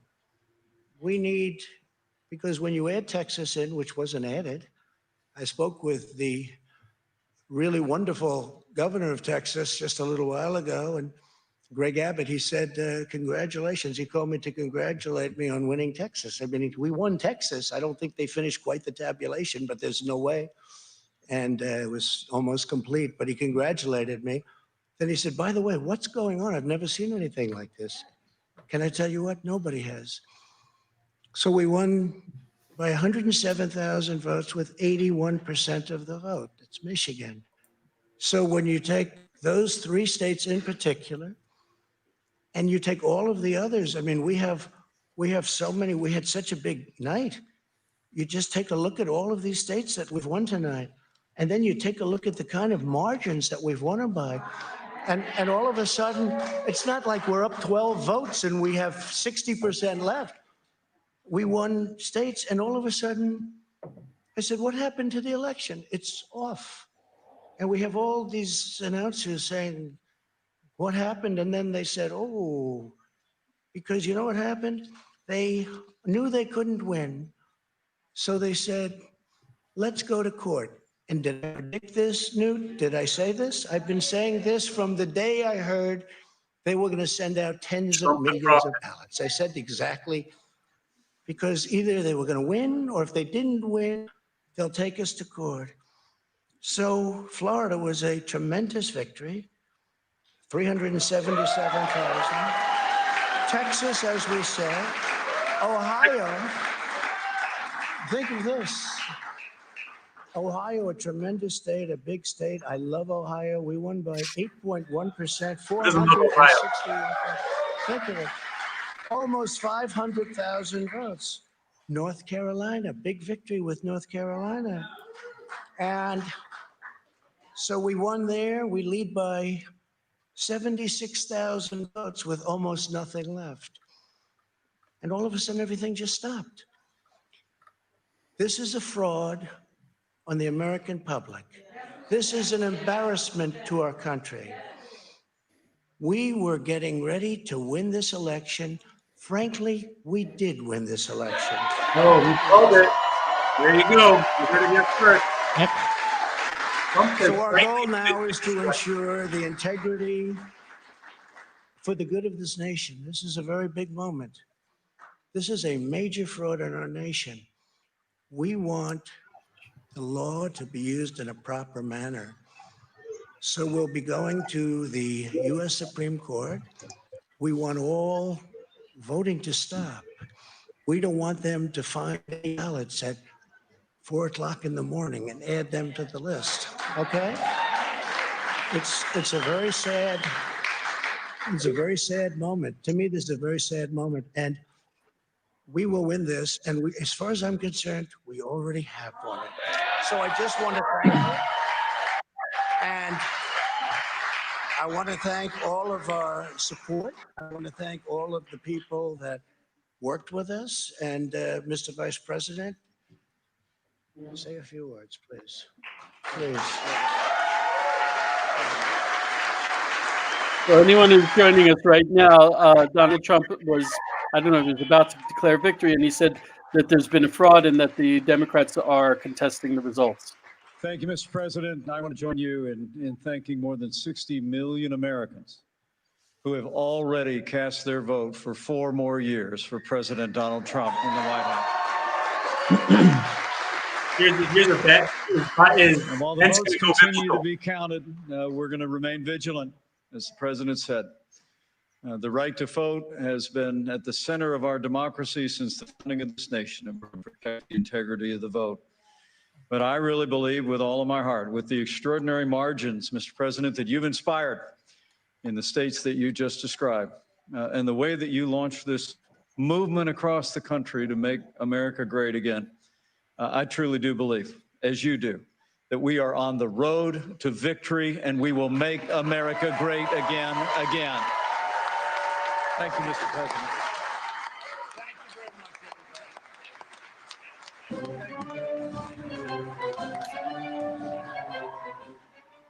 All right. This is deeply concerning. Basically, what we're looking at is there's not good. Not only are there not going to be results, but it seems that at least the Democratic Party has contested the counts up until now, even in states where it looks like Donald Trump was clearly leading. Okay, Eliyahu, let's introduce our current panelists who have just joined us. Why don't you introduce Maayan, and we'll take it from there. Okay, Maayan Hoffman is are you managing editor? What from the Jerusalem Post? News editor. News editor. She used to be the editor when we were breaking Israel news. She is probably the most authoritative person I know when it comes to news. And despite that, I have to throw in that Maayan has a deep love of Israel. So when she writes the news, it comes from an Israel perspective, from a perspective of someone who loves the Holy Land. Okay, and we also have with us the head of the Binyamin Council, Uri Steinberg. How are you, Uri? No, you're mixing me. You're mixing me with Israel Gantz. I mean, I'm Uri Steinberg, but I'm not the head of the Binyamin Council.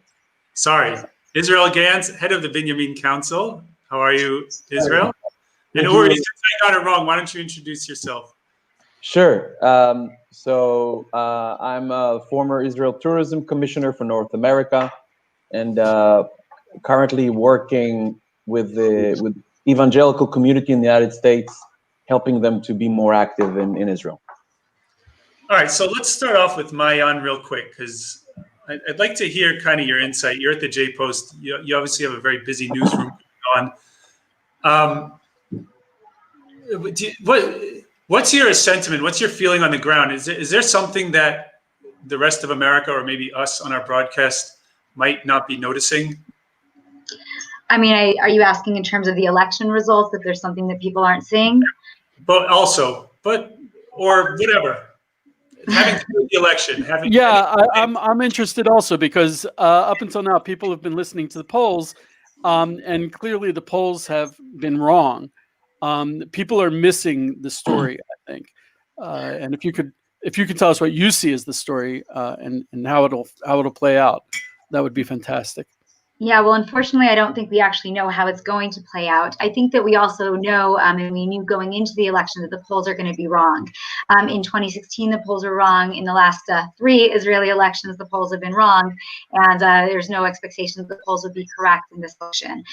One of the reasons that happens, people have been predicting that potentially the polls would be more accurate in the United States this time, largely because in the first election for Donald Trump in 2016, people, were sort of not sure about him. They hadn't seen him as president. He hadn't had an impact yet. He hadn't done all the things he did in the United States, and therefore, people were a little hesitant just because of some of the way that he spoke, and some of the commentary at the time. And so there were a lot of closet Trump supporters, and they were thinking that the polls would be more accurate because now either people were pro-Trump or anti-Trump. But it doesn't necessarily seem to be playing out on the ground, as we're seeing as the real results are coming in, that maybe the polls are still off, as would have been expected. I think anyway, should have been expected.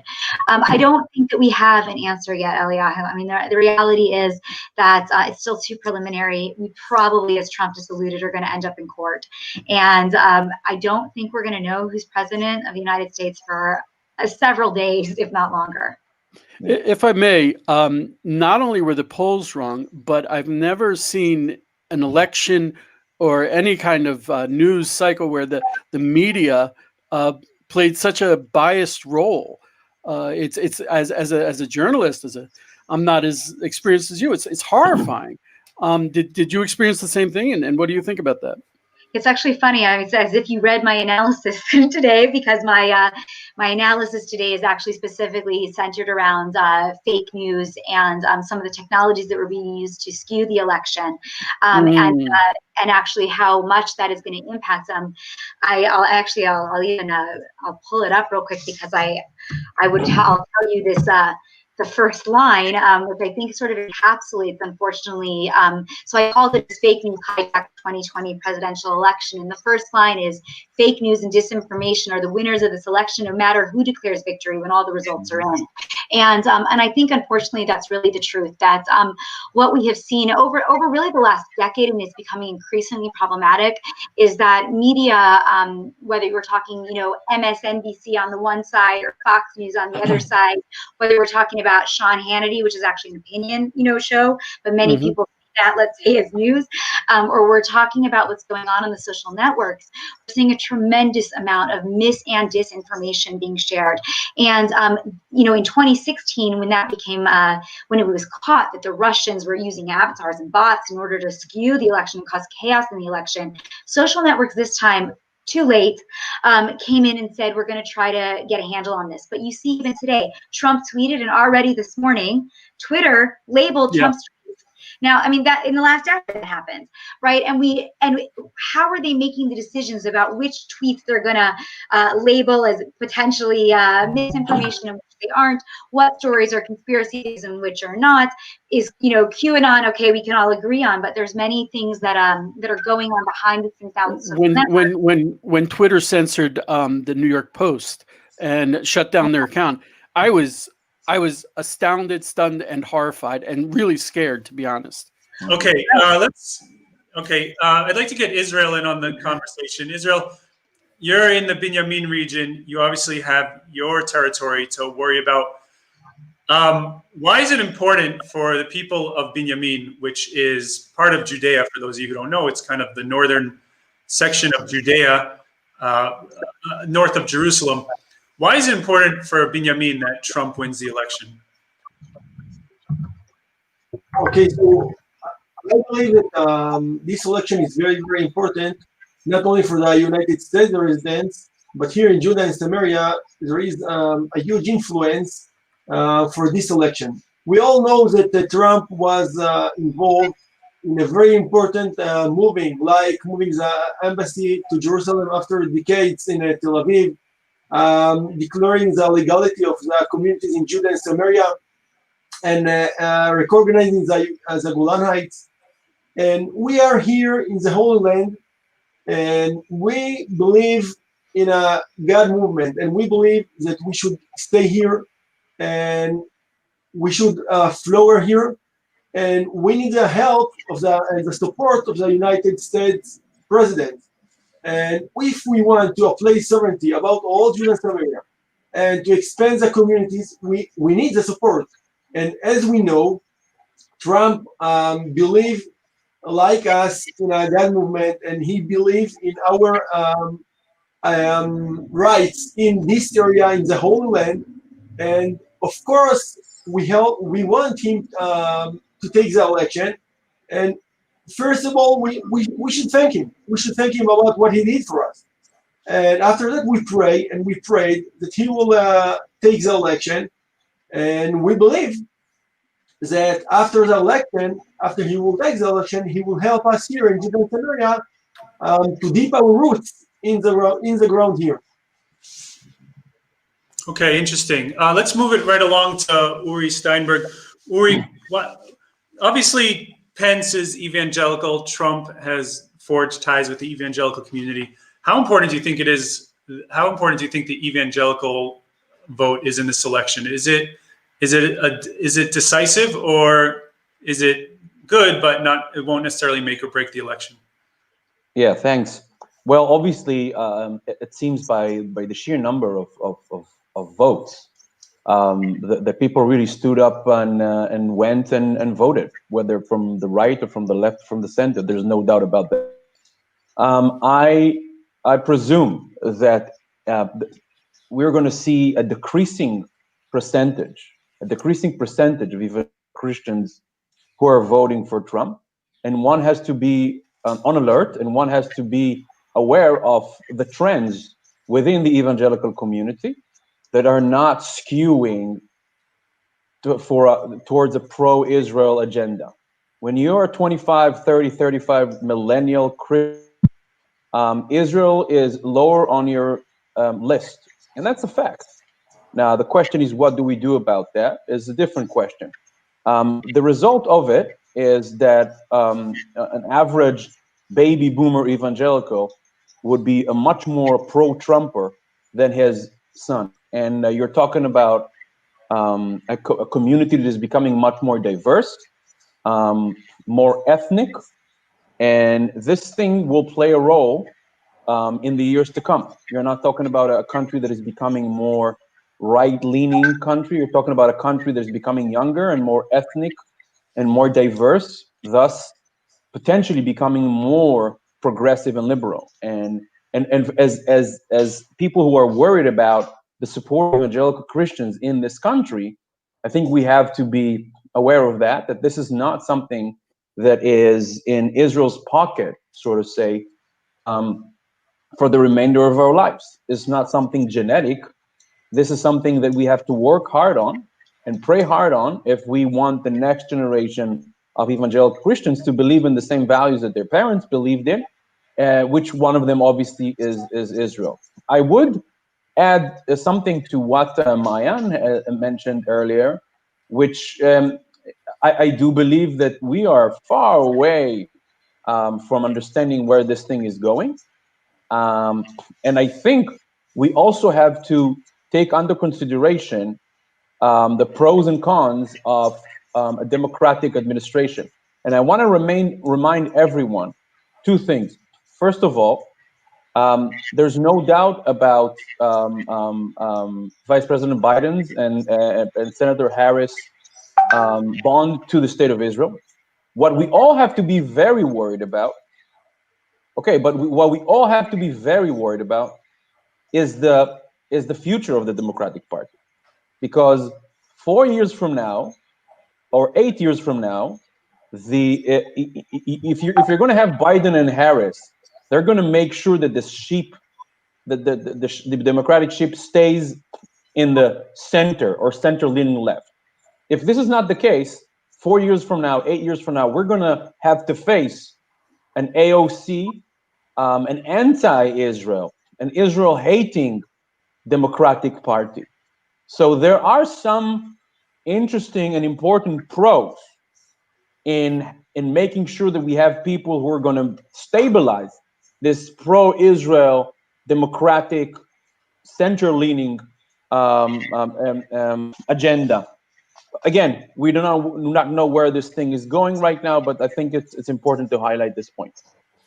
I think that's, if I can, I think that's a hugely important message that you just gave over. It's almost as if as Israel, we've gotten a free ride for several years on this wave of evangelical support that's unquestioning, that's enthusiastic.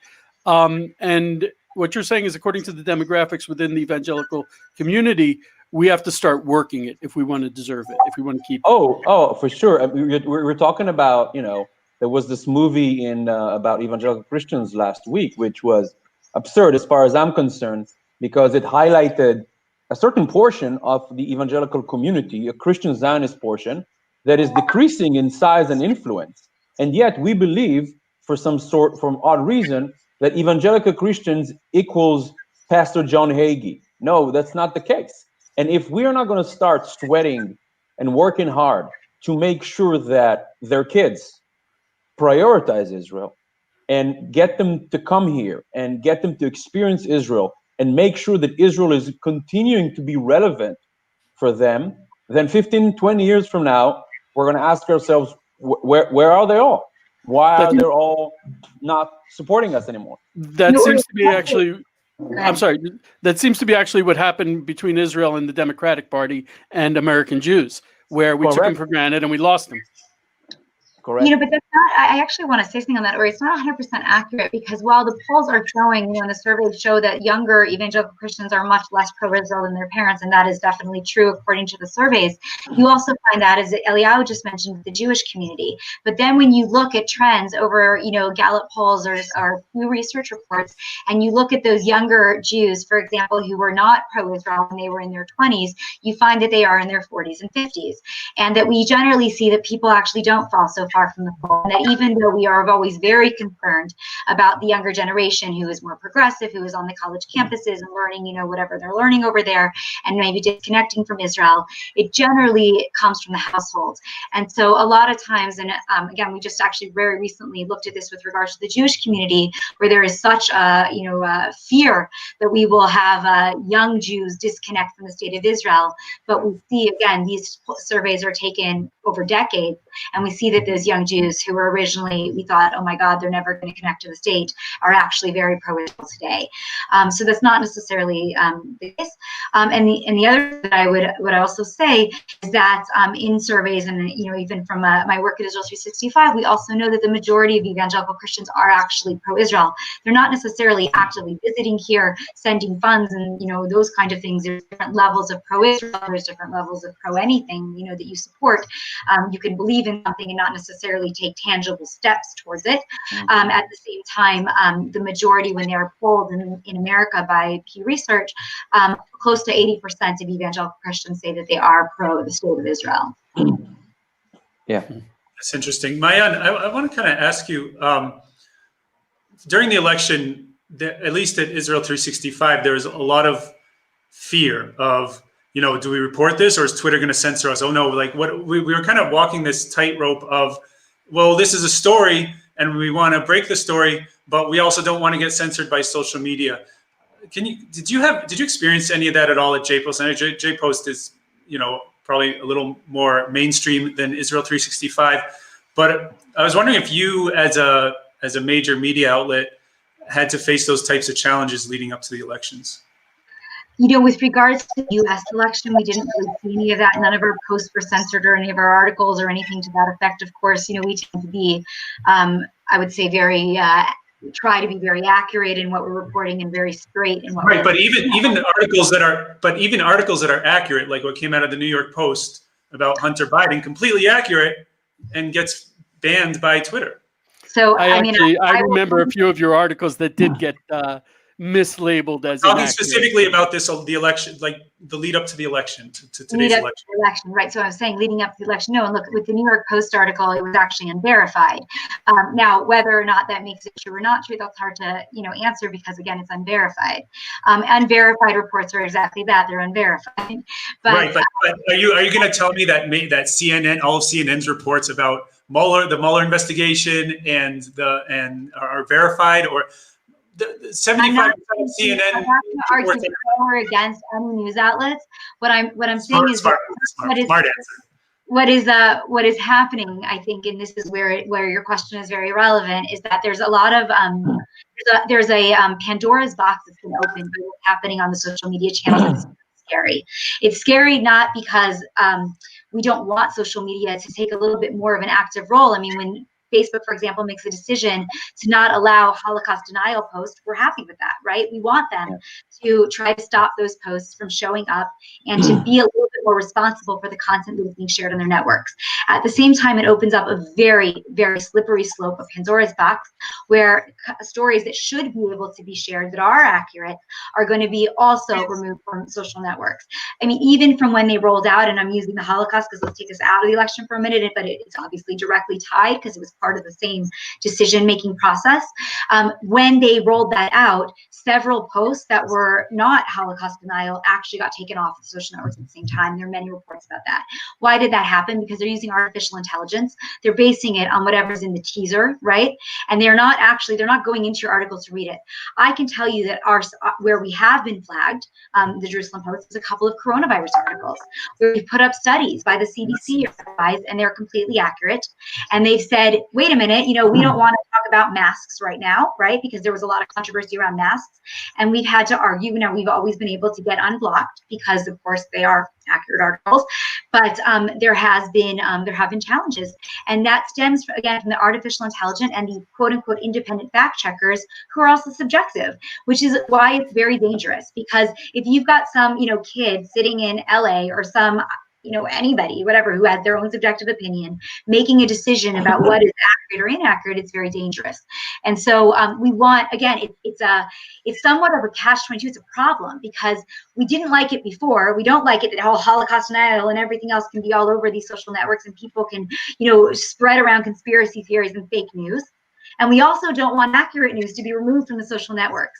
So I think that they're going to have a lot of work to do. Facebook, Twitter, all of these major networks over the next, several years. This is going to be the biggest question that we're going to be grappling with in terms of legislation, in terms of technology, in order to make decisions. And look, Donald Trump did something that Netanyahu did in this election, which actually is quite fascinating. They couldn't use the social networks anymore for exactly these reasons, right? So what did Donald Trump do? Donald Trump has an app that he uses that brings in user information. He's able to reach out. He created his own internal social network with hundreds of thousands of people, or more, right? And communicated directly to them so that he could get around the social networks so they wouldn't block his posts. So, is this the next step? And we're still catching up about what's going to happen on the social networks, and the candidates are already somewhere else in their own world. So I think it's a real challenge. I'm sure we'll have another Israeli election coming up in the not too distant future, and we're going to face all of these same questions here as well. Yeah. Okay, I want to kind of get Israel back in the conversation for a second. Israel, what would you say is the biggest problem? What do you say is the biggest problem with the potential Biden win as opposed to a Trump win? I mean, I know you've been Yamin under Obama and under Trump. Can you kind of talk about the difference between the two presidencies as someone who leads an entire region in Judea and Samaria? So we know Trump, and we know Biden from the past. His last jobs here, and we know and we believe that here it will be okay because, as I said before, it's a God moment. But here in Israel, we know a good times and we know a difficult times. Let's talk about Iran. Iran can endanger all the area in Israel, and the United States. It's a very important player in this play. What would be about Iran? It can endanger Israel. About the Israel defense, and not only about Judea and Samaria, but more than about Judea and Samaria, the Palestine. I stay here in Psagot, and the army works every day in Ramallah and to find terrorists. Would they have the freedom to do all what they think it's good for our nation, for our people? We still don't know. So we prefer what we know is good for us, and we can't predict, and we don't know what would be with if Trump will not take the election, if Biden take, and it could be difficult times. I hope that we will be here, and it will be okay, and will be good, but we can't predict, and of course we prefer what we know it's good for us. Okay. If I can ask a quick question related to that, Uri was talking about how for Israel's benefit, we really need to attract both. We need to be bipartisan. We need to be attracting the Democrats and the Republicans. We need to attract the evangelicals. The evangelicals, when I speak to them about Judea and Samaria, they embarrass me because they're like, hey, it's the biblical heartland. You got to go for it. And the Democrats are very much not so. And we've actually seen a big shift in that. One of the things Donald Trump proved was that a peace in the Middle East is not dependent on a two-state solution. As a matter of fact, that might stand in the way of it. So my question is also, the Israeli government is in flux right now, and that's a huge issue internally. My question is, how do you see this election, Biden or Trump, affecting internal Israeli politics?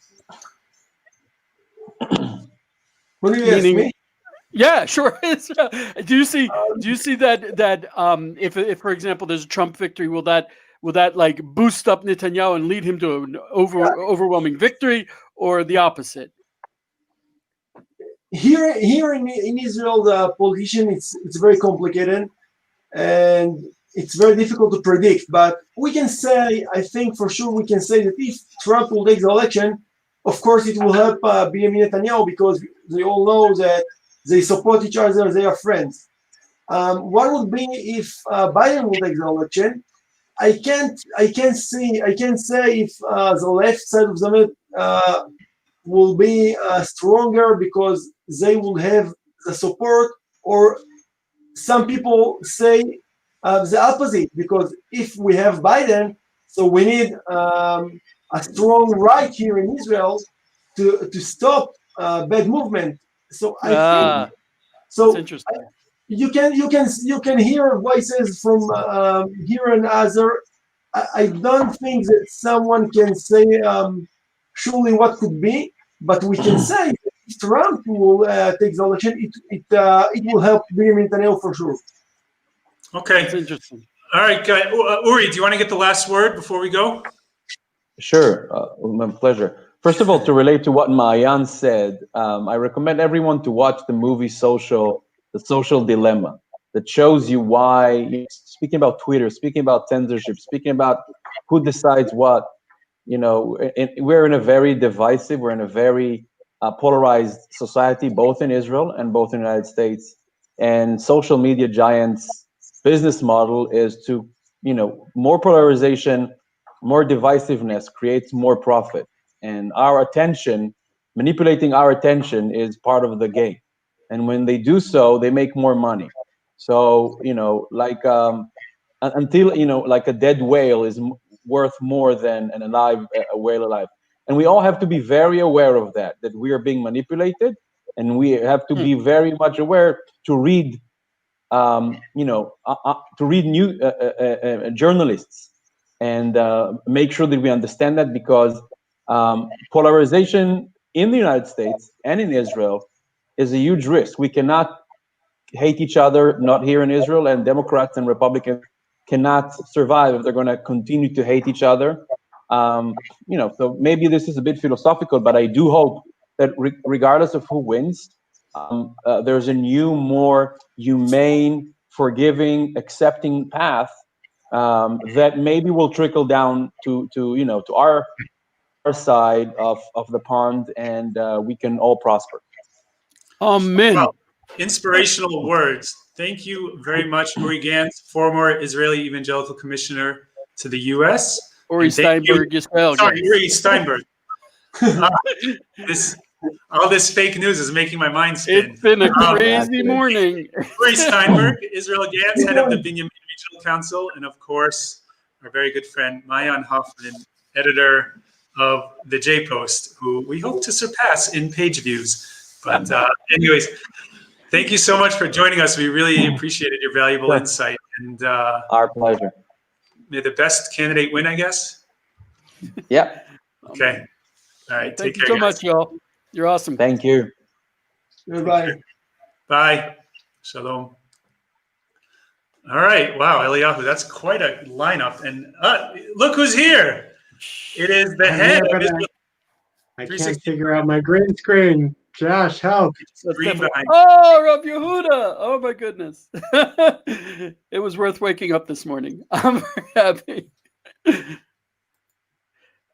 I can introduce it, if I can introduce Rav Yehuda Glick for anyone who doesn't know him. Oh, I'm sorry. Let me just say that we have been doing unprecedented wall-to-wall coverage of this important, historic, and exciting election. As of now, the votes are coming in, and it's 49% Joe Biden, 48.5% Donald Trump. This is incredible. And obviously, we're thrilled to have with us Rabbi Yehuda Glick. We're not only here to present the the news and fair and balanced, but we're looking to present the biblical perspective. Rav Yehuda, we've never had an election like this. It's never been as close as this before. And before you get to the biblical perspective, I just wanted to thank our Israel 365 news team, Adam Eliyahu Berkowitz, who's on with me right now, Josh Wander, who's on in the background right now, making sure that everything goes smoothly, David Sidman, there he is. Thank you, Josh, with your tefillin on, your phylacteries, praying up a storm. That's what we all need to be doing. And to David Sidman, the editor, as well. You all are doing a great job. We didn't offer this in 2016, and it's an important perspective. I know a lot of people are watching us right now on Facebook. A lot of people are watching us on YouTube. I want to thank all of you who are joining in, and it's really a great time to call on our guest, former Knesset member and current head of the Shalom Jerusalem Foundation, our good friend, Rabbi Yehuda Glick. He needs to unmute himself. Yehuda, you need to unmute yourself. Unmute, Rabbi Yehuda, unmute. You're on mute. We can't hear you. Can you hear me? Yeah. Now we can hear you. Hello? Yeah. Yes, loud and clear, loud and clear. Shalom, Okay, good morning, Rabbi shalom Yehuda. and good morning to my shalom and good morning. Yes, can you hear me? Yes, sir. Loud and clear. Shalom and good morning to my dear friend Rabbi Tuli and Adam Eliyahu Berkowitz and Josh Wander. I think at these very special moments before we talk about anything, the most important thing is to raise our eyes to Hashem. I would even say not only call out to Hashem, but blow the shofar to Hashem.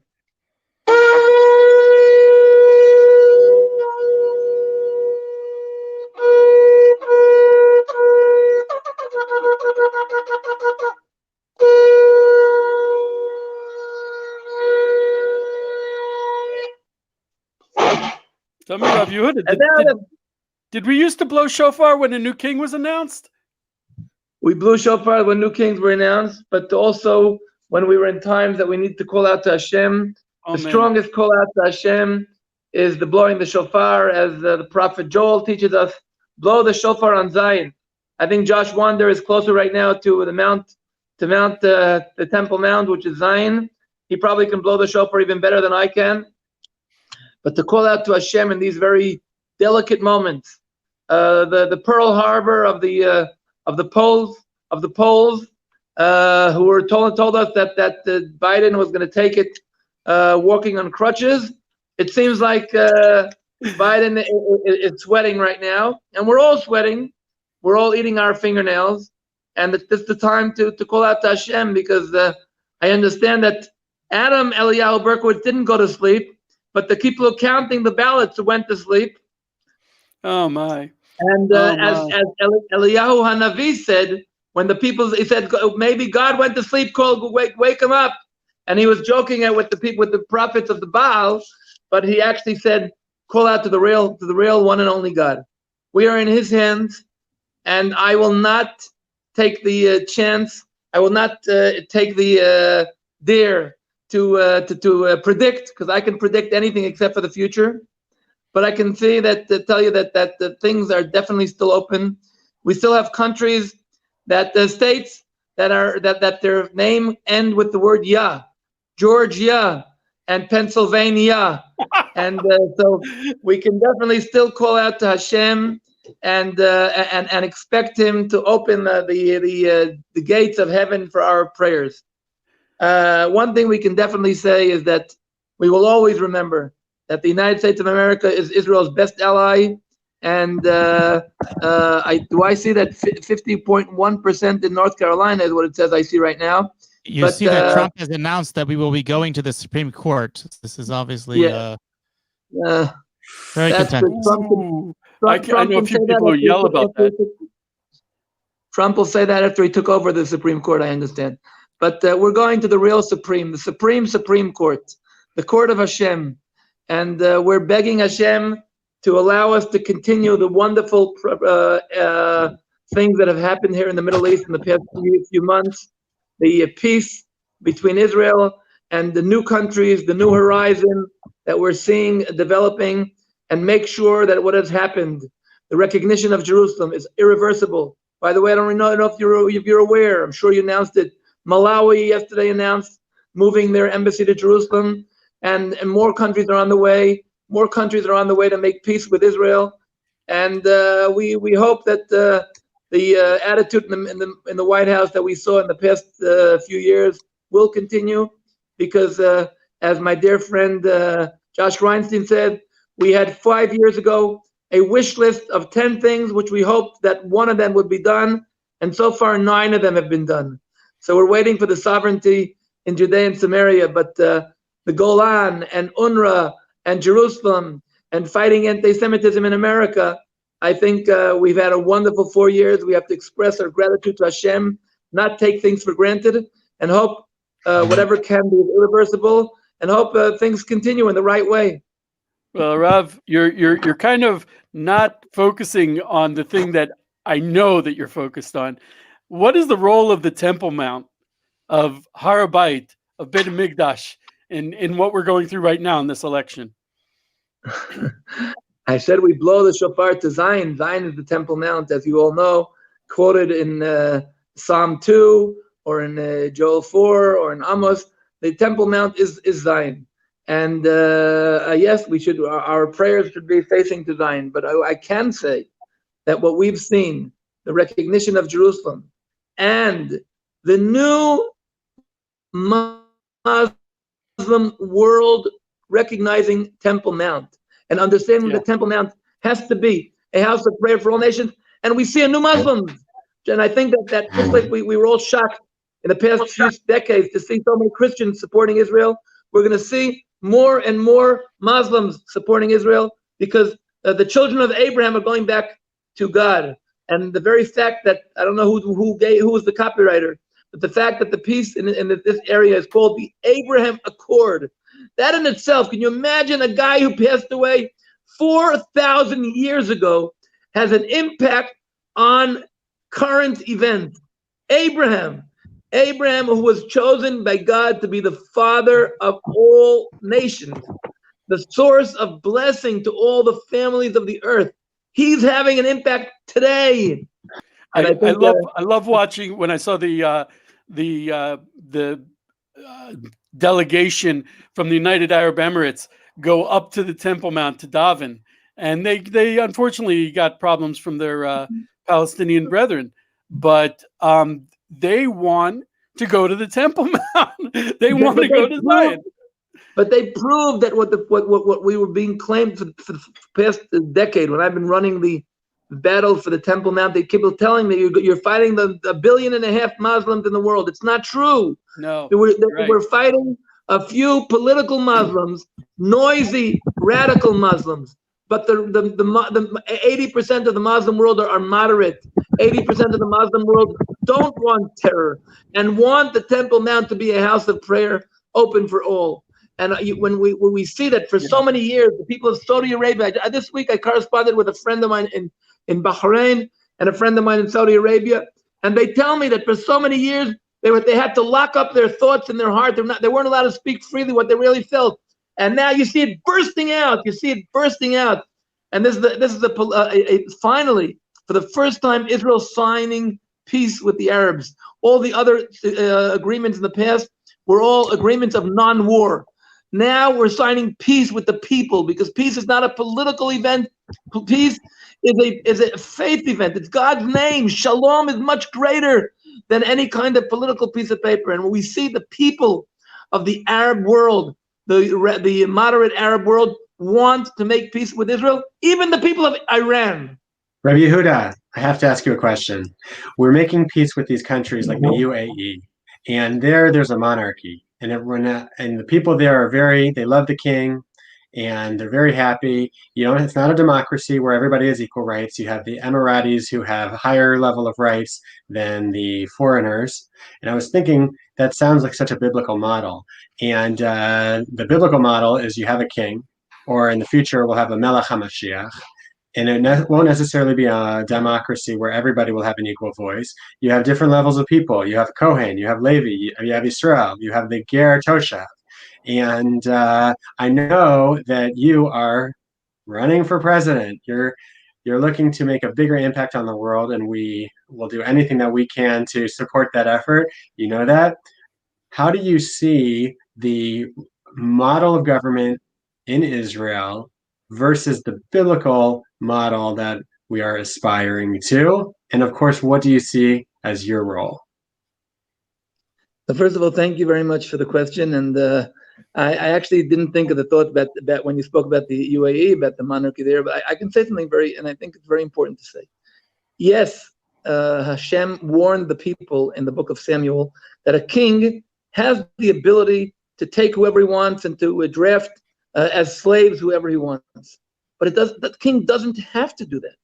And the description of the ideal king of David is a person who is caring for the people, who's not a person who's above all, but he's a part of all. I always refer to the king as the conductor in the orchestra. You don't see his face, and he has to make sure the violin gets just as amount of place as the drum, and he has to make sure that the cello and the piano get equal amount of place, and they're all fit in their face. So I think that, and I think that the ideal anointed king in the Bible is the one who sees his people.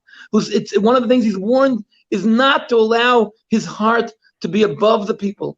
Lo yarum levavo. His heart has to stay. He has to remember that he's a tool. He's an instrument in the hand of Hashem. He has to remember again and again that he has the Torah on his arm, and not only the Torah, it's the Torah of Mishneh Torah, the book of Deuteronomy, which talks about caring for every single one of the people and knowing to take for granted. Now in Israel, the president supposedly doesn't have a political point, doesn't have a political force, but it's much stronger than he represents the solidarity, the unity of the people. He speaks the spirit of the people. And I say how important it is that to have a president that is connected to the idea of Israel being a light to the nation, and the importance of having a president that on Israel who is not only a symbol, but actually represents the spirit of the nation. In Israel, the president is somebody who represents the spirit of the nation, means somebody who knows how to listen to the orphan and the widow, who knows how to listen to the most simple person in any status, who knows how to be aware of poverty and knows how to feel and have empathy to those who are any kind of suffering, to every single person in his kingdom. And I think, and I'm praying to Hashem, that I will be able to, on the one hand, represent, and I'm right now on a journey, even though in Israel the president is chosen by the Knesset, I'm on a journey meeting with people from all over the country. But I also want to be very much involved in strengthening the relationship between Israel and the Jewish diaspora, and also making sure Israel puts on the table its special assignment as being a light upon the nations, a source of blessing to the nations. And I think this is so important, and that's why I decided to go on this journey. And for me, the journey in itself is so important, and I'm trying to touch the hearts of all people and listen. One of the things we don't have is listening. People can have a respectful dialogue, who know how to honor each other, to respect each other, who know how to really be there to understand what's listening. Everybody now is busy talking, and people aren't busy listening, respecting, and giving respect for every single person. And therefore, I don't think a monarchy has to be doesn't have to be totalitarianism. It doesn't have to be totalitarian. It doesn't have to be. I agree with you. I agree with you that there are other models, and we're really seeing in this election in the United States right now, according to the latest Fox News, you have it's too close to count. It's too close to count. It's either candidate at this point is very close and has the road to the 270 electoral votes that are necessary. We're seeing, though, the threat in America, which we've never really seen before, of talking about civil unrest, maybe even, God forbid, a civil war in the United States. What you're seeing is the limits of democracy. And, people have said that democracy is the worst form of government, but it's better than all of the other forms of government. And I think that, as we believe that we are in the end of days and getting closer to the final redemption, that we're going to see that there is, in fact, even a better model of government. And that, of course, is the biblical model of government. And we know that and we're praying that you will have a big role in that. People like yourself, whose priority is not to themselves, but their priority is to Hashem, and in every waking moment of a politician. To Rav Tuli, we say in English, democracy. Democracy comes from two Greek words, demo and kratos. Demo means the people, and kratos means ruling. But in Hebrew, there's a third word that goes to that. It's demo. Krat, Yah. And so we have the third word in Hebrew is the Yah. So I think that makes the whole difference. If the people, if they're just an anarchy and just representing just a call out and a yell and we're going to be violent, I spoke about a lot right after the event with George Floyd, where we saw a terrible event, but caused to bring to anarchy and a bursting out of violence. And it doesn't have to be that.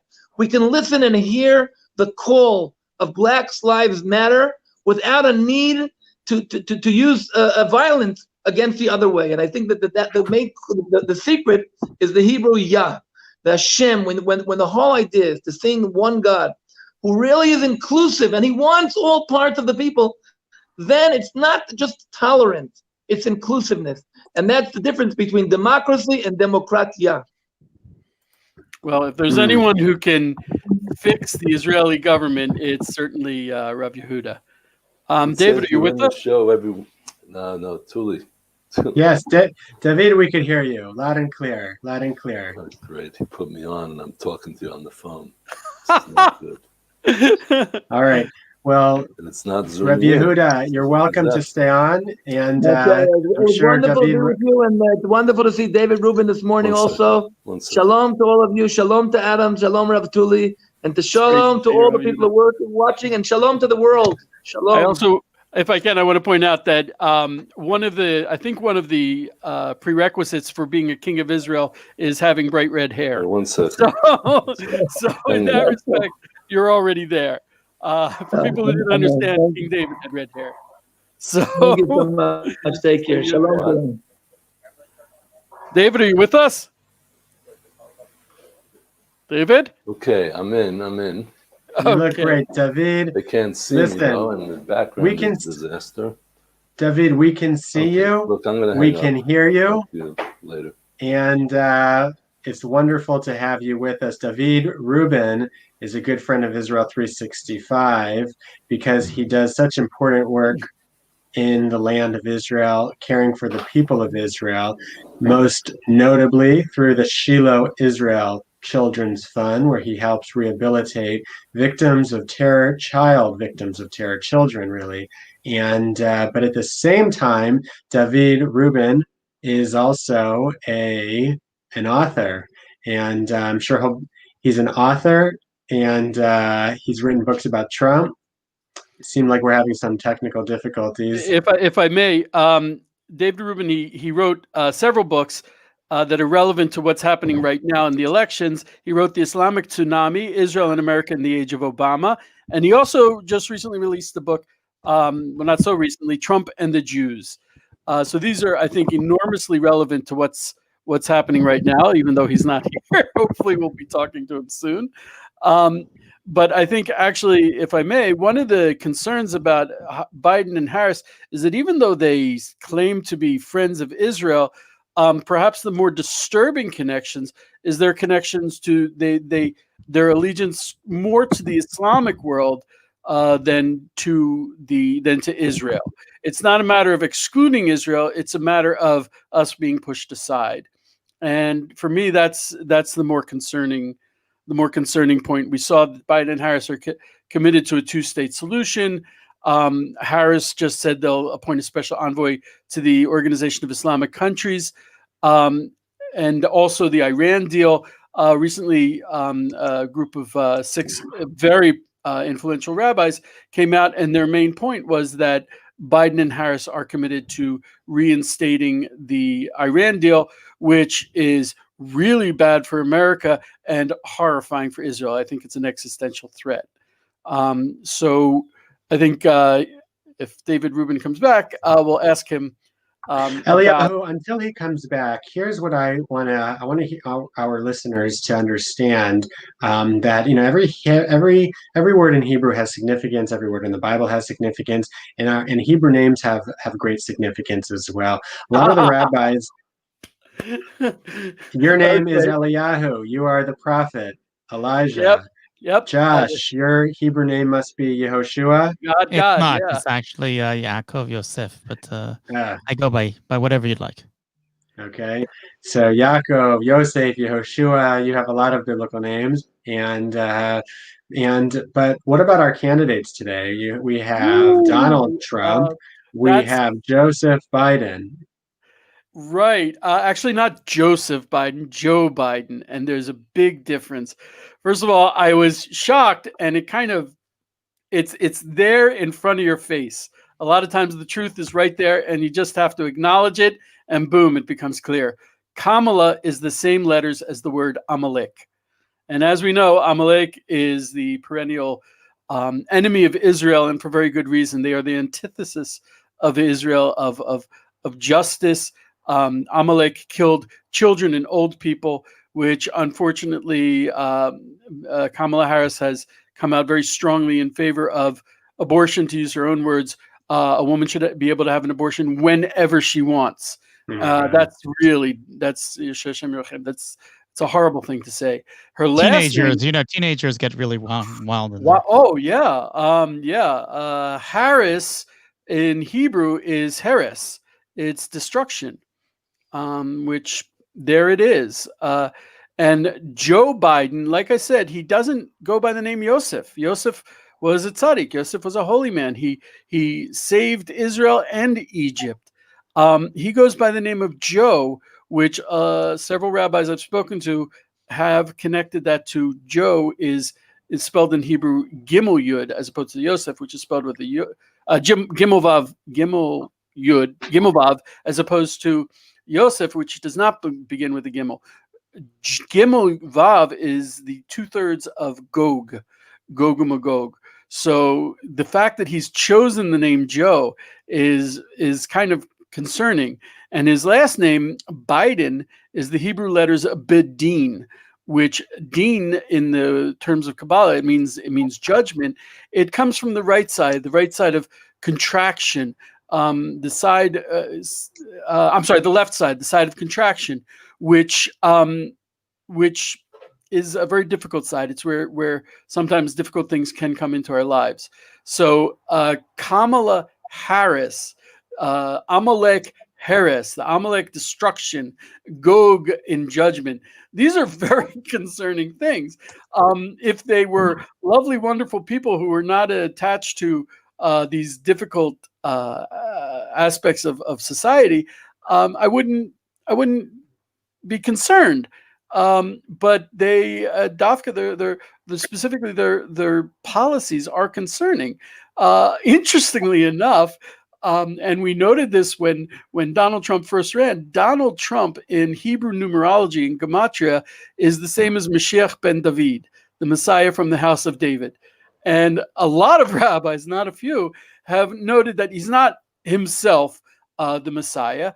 That he is going to be the one to usher the Messiah in. That's even more emphasized by his connection to Jerusalem. Right. A lot of people have also, thank you for that, Eliyahu. You're certainly the world's leading expert when it comes to prophecy, Geula, and the news. And it's interesting that, you made the comparison to the Mashiach ben David. And right, I don't think that anybody would, even the biggest Trump supporters would say that he is the Mashiach. Nobody would say that, but he's definitely an actor on the field, on the stage of the Messianic era, just like Cyrus was. And in the Bible, so it talks about in the book of Ezra and Nehemiah talks about how Cyrus he was the Persian king who allowed Israel, the Jewish people, to go back from exile to Jerusalem. And therefore, many people, many Christian leaders, many rabbinic leaders have been making the comparison for more than 4 years about how President Trump is a modern day Cyrus, or the Christians would say he has the anointing of Cyrus. And in fact, I believe, Josh, this morning, Pastor Mario Bramnick was speaking about that. Josh? Yes, I mean, if you don't mind, I have a hard time with this following all what Elio just said, but I'd like to address the elephant in the room, which is what's going on, what the president just announced, and its ramifications, which are huge. He basically declared victory in front of the nation. Ben Shapiro wrote a tweet afterwards saying, "No, Trump has not already won the election, and it is deeply irresponsible for him to say he has." Additionally, as he was making that announcement, the stock futures started to drop because of the uncertainty that he has pretty much declared victory, even though things are still very much in play in the air. And this is very disconcerting because we potentially could be put in a position in which for the first time in history, that two candidates could be declaring victory, and that is unprecedented, and that could lead to what we've been discussing already for hours now: potential eruption of violence from potentially both sides, and possibly worse. So I mean, if you can, we now have another guest on, but if we can address that at some point, I think that really is the elephant in the room and something that we should discuss. Yeah. because it is something which is very disconcerting for myself, at least. It's disconcerting from a political standpoint, and I think that it's has a lot of implications from a biblical standpoint. So we will discuss that when we have the opportunity to do so. I don't want our guest to wait, and so why don't we call in our guest? Okay, we got Josh Reinstein on, and soon we'll have our other guest on as well. Our good friend Josh Reinstein, who is here. And thank you, Josh, for joining us. Josh, can we hear you? Make sure we can hear you. I'm here. You hear me? We can hear you loud and clear.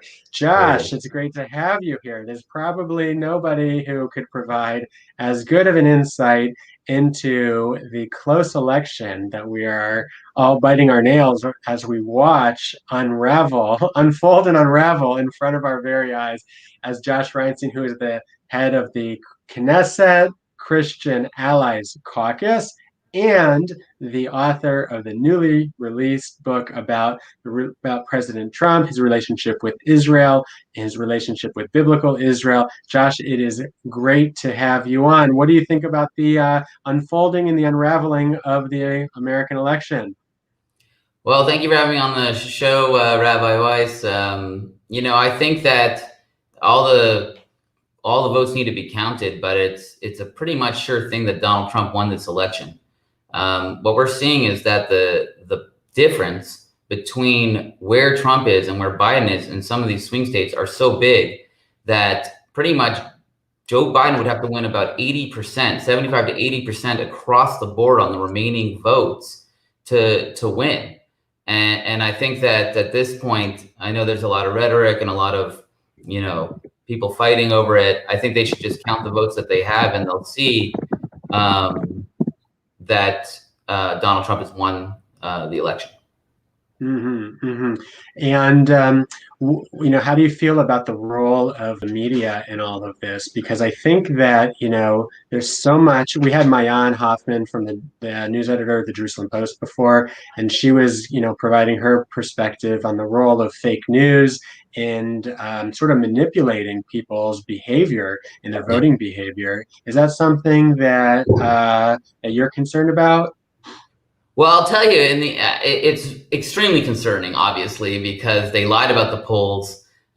Just take any of the states that Donald Trump won. He was expected to lose them. He won them big. I think he won Ohio by 8. He was supposed to lose it by 4. That's 12 percentage points. That's not in the realm of reason. Obviously, Twitter and Facebook locked down his campaign. He wasn't able to get his message out.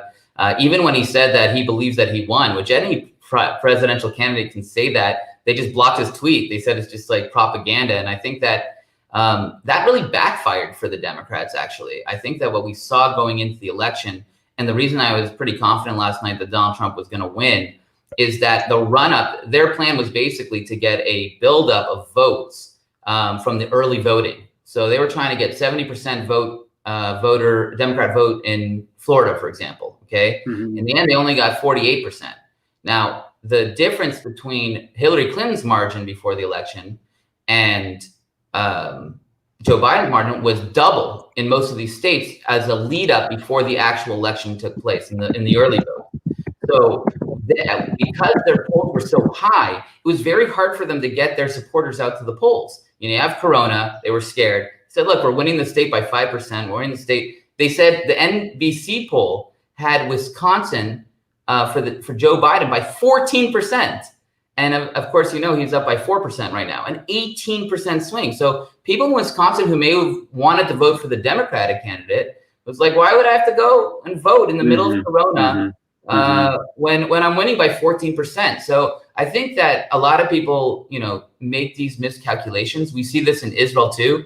Where they always say the opponent against Benjamin Netanyahu is going to win. And then the last day, everyone runs to the polls and votes for Bibi Netanyahu. I think it just backfires. So I think that it makes the media circuits look ridiculous, but also it's self-defeating.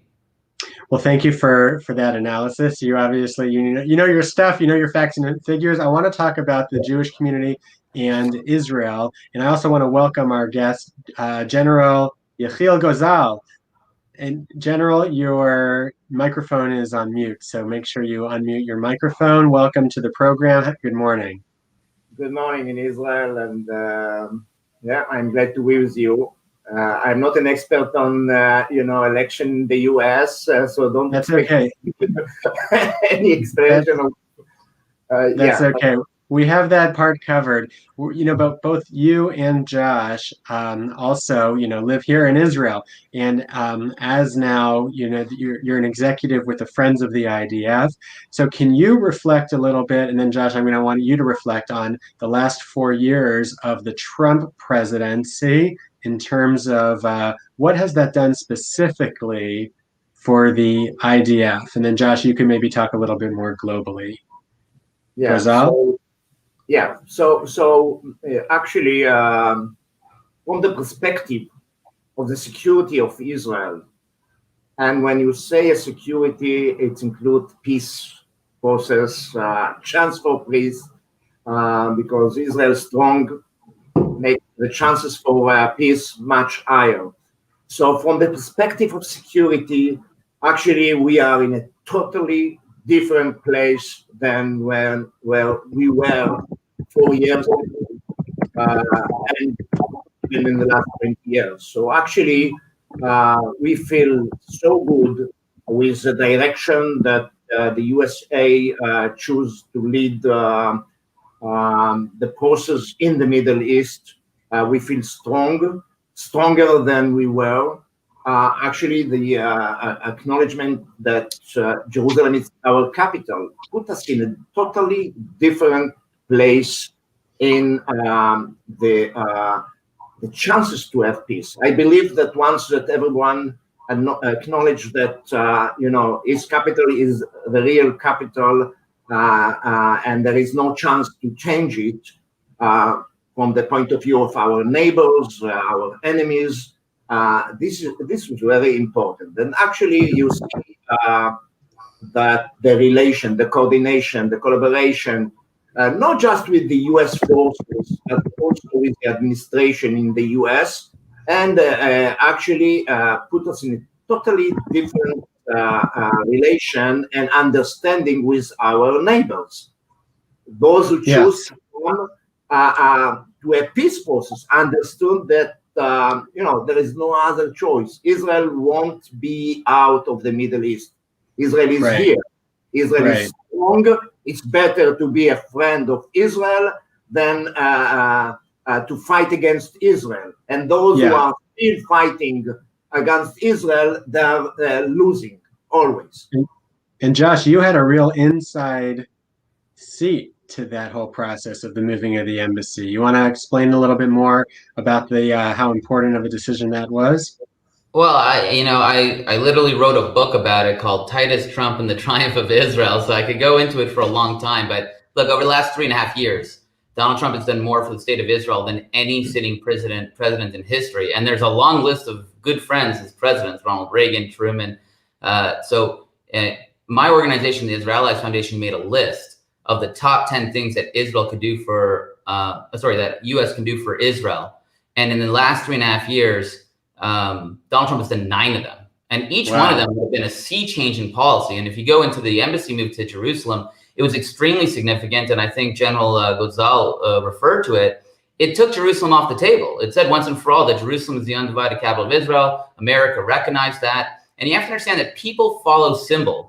The end of the Cold War was when the Berlin Wall fell down, and the end of the war in Iraq was when the statue of Saddam Hussein was toppled. Here in Israel, when they moved their embassy to Jerusalem, that was the end of the dispute over Jerusalem. Josh, I'm curious. What would a Biden presidency do to the to those 10 priorities, to the 9 that President Trump accomplished? Well, I think, you can speculate on a bunch of them if he's going to undo them or do them. But the biggest one that we know would happen is that Joe Biden would re-sign the Iran deal, allowing Iran to get nuclear weapons within 5 years. This is the only existential threat to the state of Israel. It's very scary for Israelis. It's why 70% of Israelis supported Donald Trump in this election. 26 said they didn't know, and 24 said they didn't know, and only 6% said they support Joe Biden. because no one wants Iran to get nuclear weapons, and we think that that deal was, as President Trump says, the worst deal ever signed in history. All right, well, I want to ask Gozal about the Iran deal because Gozal is somebody who spends a lot of time with American Jews, and specifically American Jews who care deeply about Israel, some of whom, many of whom, the majority of whom are Democrats. Now, how Gozal, because of your relationship with Jewish Democrats, American Jewish Democrats, and because of your position within the IDF, how do you see the Biden's position when it comes to the deal with Iran and Iran's nuclear capabilities? So I really don't know, and I cannot predict, but I can tell you that the fact that maybe most of the Jews are in America are Democrats than Republicans, although that we saw that some movement in the last 4 years or even more. I think it started even with President Bush, the son, that more vote for Republicans. But it doesn't matter for us because we, as friends of the IDF, those who support the IDF, those who support Israeli soldiers, we can support Democrats and Republicans. The big two donors that support the Israeli soldiers are actually one support Democrats, number one there, and the other one is Republicans. So in a way, what bothers them, they probably vote Democrats or Republicans, some of them because of Israel, but most of them because of, what's going on in America. But if you ask them about Israel, if you ask them about, decisions about Iran and their threat against Israel, probably they will support the way that President Trump chose in the last 4 years. It was actually something that put us in a totally different world, totally different situation, totally different threat. It used to be that a real threat for the state of Israel, not the Palestinian and not our neighbors. It was number one was Iran. The fact that President Trump chose a different way than the previous president support us a lot, and I hope that next president, if it's President Trump or Joe Biden, they will continue the same direction, because what you declare before election and when you come in your place, in your position, your responsibility and the experts around you will consult you to do something different or to continue the way that President Trump chose. And also we have a say in Israel, because after all, we have to remember, we are an alliance to the US. We are the long arm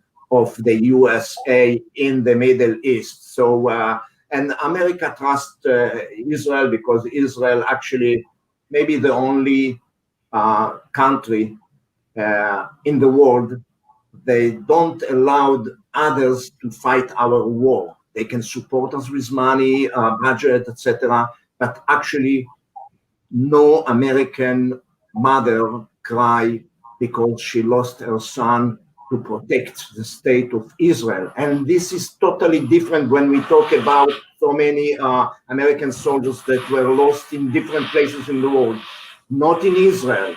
Not in Israel. Israel is doing everything by herself. So if the politics of America won't support Israel, who knows what will be the next day with the US forces that maybe will have to come and to protect Israel. And this will be totally different. We saw it in Syria, in Iraq, and other places in the Middle East.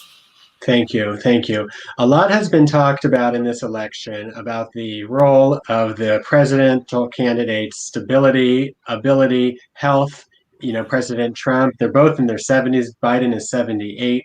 And President Trump obviously had corona recently. And so a lot of people are looking to the role of the vice president in a major way in this election. And it used to be the vice president was a sort of a ceremonial position. And now, if you listen to the way that Kamala Harris talks about it, everybody's sort of expecting her to be the one to continue to pick up the mantle and maybe even become the president. And I wanted to hear your thoughts, Josh, on the, if you were to compare the two vice presidents.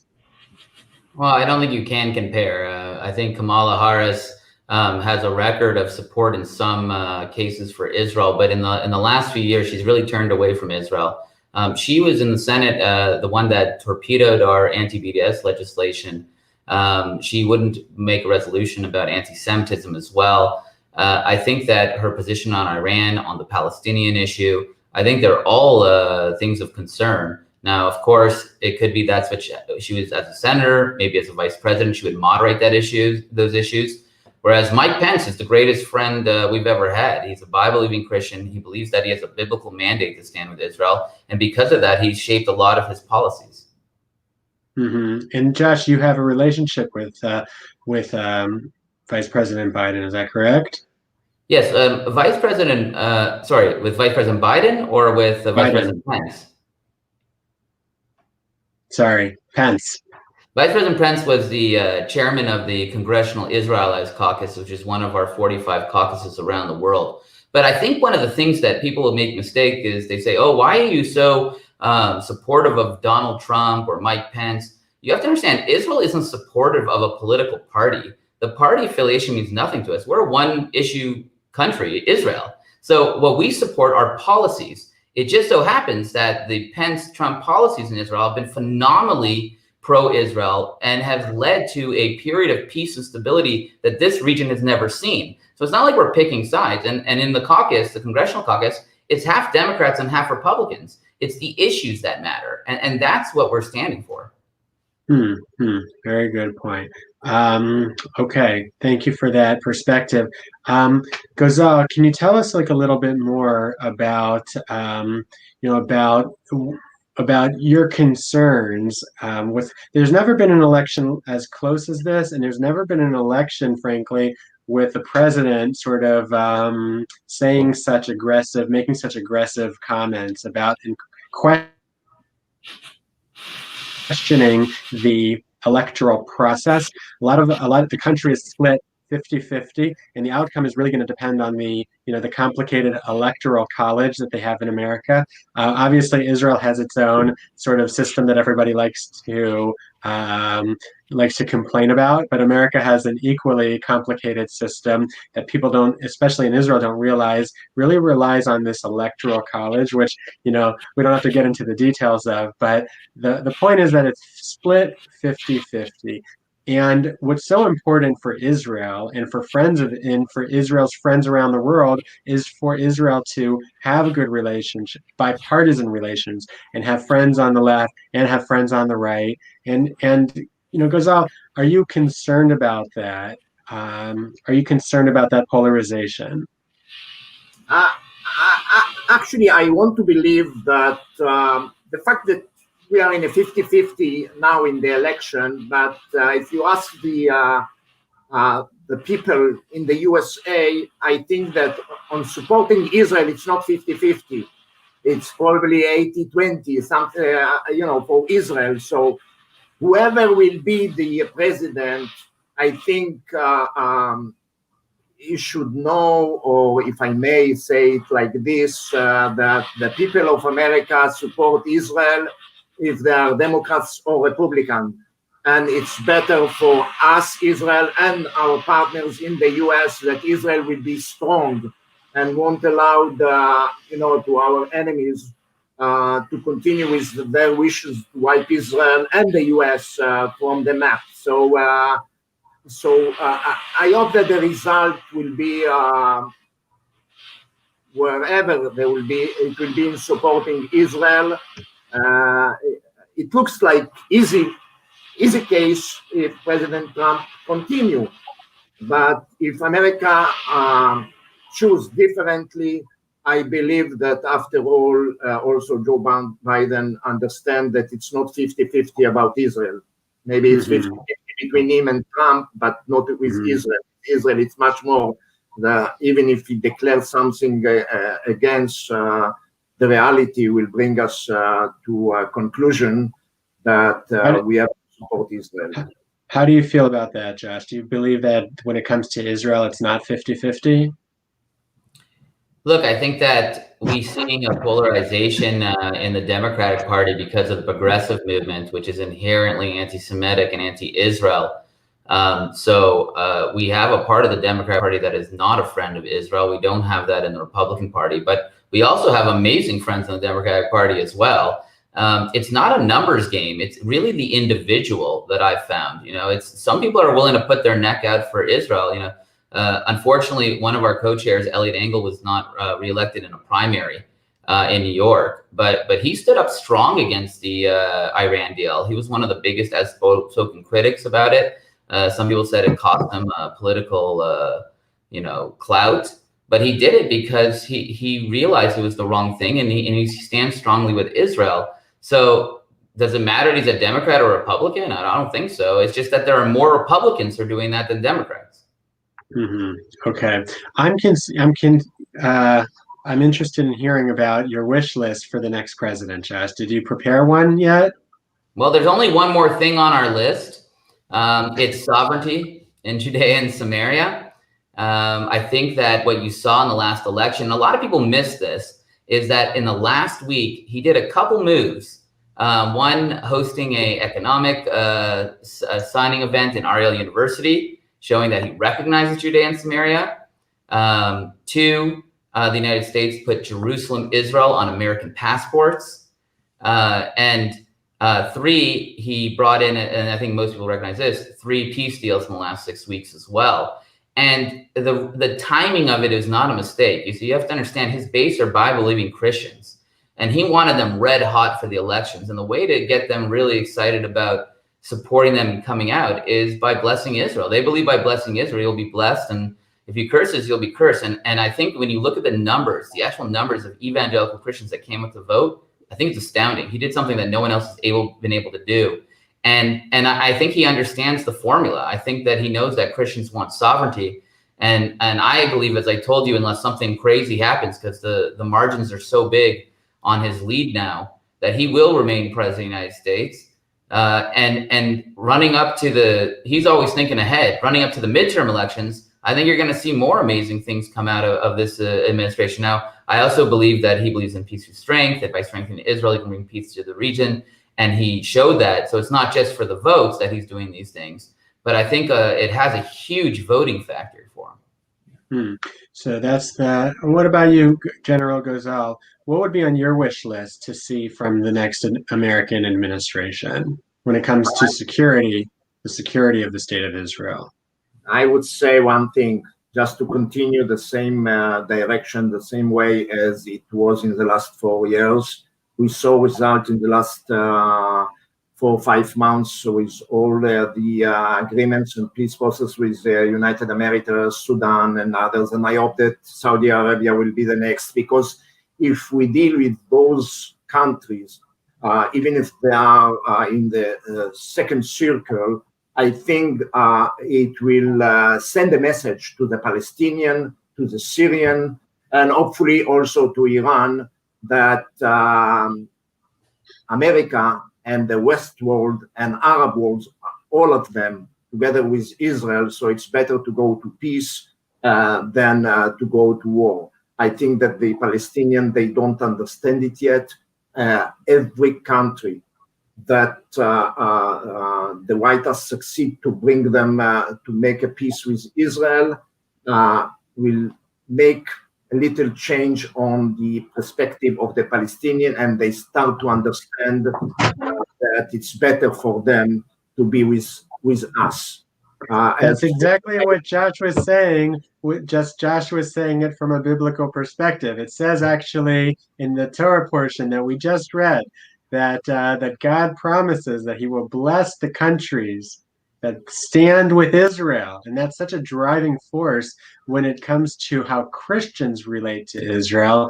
I don't know if that's such a driving force when it comes to how Jews relate to Israel. I think Jews are, sort of more intrinsically connected to Israel for lots of reasons, not just one Bible verse.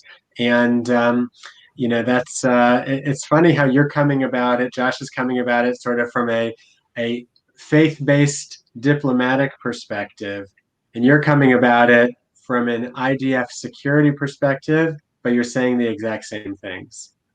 Absolutely, but don't be mistaken. The fact that the IDF and the security, it's not based on fighting about things that it's our assets. No, it's about the Holy Land. It's about the land of Israel. The existence of the IDF is to defend Israel. Israel as a land of Israel, Israel in the Middle East, Jerusalem, Judea and Samaria, everything around, and the people of Israel all around the world. So actually, when I'm talking as an expert in security, my roots are in the Bible, in the Torah. So it's not different.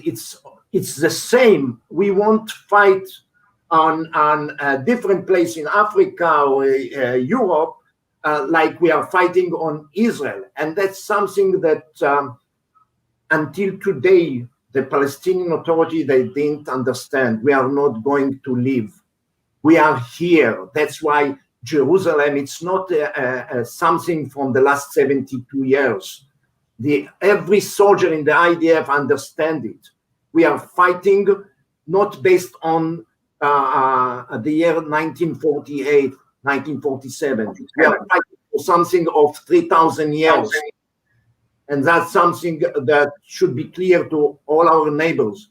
We can live together in peace and go together back 3,000 years and understand that, the fact that Jerusalem is here and we are here, and that's it.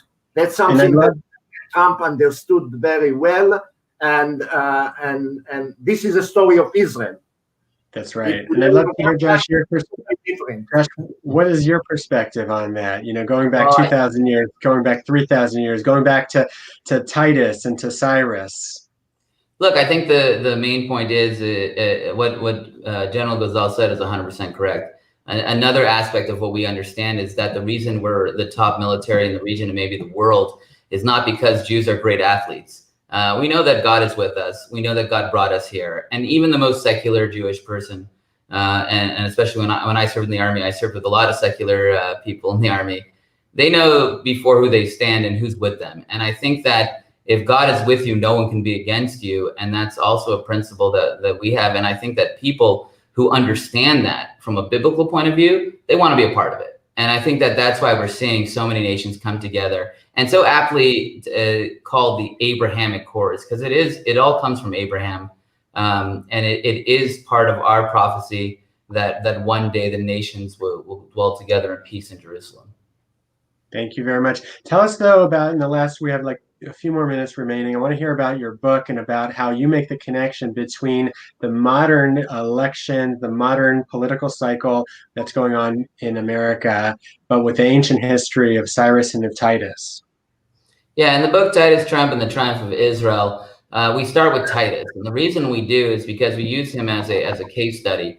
Titus destroyed the Second Temple, and he was so excited about it that he declared victory over the God of Israel. He said he beat the God of Israel, he beat the Jewish people. It's the end of monotheism. Paganism won. It was such a celebration that he actually built the biggest infrastructure project of the time, the Arch of Titus, which still, you can go to Rome and see it. It depicts the Jewish people kicked out of the land and the Roman soldiers carrying a menorah from the Second Temple. Now, in his life, he believed he was right, that he beat the God of Israel. It was the end of the Jewish people, and he was super excited about it. But people who know the Bible realize that that's not true. That was actually the beginning of our prophecy, when we were going to be kicked out of the land of Israel and then brought back to the land of Israel one day. And we prayed for 2,000 years in the direction of Jerusalem for that to happen.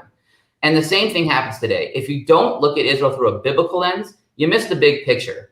And that's why not only are Bible-believing Christians such good friends of ours, but they understand the issues better than anyone else, because they understand what's happening from a biblical point of view. They see the fulfillment of prophecy in Israel. And that's also why a lot of the diplomats and the State Department and people around the world, they always misjudge the situation in Israel. They always give the wrong solution. And they always think that our solutions are wrong too.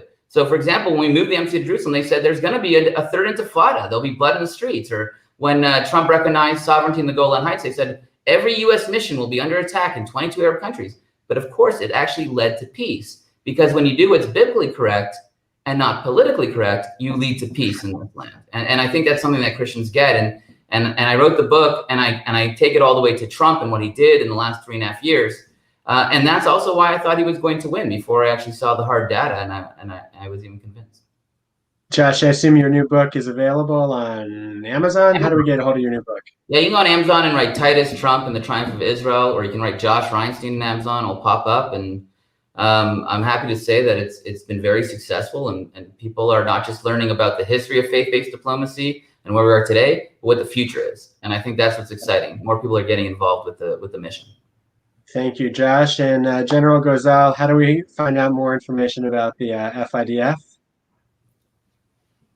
I was in the FIDF from 2003 to 2009, and then United for Israeli Soldiers in Israel, and now back to the FIDF. I am the executive director in Israel of the Friends of IDF.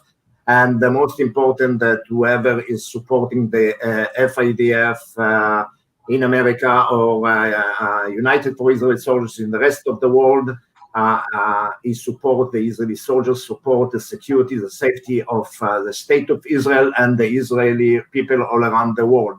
How to do it? Just go and see the FIDF.org. You get all the information there. And it's very simple. We are all around the US and Panama, and also in different places in the world. Everything that we are doing, the soldiers, yes, together. Today, you know that even in Israel, the IDF is leading the war against the COVID-19. And once that the IDF got the responsibility, we support the IDF to support Israel in the war, the front line with the COVID-19. And we have to remember that in spite of the COVID-19, we have to continue to protect Israel. If it's in Gaza Strip, if it's in Jordan and Samaria, in Lebanon, Syria, it's not quiet anywhere. And of course, working also about the second and the third circle of threats, like in Iran. We didn't talk here about intelligence, what we are doing and how we share it with the US. And that's something, for the American people and the American leadership that should know that, they have us here. And we are the front line of America in the Middle East. And we give much more than get from anyone. We are. Thank you so much. Thank you. Thank you. Lives were saved by the IDF, and that's very important because we are brothers. We are. So every penny that they give to the Friends of IDF or to the Israeli support the Israeli soldier, actually it support also the USA and support. That's right. Thank you, General Gozal, and thank you, Josh, for joining us. And we look forward to hearing a good outcome for Israel and a good outcome from the United States. Thank you very much, gentlemen. Amen. Thank you.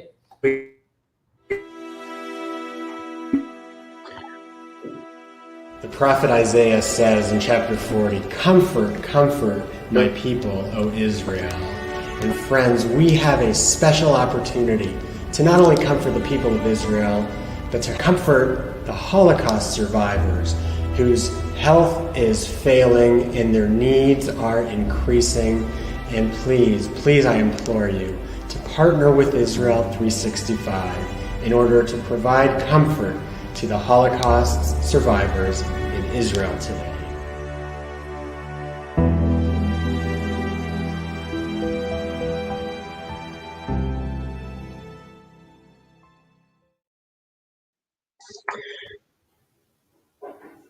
Shalom, Avi. Shalom, Tuli. Rav Tuli, how you doing? It's great to see you. We are having such an exciting morning today, covering the U.S. elections, the important elections the historic elections. They're important from a political perspective, of course, but they're also important from a biblical and spiritual perspective as well. We just had on with us General Yechiel Gozal from the IDF and Josh Reinstein from the Knesset Christian Allies Caucus. We've had just before that Rabbi Yehuda Glick, and now Avi, it's great to have you. You tell us a little bit about your perspective. You are the head of Israel Unwired and the Israel Video Network. You are one of the leading advocates for Israel on social media today. And tell us your perspective on this nail biter of an election. Well, first of all, thank you for having me, Tully. Really pleasure speaking with you, and thank you for everything you're doing for Israel and the Jewish people at Israel 365. Well, I'd like to start out as follows. I mean, I think the elections are going to go for President Trump. I think it's already clear, but it's not. We still don't know final results.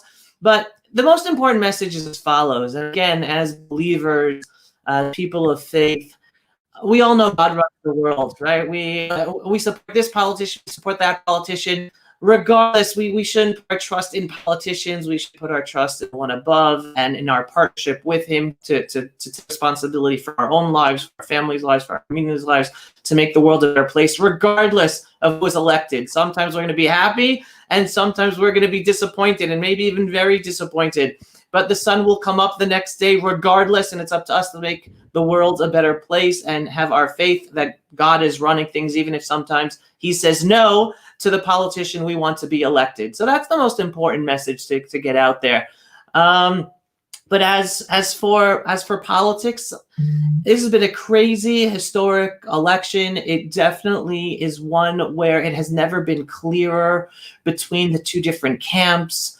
You have one camp that believes in working for, I'm going to be talking as an American Jew right now, actually working for the American people, working against sending more jobs abroad to help the American people.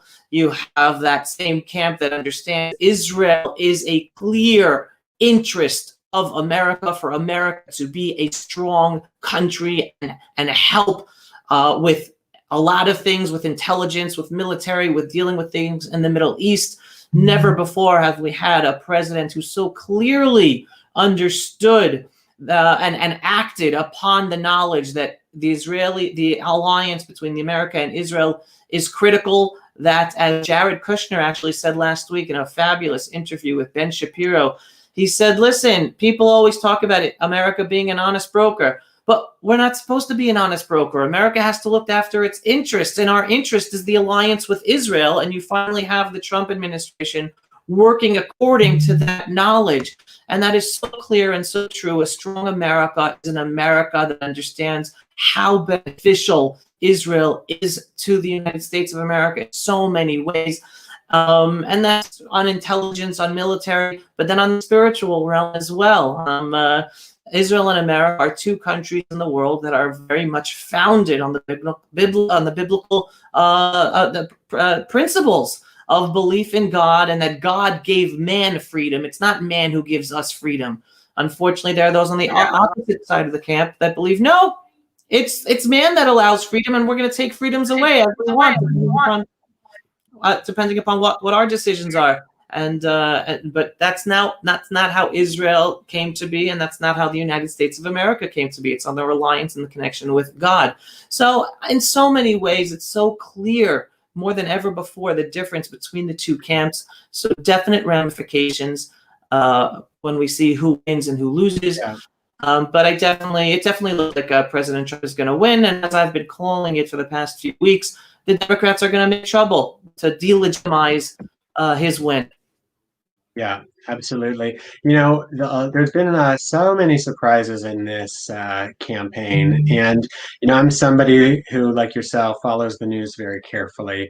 And I actually just got back from the United States. I was in America just last week. Right now, I'm in Bidud, in quarantine in my newsroom.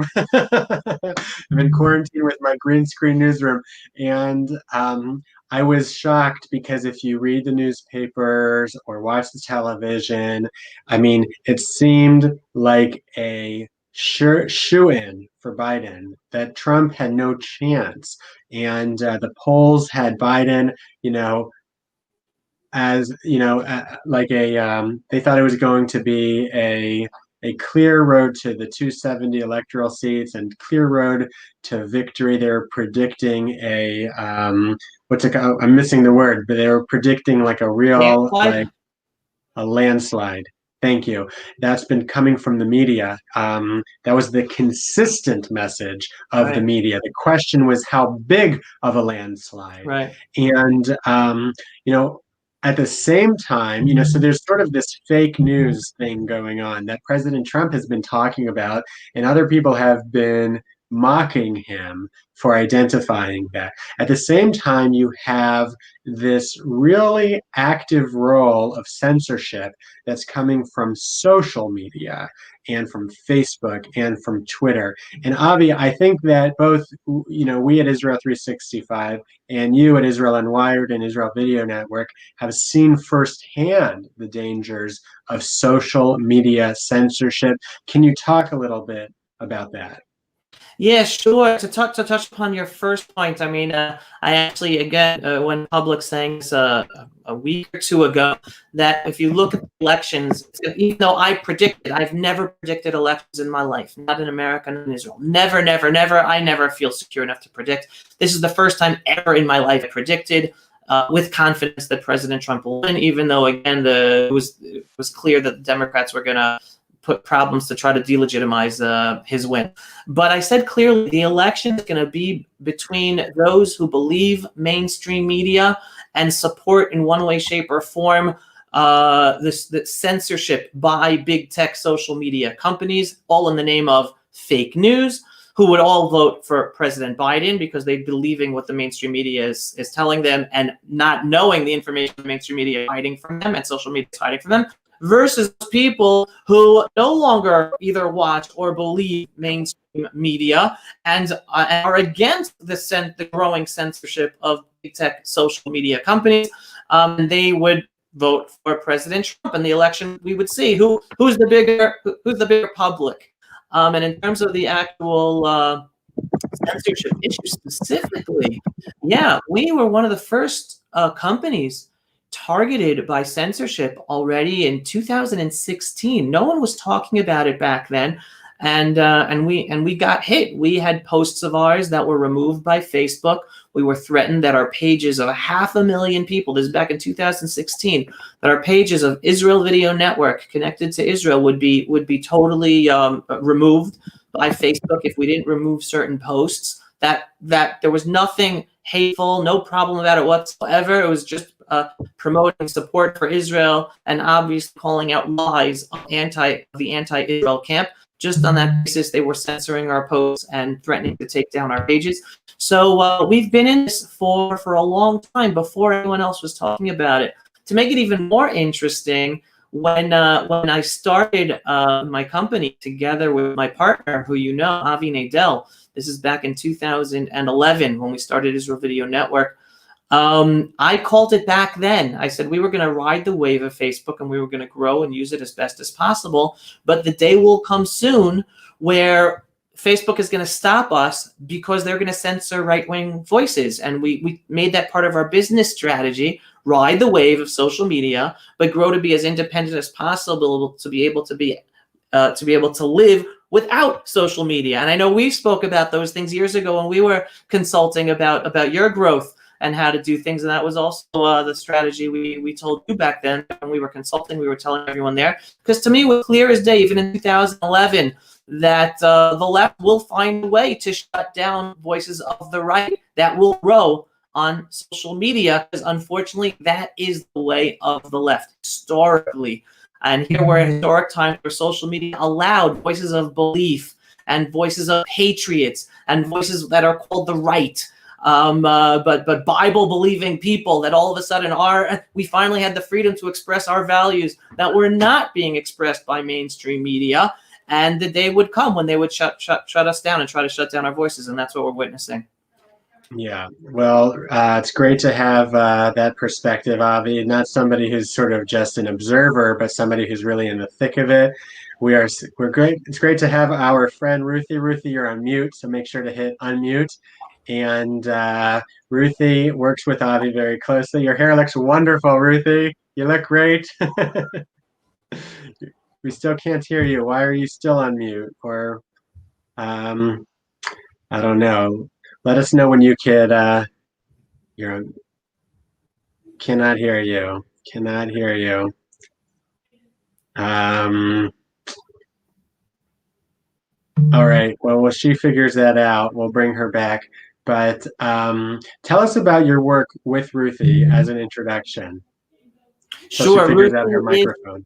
Sure. Ruthie works together with Sarah Pillay. They are a powerhouse team of Jewish women here living in the Holy Land, and they dedicate their time in working on strengthening the relationship between Israel and the United States of America, working with politicians in America on both sides of the aisle, both Republicans and Democrats, to bring them to Israel and show them Judea and Samaria, give them sides to the issues of what Israel is dealing with that they are not given by the mainstream media, by the other lobbying groups in Washington, or that might even bring them to Israel.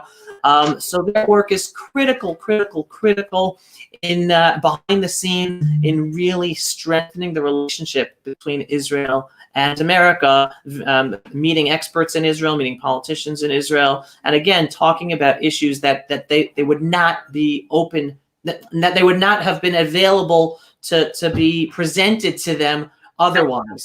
So yeah, Ruthie and Sarah are a powerhouse of Jewish women here in the homelands. Ruthie, Can you hear me now? are you feeling the power? Are you feeling it? So powerhousing or falling asleep, one or the other. Yeah. It's been a long night. Were you up all night, or did you get up early to watch the election results?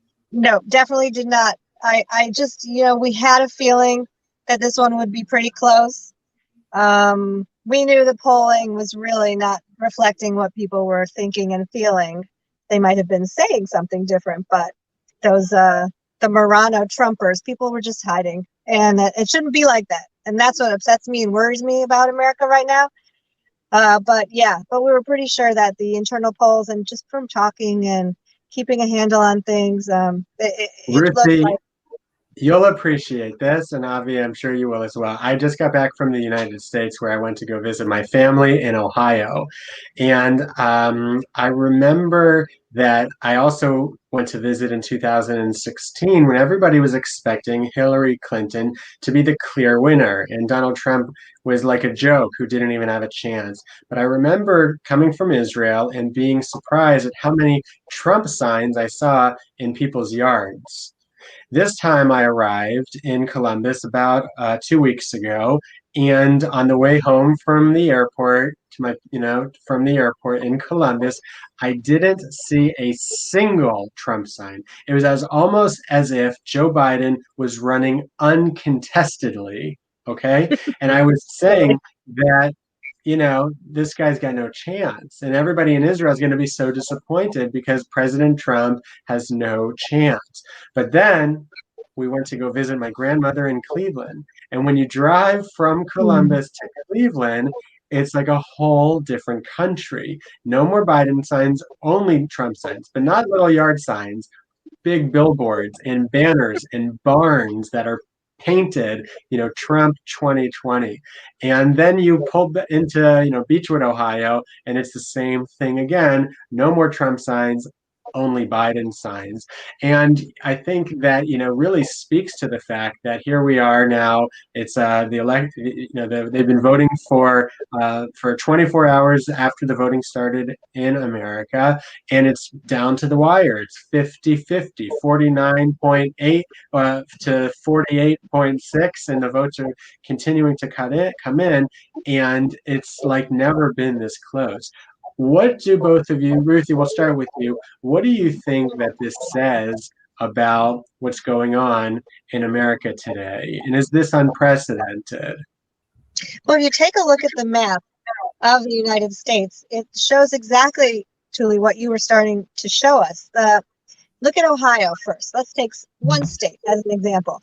Florida is a close example too, but Ohio, it's even more clear. The polls were showing a 0.1, something like that, advantage to Trump, and now he's taking it by a full 8%. So, and I think those are still the numbers as of at least an hour ago. And so there's a surprise there because we underestimated the power of the people who were quiet. And if you take a look at the general map, you see it's almost, I mean, it's amusing, but it's a little scary. The city centers are blue and the entire states are red.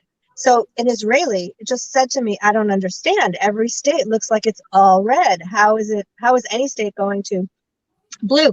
And you have to explain that those are set population centers. So that you look at some big cities and those are blue, but they're tiny on their map of their state, and then the rest of the state is all red. And that really shows that the rural population is conservative and the cities are more democratic, but mixed. So that's where there's room for change. I think people will see that we're going to see more of a move towards a change, not in the rural areas, but in the cities. They're the ones deciding it because they're the ones changing a little bit. In Philadelphia, they're talking about whether there will be voter fraud or not. Why? Why Philadelphia? Because it's such a center bastion of Democrats that the Republicans they're not even being let into the polling booths where they have these yellow, they have a yellow piece of paper that should let them in to check how things are going and if things are going legally, and they're being kept out. So the Democrats know that their central power comes from their cities, and they don't want to erode that power in any way, because then you'll see a map that really it tends towards the red, and that's what we saw in Ohio. And there's huge support for Trump in Ohio, and he won it easily, more easily than expected. And Florida is fairly the same. We're not seeing it as much in Wisconsin, in Georgia, but that's the trend. Mm-hmm, mm-hmm. And Avi, would you agree with that trend? Yeah, and you want to know, I'm going to use Florida as an example. I've been someone talking about for ages how put white Americans aside. I mean, I hate all this this geographic breaking up of groups, or not or identity stuff. But put white Americans aside, put Jewish Americans aside. We're not all white, we're Jews, right? Let's focus on Florida. I've been talking about the minorities of America, how they have been going through a change since the Trump administration. And I think we're going to see the final polling numbers, and people are going to be shocked at the level of support for President Donald Trump, the growth in the African American community and the Hispanic community. And just now, supposedly, Miami-Dade County in Florida is supposedly one of the strongest Democratic counties in all of the United States of America. And again, because of that minority vote, the Latino Hispanic vote. And this election, the Democrats are running with the tail between their legs. The Hispanic vote has jumped into unbelievable numbers in support of President Donald Trump. I don't have the final figures in front of me, but you're seeing, again, I defined it before, those people who believe mainstream media and those people who no longer believe mainstream media. Because if you believe mainstream media, Trump is the biggest racist that ever sat in the Oval Office, the biggest anti-Semite who ever sat in the Oval Office. Well, then why the jump in support from African-American communities if he's such a racist, and from the Latino community? It makes no sense. Those who actually see his actions, who actually listen to what he says, not through the filter of mainstream media, they say, all right, he might not be the most polished guy in how he speaks, and some things you wish he might not have said and not tweeted, but in terms of his policies, in terms of his actual caring for the American people and the minorities and those in the lower socioeconomic places in the United States of America, he's really helping. And I'm very scared about the growing division in America, because if you look at President Trump, he's someone who is really caring for the American people and challenging the existing power structures, the power structures in Washington, D.C., the power structures of the foreign policy institutions where there are billions of dollars of contracts there, the power structures of the peace industry, there are whatever millions or billions of dollars that go through all those think tanks, and his policy of using real logic and rational thinking and reality to try to help the American people and help the freedom-loving world is challenging these power structures, and these power structures have control over the corporate-owned media companies. So they're pushing the centers that believe them, which are in the cities, the more liberal-minded centers, and it's creating a big hatred, and that hatred's only going to grow. And I'm afraid. I mean, when else do you have an election in the United States of America where shop owners boarded up their shops in cities because they're afraid of the election results in writing? Never before, and that's very scary that America has gotten to this place. It is scary. It is scary. You're right. And I wanted to ask you both, because you both live in Gush Etzion, right, in the Yehuda v'Shomron, Judea and Samaria, which is probably, until the Trump administration came around, it was considered by the whole world and even by America as the source of not only the problems in the Middle East, but really the problems in the whole world. And there has been great strides made to recognize the Yehuda v'Shomron, Yehuda and Judea and Samaria, and by the Trump administration, although that hasn't happened yet. And I wanted to ask what you would anticipate would be the difference in the administration as it relates to Judea and Samaria in both the Trump administration and the Biden administration. Ruthie? Well, it's the Jerusalem street behind me. So just for people watching, you should enjoy seeing a Jerusalem on a sunny morning that's about to be a terrible downpour. Thank you for taking us to Jerusalem Street for this broadcast. Hello, Jerusalem. Yeah, listen, it's conjecture. It's based on what we've seen and what we know. But anyone who says, I know exactly what's going to be, take it with a grain of salt. In general, we have had a wonderful 4 years of rebuilding after an Obama administration that really undid a lot of the progress from decades. Working with the State Department now on issues point by point to fix what was broken has been really a pleasure, because you're working with people who are not only open to changing things and to redoing what was done, but people who understand, people who spent a lot of time here. We bring politicians to Israel because we want them to have an experience here without being spoon-fed by that media that Bobby was talking about, or by the trip to Israel that's kind of doesn't really get into the nitty-gritty. We want them to see it all, and they go back and they're educated. So we're working with people like Secretary of State Pompeo and people in the White House who will go unnamed and unsung, but they are heroes, who are willing to look at it and say, oh, the State Department puts out a human rights report every year and bashes Israel.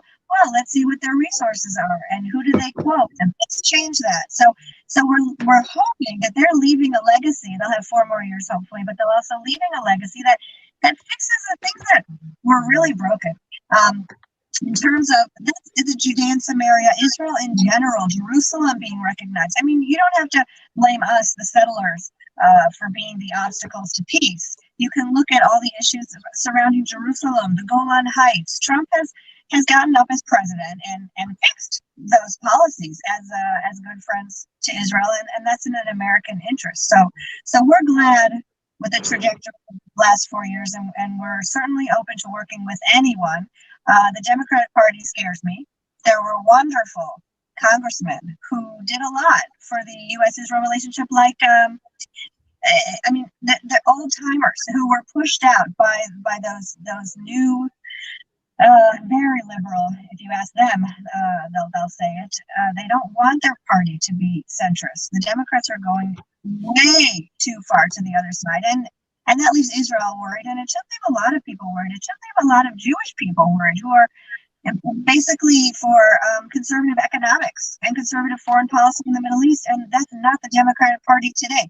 So they should be afraid when they're pushing out the the people who have led the party till now, they're going to see a change to the left that I think will leave us all really scratching our heads and wondering how we ever thought that would work.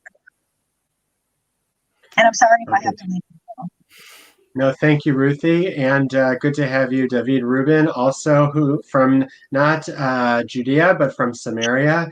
We were just speaking to your friends Ruthie and Avi, and Avi was just going to give us the perspective on what the difference would be between a Biden administration and a Trump administration when it comes to the settlements in Judea and Samaria. And then David, of course, we'd love to hear your perspective on that as well. Go ahead, Avi.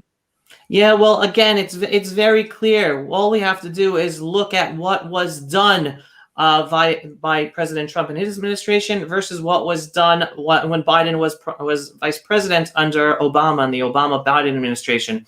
And I'll give just two very quick examples. Just now, Israel announced the building of 5,000 new homes in Judea and Samaria.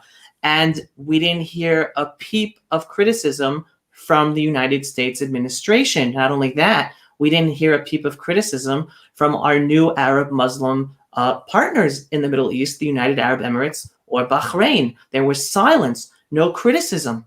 Yet under Obama-Biden, I think it was Joe Biden himself, when Israel announced the building, not in Judea and Samaria, but in Jerusalem, Joe Biden criticized Israel, and Prime Minister Benjamin Netanyahu stopped the permission for that building in Jerusalem. So again, that's one example of action of what we have under a Trump administration and the changes that have impacted the Middle East, where even the Arab Muslim countries are not criticizing us for building in Judea and Samaria anymore because they don't have the support in Washington, versus what what Biden will bring that he already did under Obama-Biden. And the other thing are the historic wrongs that the Trump administration are changing, that now there is scientific research that America will give Ariel University in the Shomron that David could speak about, correcting a historic wrong that the United States would not give research funds because they viewed an academic institution in Judea and Samaria as not part of Israel, and therefore they wouldn't give funds. That's been corrected. Now, as of last week, any American Jew born in Jerusalem will have his place of birth written as Israel, like everyone else born in Israel or any other country outside of the United States. This administration is correcting historic wrongs that not only did Obama-Biden not correct, but they did their own wrong, very harmful policies to Israel, like supporting by abstaining the harmful United Nations resolution against Israel, the first time ever the United States abstained on a resolution against Israel. So the record is there of how unbelievably good President Trump and his administration has been. We hope and we hope and pray that will continue with his win. And we have to be fearful if Biden ends up winning, which I don't think will happen, if he becomes president, of returning to those policies that are harmful to Israel, therefore harmful to America and the whole freedom-loving world. Avi Abela, thank you so much for joining us, and we hope to hear positive outcomes today. And thank you again for joining us. Amen. Thank you, Avtuli. David Rubin, shalom, good morning. Well, good morning to you. I see you went from being indoors to being in your beautiful studio overlooking the hills of Samaria. Absolutely, absolutely. I apologize for any technical difficulties before this. So happy to be with you, Tuli. No problem at all. It's always good to have you on and to hear your perspective. And just for our viewers, so we have people who are, by the way, watching on YouTube right now. I want to welcome everybody who's watching on Facebook and, of course, on Israel365news.com. Want to welcome everybody. We're living through such a wild ride right now. The historic election between President Trump, Vice President Biden, it is so split right down the middle, 50-50, and it's going to come down to the complicated electoral college, and it's going to come down to counting votes. It could take a while, and I hope it doesn't get ugly, but there's a lot of people threatening violence right now in America, and it's just unprecedented. And we are happy to have you, David, to provide not only the political perspective, but also a spiritual perspective as somebody who is the head of the Shiloh Israel Children's Fund. You take care of child victims of terror in the Judea and Samaria. And you're also a prolific author, and you've written books, God, Israel, and Shiloh, Peace for Peace, Sparks from Zion, Islamic Tsunami, more Sparks from Zion, but also your most recent book, which is doing amazing on Amazon, is Trump and the Jews. And just tell us briefly your perspective on the relationship between President Trump and the Jews and what he's accomplished for Israel over the last 4 years. Well, it's always a fascinating topic for me, Tuli, because I grew up in New York, and I grew up in the outer borough of Brooklyn, and Trump grew up in the outer borough of Queens. And these were the middle class areas. I mean, Trump wasn't middle class, but his father was a developer, and he was very successful. But Trump grew up in his father's business. He learned certain values, and a couple of the values that he learned were hard work, working for something, and learning to be thrifty at the same time and to be responsible. And those values have served him well all through the years. Now, he was also in his life as a businessman in New York, he was very much an out-of-the-box thinker. And that's why he got elected. And much more than that, that's also the reason why he was able to do so many great things for the Israel-United States relationship. Now, we can go down a long list of those accomplishments. Sometimes people are so focused on the deal of the century and, whether it was good, whether it wasn't good. I can certainly discuss that at length. But the fact is, the moving of the embassy in Jerusalem, the recognition of Jerusalem as Israel's capital, the recognition of the strategic Golan Heights as an integral part of Israel, the closing down of the PLO shadow embassy in Jerusalem, the halting of economic aid to the Palestinian Authority as long as they continue to fund terrorism. And let's make it very clear. The Palestinian Authority, that quasi-governmental authority that rules in the Palestinian autonomous areas and beyond, they give a payment, a financial payment every month, a salary, to every single terrorist that kills or wounds a Jew or an Israeli. And as you know, Tuli, I myself was wounded in a terrorist attack along with my then 3-year-old son. I was shot in the leg, he was shot in the head. And those terrorists, to this day, they've been in jail for any number of years. Those terrorists from the Palestinian Authority. They've been in jail, yes, but they have been receiving salaries every single month through their families by the Palestinian Authority. President Trump said, no more, no more. That's got to end if you want to have a relationship with the United States. So I could go on and on with all the accomplishments, but I think it's pretty clear. Yeah. You're our first guest. We had a great lineup today. We started off the morning with Israel Gans from Shomron, from your area, and Mayan Hoffman from the Jerusalem Post. We had Yehuda Glick, former MK, who's now running for president in Israel, Avi Abelo and Ruthie Lieberman, who you saw. We also had Josh Reinstein and General Gozal from the IDF. We've had a great lineup.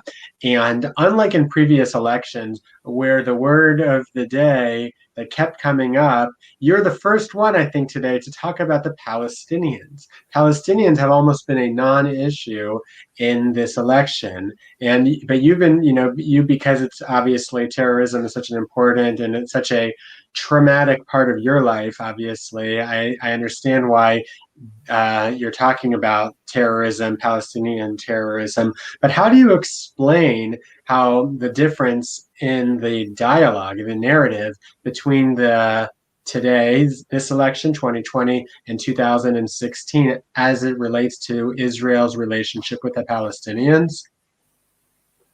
Well, look, first of all, you have to discuss the Palestinians if we're talking about the Middle East. Obviously, the Middle East wasn't a big topic of discussion in this election because the Biden people and the Democrats were pushing this line all the time that Biden is a true friend of Israel, and that he has his disagreements with Trump, but it wasn't hammered home as much as I think it should have been that Biden was one of the big supporters of the Iran deal, the Iran nuclear deal, which basically gives them a path to a nuclear bomb within a couple of years, and which allows them to have their underground facilities, many of them that are not being checked, that don't have to be checked according to the nuclear agreement. It also gave them billions of dollars to distribute to the terrorist organizations like Hamas and Hezbollah. 1.8 billion of those dollars were delivered in cash by the Obama-Biden administration in the dark of night, the very night that deal was signed. So I think it's very relevant to talk about all these issues. As for the Palestinians, well, President Trump is responsible. And, I'll give some credit to Prime Minister Netanyahu also, but it's mainly President Trump who accomplished and did the mediating to allow 3 Arab nations just in the past couple of months to sign peace agreements with Israel, normalization deals, and that is without the Palestinians. Okay, so the Palestinian veto over any kind of peace agreements between Israel and other countries in the Middle East has been removed. The Palestinians no longer have that veto. So that's a big thing. That is a very big thing. I think it needed to be discussed more during the campaign. President Trump brought it up. Obviously, the left-wing mainstream media shut it down, and it wasn't a big topic of discussion. I agree. I'd like to ask you, you have a book called Peace for Peace, and talking about the land for peace and peace processes. Obviously, in the last 6 weeks, there have been 3 peace treaties that Israel has signed with Arab neighbors. What do you anticipate going forward in a Trump administration versus a Biden administration when it comes to Israel achieving more peace agreements with her neighbors? Well, I think, first of all, we have to understand that President Trump has a heart for Israel. And that I really think that is the bottom line. President Trump really does care about Israel. And it's for a variety of reasons. Obviously, his Christian evangelical base is very pro-Israel, and therefore President Trump is going to want to please them. Secondly, obviously, it's on a more personal level. I mean, he does have a Jewish daughter who is Sabbath observant together with her husband and children, and does strongly identify with her faith, with her Jewish faith. And President, sometimes we say that there's a running joke. It's kind of a sad joke. Which is what is the difference between a Reform rabbi and President Trump? And the answer is that President Trump has Jewish grandchildren. So I think it's kind of sad that the state of assimilation in the United States among American Jews is so great that they're not keeping their children in the faith. But I think it's an important factor if we want to understand President Trump. That President Trump really does care about Israel. Now, as far as Judea and Samaria and any peace agreement with the so-called Palestinians, Well, I think it's important to understand that the deal of the century, which spoke of 30% autonomy for 30% sovereignty for Israel in Judea and Samaria, well, that's not going to happen as 30%. It's going to happen eventually as 100% of Judea and Samaria. But there's a process going on, and the Palestinians are never going to accept 30% sovereignty for Israel, and therefore it's going to be a non-starter. I mean, the deal of the century really is not going to go anywhere as the deal of the century, and Israel will ultimately, if Trump is reelected, Israel will ultimately declare its sovereignty over all of the areas that are currently in Israel's control. What else would be on your wish list with a Trump administration? We had Josh Weinstein on before, and he said something amazing. He said that when the Trump administration began 4 years ago, so because of his relationships with Vice President Pence, so there was some kind of dialogue there, and they asked Josh Weinstein and the Knesset Christian Allies Caucus to make a wish list of what you would like to see, and they came back with 10 items on their wish list, and President Trump achieved all 9 of them. They said they would be happy with 3, and Trump achieved 9 out of 10. What's the one thing that was remaining would be the recognition of Judea and Samaria. What would be on your wish list for 4 more years of a Trump administration? Well, that sounds very much like President Trump, and it backs up what I said a moment ago, that his heart is with Israel, and if your heart is with Israel, and if your political alliances back that up, so ultimately it's going to be okay, even if there are some disagreements along the way. President Trump spent about 3.5 years learning about the Middle East and learning about Israel, and learning about its relationship with the Palestinians and its relationship with the Arab countries. So as far as a wish list goes, look, it's a mutual relationship.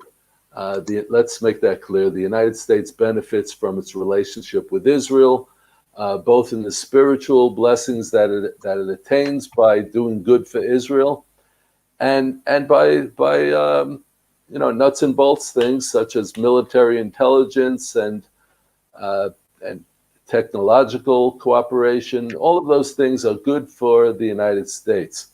Now, as far as Israel's concerned, of course, we would like to see President Trump and his administration give full backing for Israeli sovereignty over all of Judea and Samaria, the so-called West Bank.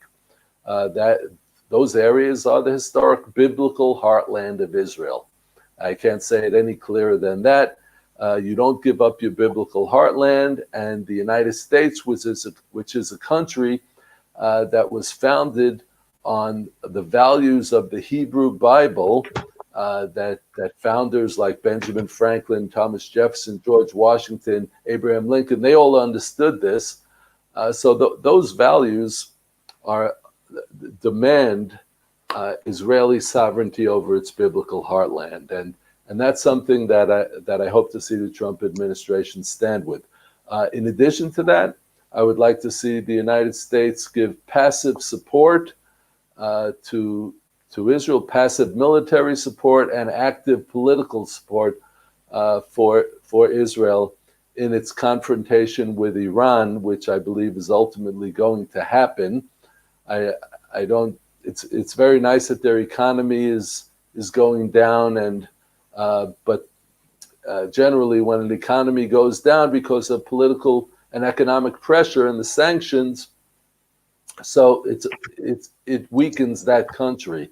So Iran is being weakened, but the regime and its hold on power is not being weakened that much because they're just transferring funds to propping up their regime, and they're suppressing the popular rebellion from the people. So if the people in Iran don't succeed in overthrowing the regime, then Israel is going to have to overthrow the regime themselves and to stop the nuclear program with preemptive action. I hope that the United States will stand with Israel, passively as far as military support, meaning that they will give us the backing of equipment and so on that is needed.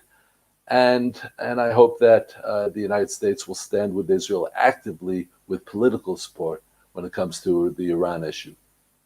And what do you think about the scenario with more peace treaties with other Arab countries? Is that something that you're hoping we will have, or something that you're skeptical about?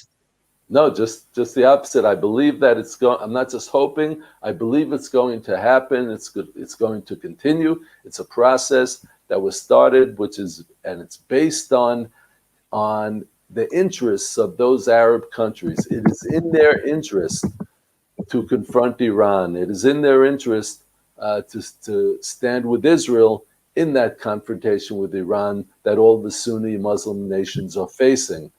And it's also in their economic interest and technological interest, agricultural interest, to have a good relationship with Israel.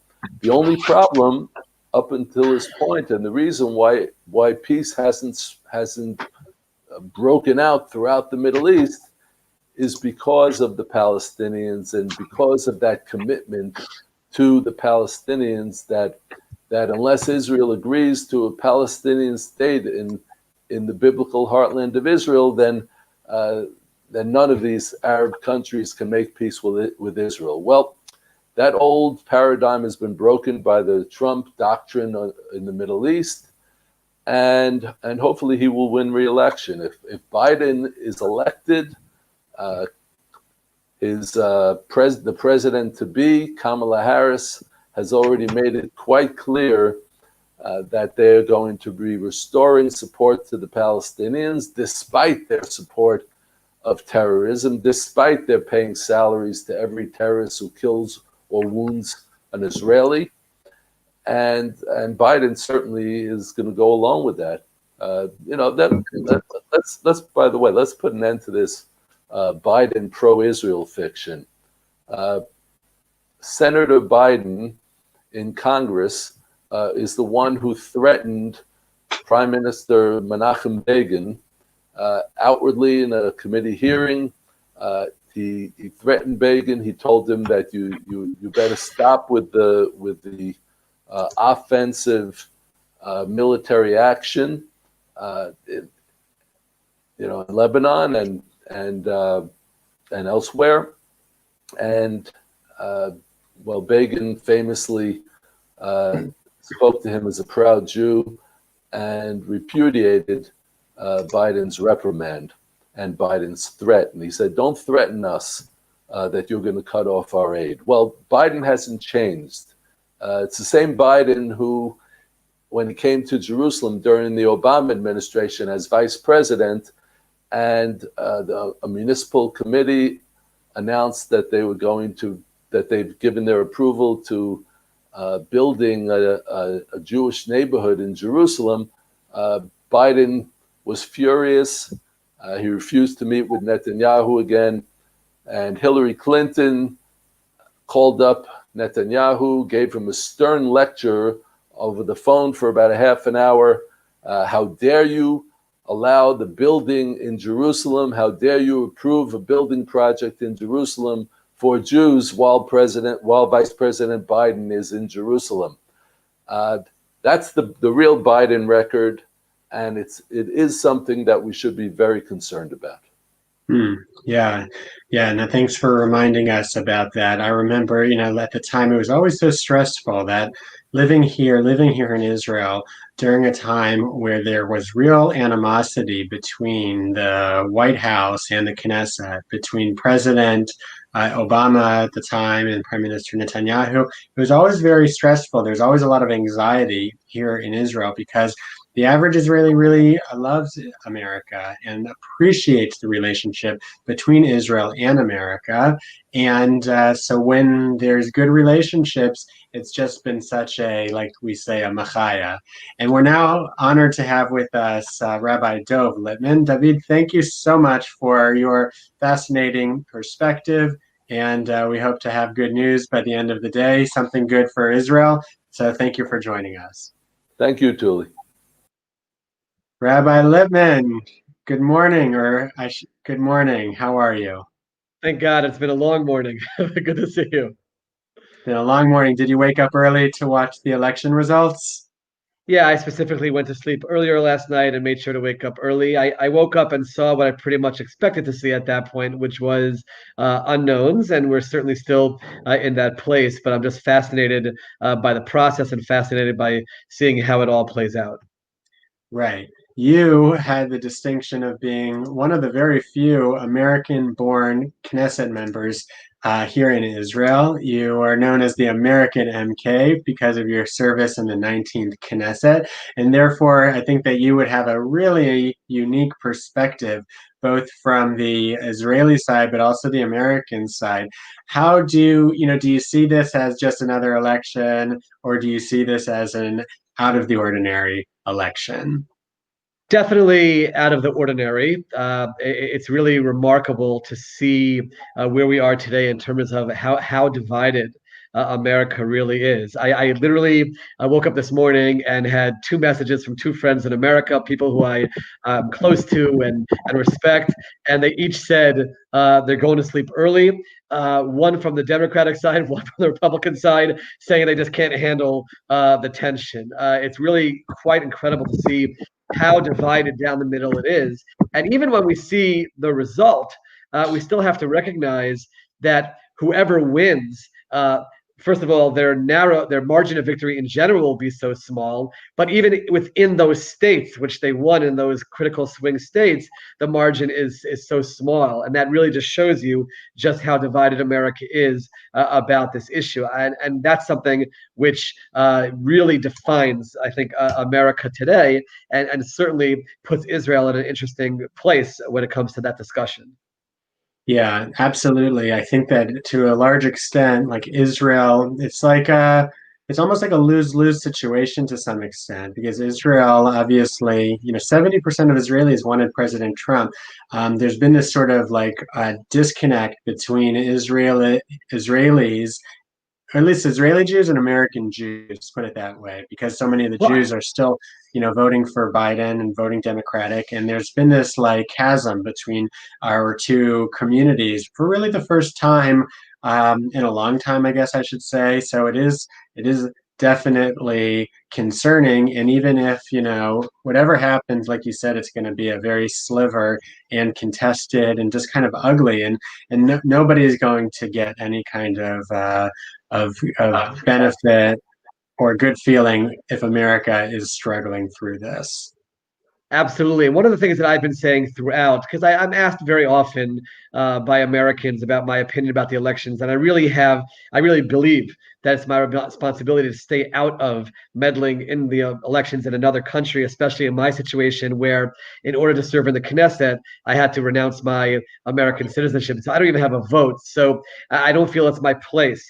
If a person is asking me, who do I believe is best for Israel, that's a very different question. And that I do feel comfortable weighing in along with the 70% plus of Israelis who are certainly very happy with the moves that have been made by President Trump for Israel. Now, it's not my place to tell an American voter, vote for an American president based on what I feel is best for Israel. Everybody has to take into account whatever they feel is most important. By the way, it's very interesting to see that the exit polls are showing the number one issue for American voters was the economy.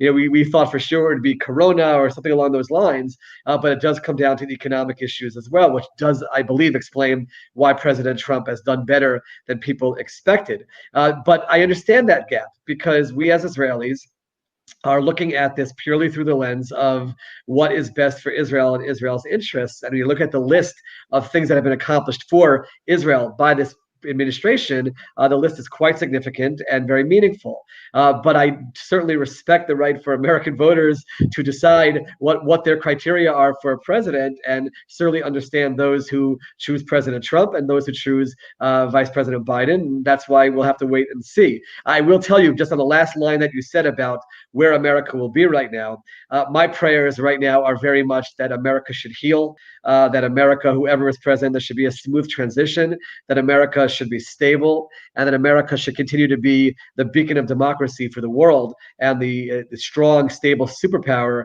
that it has always been. Well, thank you for sharing what your prayer is, and I'd love to hear if you have more of a spiritual perspective on this divisive election.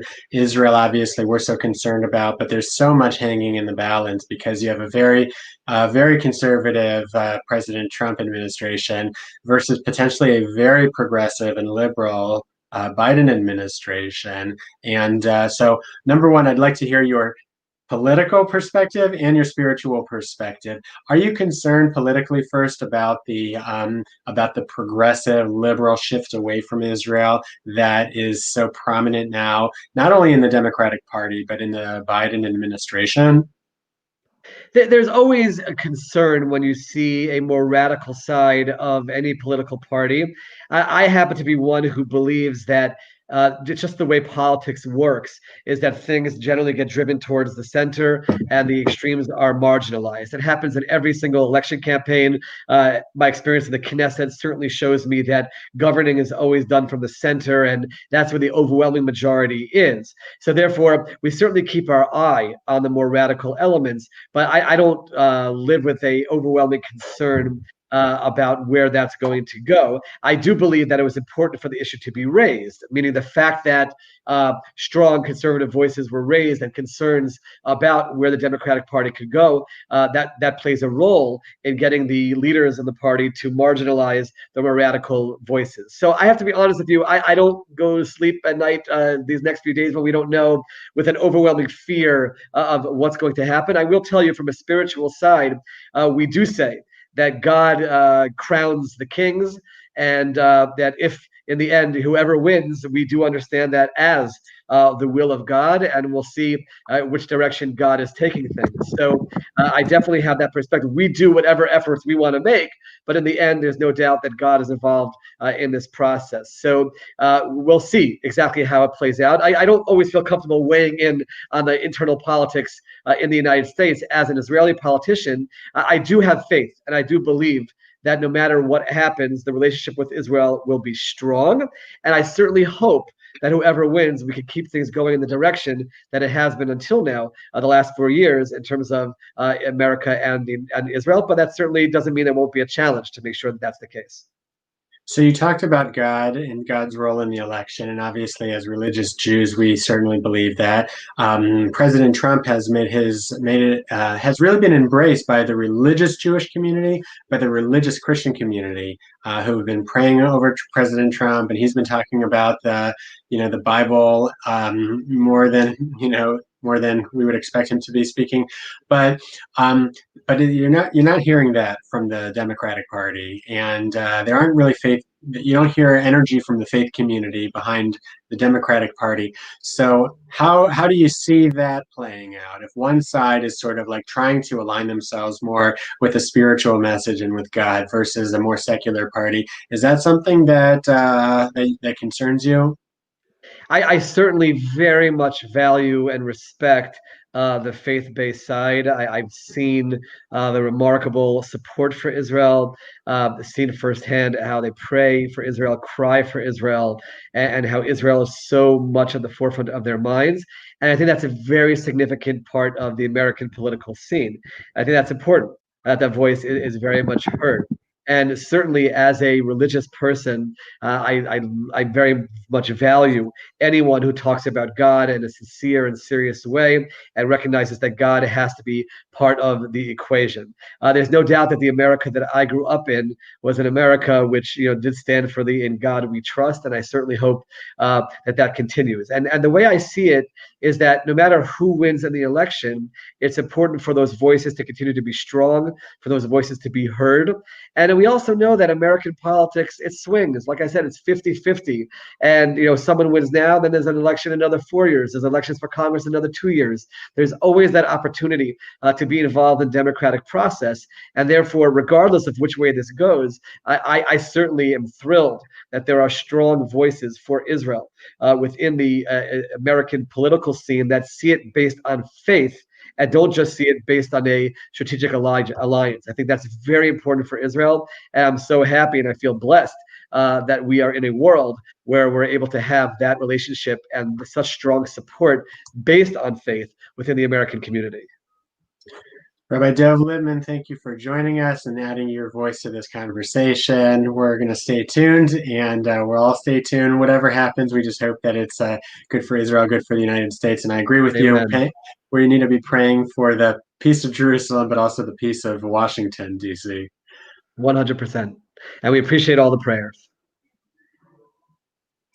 All right, folks. So we have had a great lineup today, starting in the early hours, 5 a.m. here in Israel.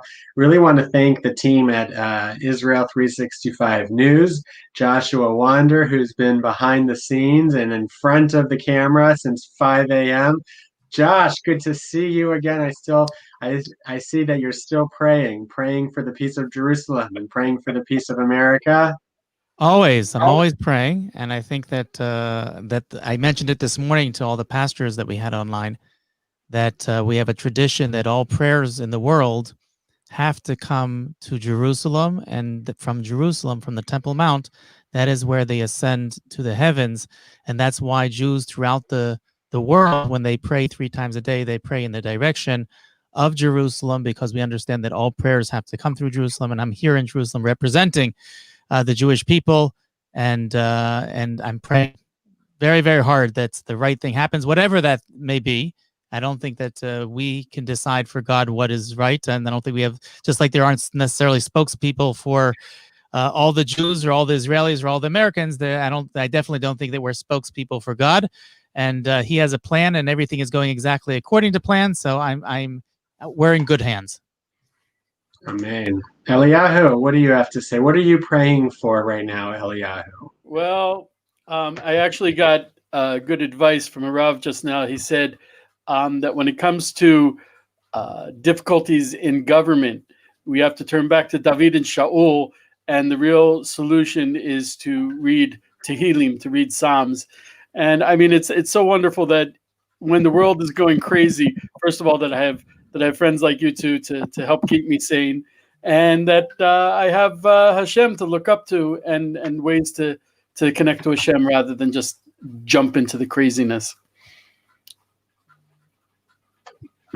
Right. All right. And it's been a while. I mean, I've been going back to back with our great guests, and you've been, I guess, following the news. I haven't even had the opportunity to follow the news. David, do you want to give us a recap of any significant news developments in the last few hours, David? There haven't really been anything significant. There's no new states that were won. It's mostly speculation. Nothing, at least that we haven't updated. I mean, obviously you've seen, it's interesting if you see the difference between, if you contrast the difference between Biden and Trump's speech. Trump basically is saying, we have all the votes, we've won.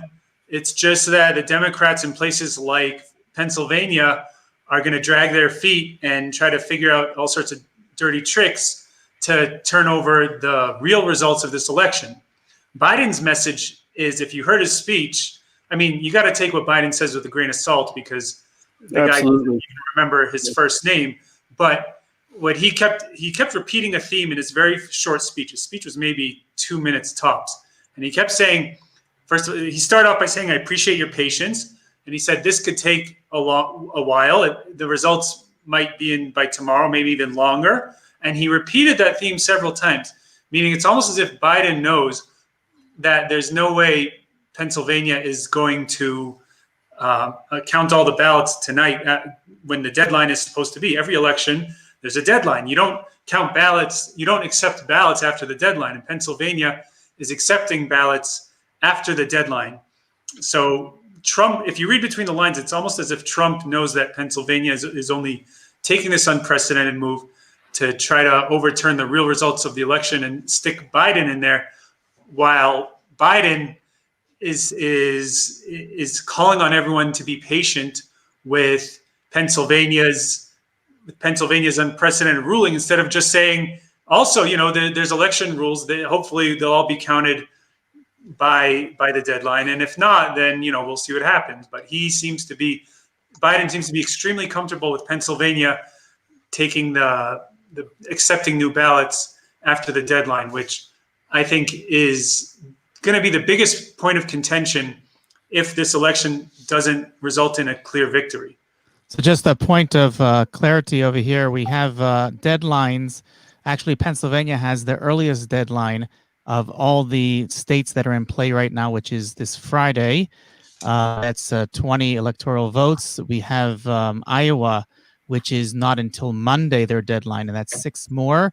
We have Minnesota, Nevada on Tuesday, which is 10 and 6 electoral votes respectively.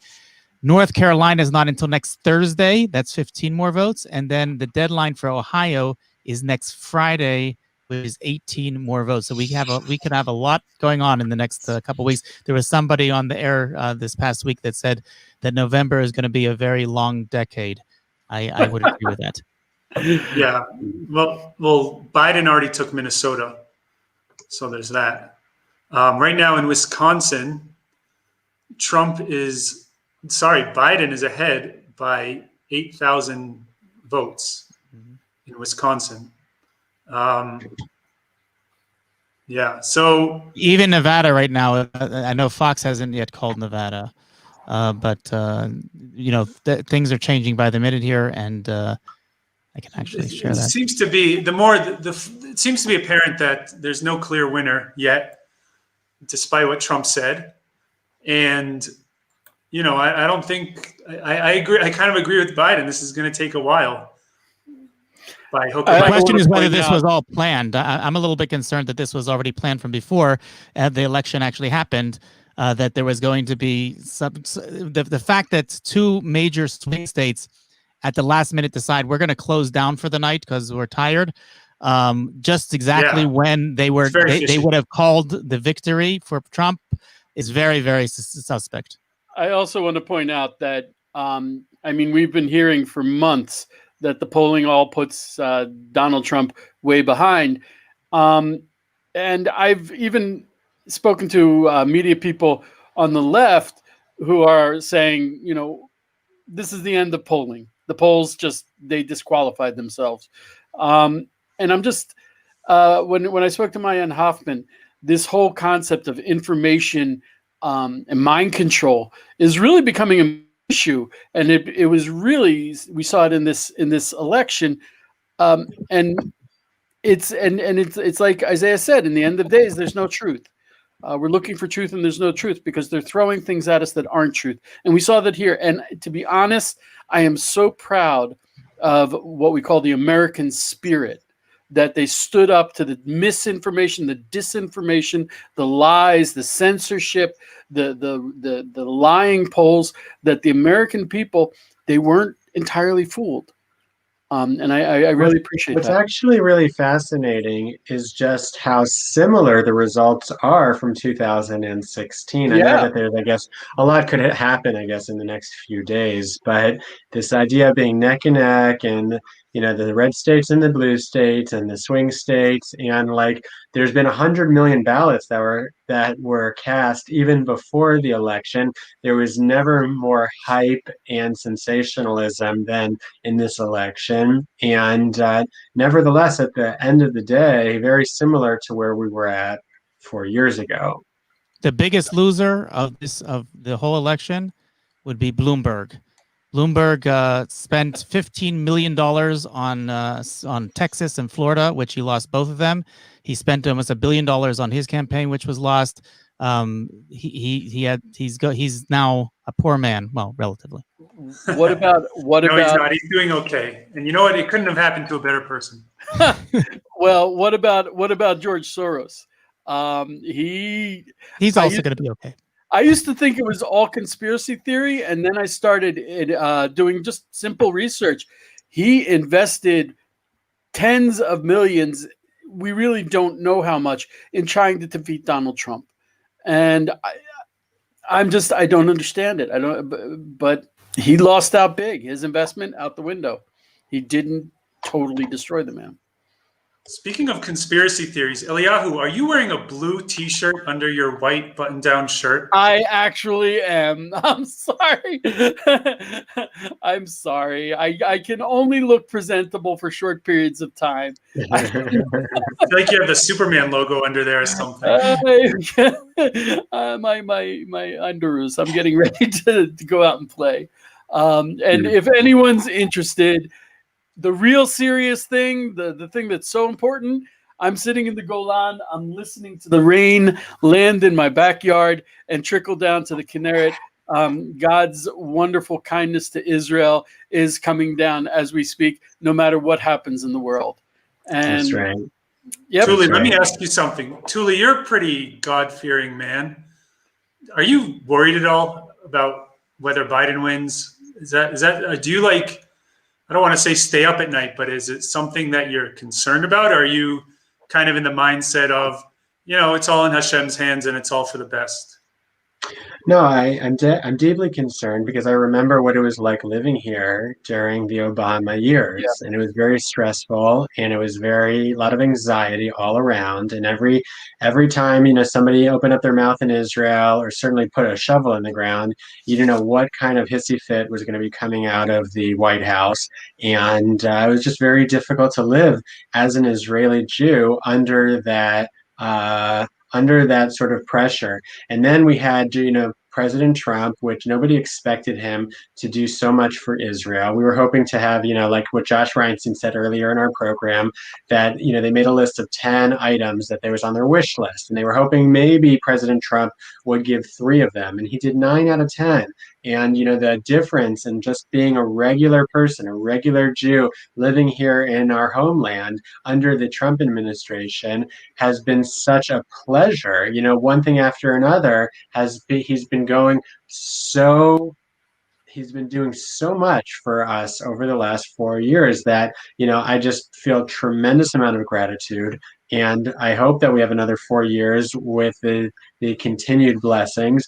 Obviously, it says in the Torah, just last week we read it, that God says, I will bless those who bless you, he says to Abraham, which so many interpret as being the countries who stand with Israel will be blessed. Obviously, America is having a rough patch right now. And so what I'm concerned about is not so much Israel. I believe that God watches over Israel. I'm really concerned about America.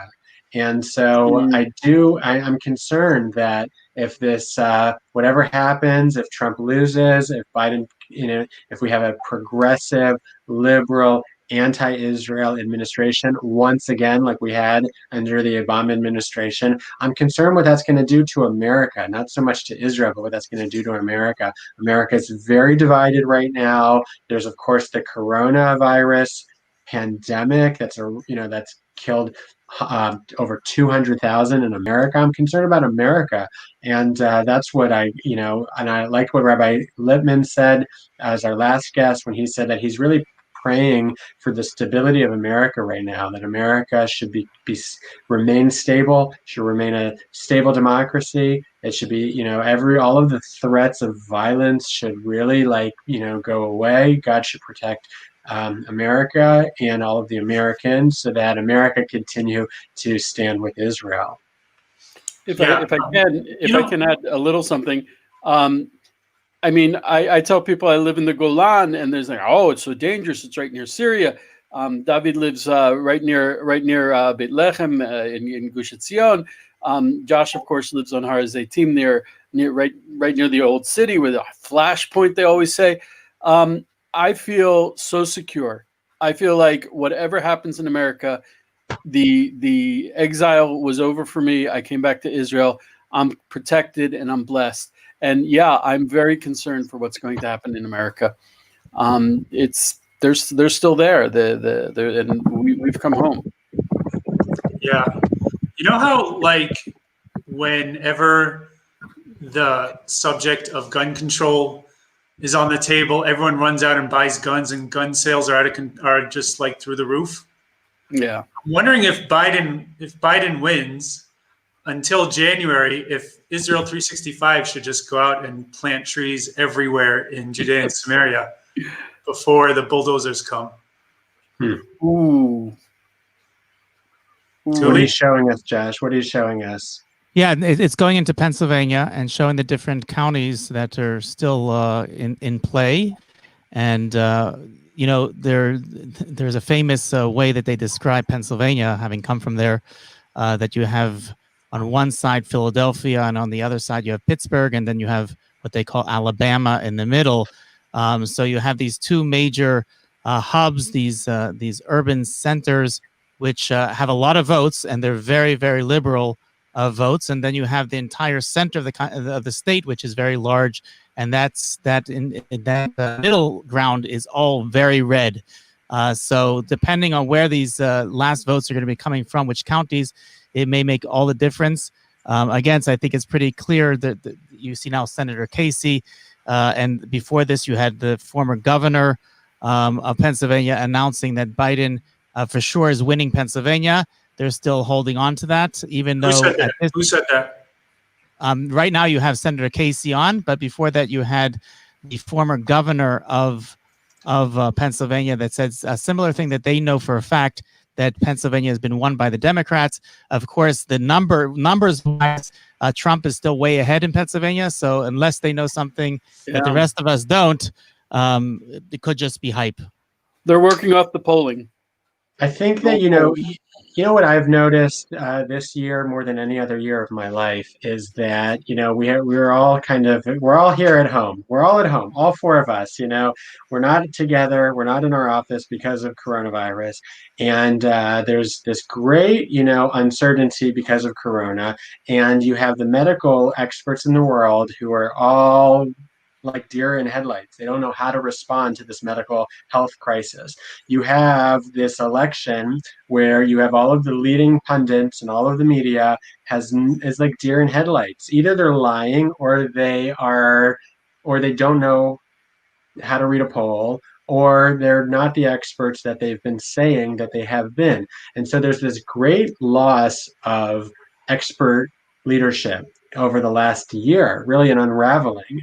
And I think, you know, from the perspective of the spiritual perspective here, what it really means to teach us is that, you know, we hope that we don't go back to the way that it was, where before Corona, where, you know, where we get our wisdom and we get our information from the experts. We really need to look into a spiritual place for our answers. We need to look into the Torah, the Bible, for our answers. That's like the one thing that we haven't tried yet, you know, as a society, as a world. And I think that is where we really need to come out of this and like not look at the media in the same way. The media, no matter what is going to happen, it wasn't the landslide that the media has been talking about. And it frankly wasn't the landslide that President Trump was talking about either.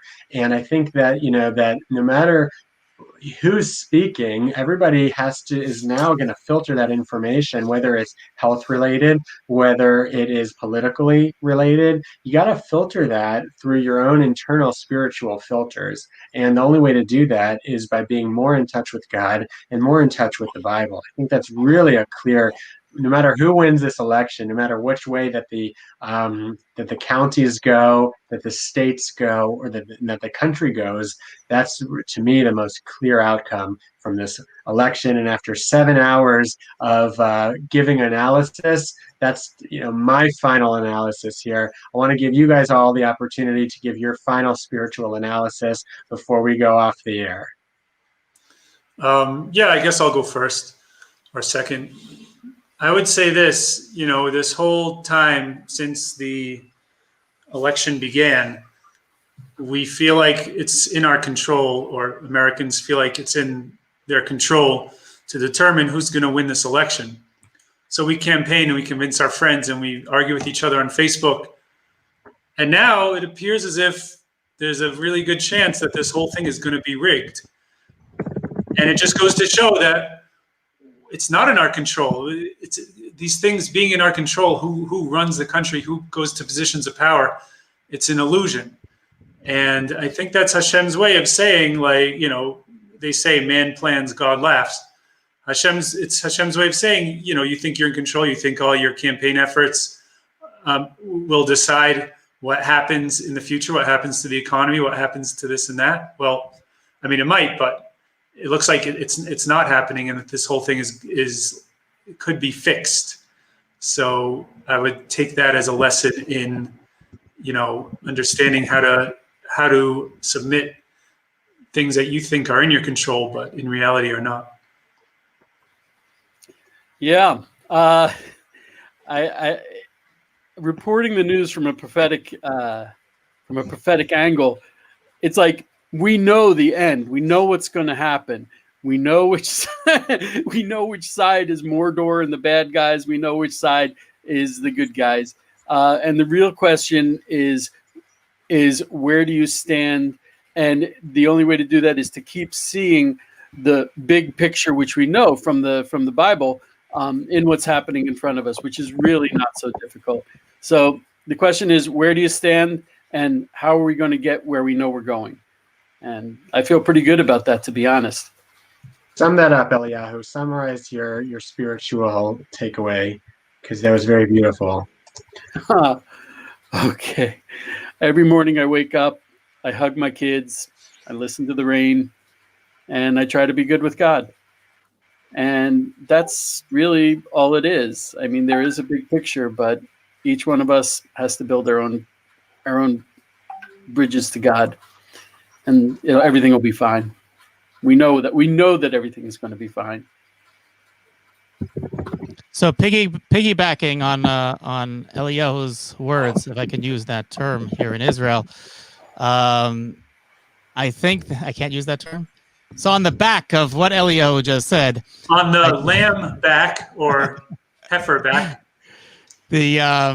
I think that we see that one thing is clear, and that is that the polls are fake news. We've seen it over again. We've discussed the fact that polls may not be relevant anymore after this. But there is a playbook that we are secure with, and we know has all the answers. And that playbook is the Israel Bible. And that has all the answers. As Eliyahu said, it gives the scripture is where we can find all the answers, whether it be Biden, whether it be Trump. And it could be yours for $59 on IsraelBible.com. And I highly recommend that everybody goes there and purchases one. You mentioned, David, how people run out to get the guns when there's a discussion about gun control. Well, now we're talking about possible Bible control. This is where everybody should be leading to. Besides their 45, they should have their Israel Bible. No, I think that whenever there's a possible Gog and Magog, people run out and get Bibles. It might be too late. Get it now while you can. I appreciate your product placement there and the plug. But the truth is that you're absolutely right. I think that it is the time, to stock up on what are the most important things in the case of chaos, So at first 6 months, 8 months, 9 months ago at this point, everybody was stocking up on toilet paper. And then they realized, well, maybe now there's going to be a different sheriff in town, and he might take away our Second Amendment rights, and people were going out and purchasing their guns. And that, that in one way or another is frightening to a lot of people. But maybe the final lesson here is, and Josh, you had the final word, is to go out and buy your Bible, buy the Israel Bible, because the Israel Bible is really the only is the only Bible in, I was just in America, I was just at Barnes & Noble's, and they have a huge Bible selection there. And they have the Man's Bible and the Women's Bible and the Republicans' Bible and the Democrats' Bible and the Conservative Bible and the Liberal Bible. But there's no Bible, unfortunately, at that Barnes & Noble. There's no Bible except for at theisraelbible.com that is focused on the land of Israel, the people of Israel, the God of Israel, and the relationship between the two. And if you don't think that the outcome of the election in America is going to have a profound impact on the land of Israel, the people of Israel, the relationship with the God of Israel, you're making a big mistake. And so I agree with your last point, Josh, is that it is a good time to go out and buy the Israel Bible, and not from a commercial point of view, but really from a spiritual point of view, of course. And that is everything that we try to do at Israel 365 and Israel 365 News, is really to provide the spiritual perspective. And we're trying to provide the spiritual perspective. So thank you all for joining us.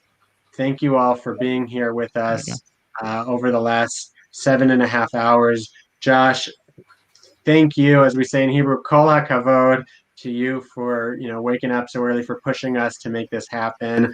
Thank you, David. Thank you, Eliyahu. Rivka, we're missing you, and Judy, and all of our contributors, all of our bloggers and opinion writers. We appreciate everything that you do here as well. And of course, to our viewers and to our readers, thank you for sticking with us.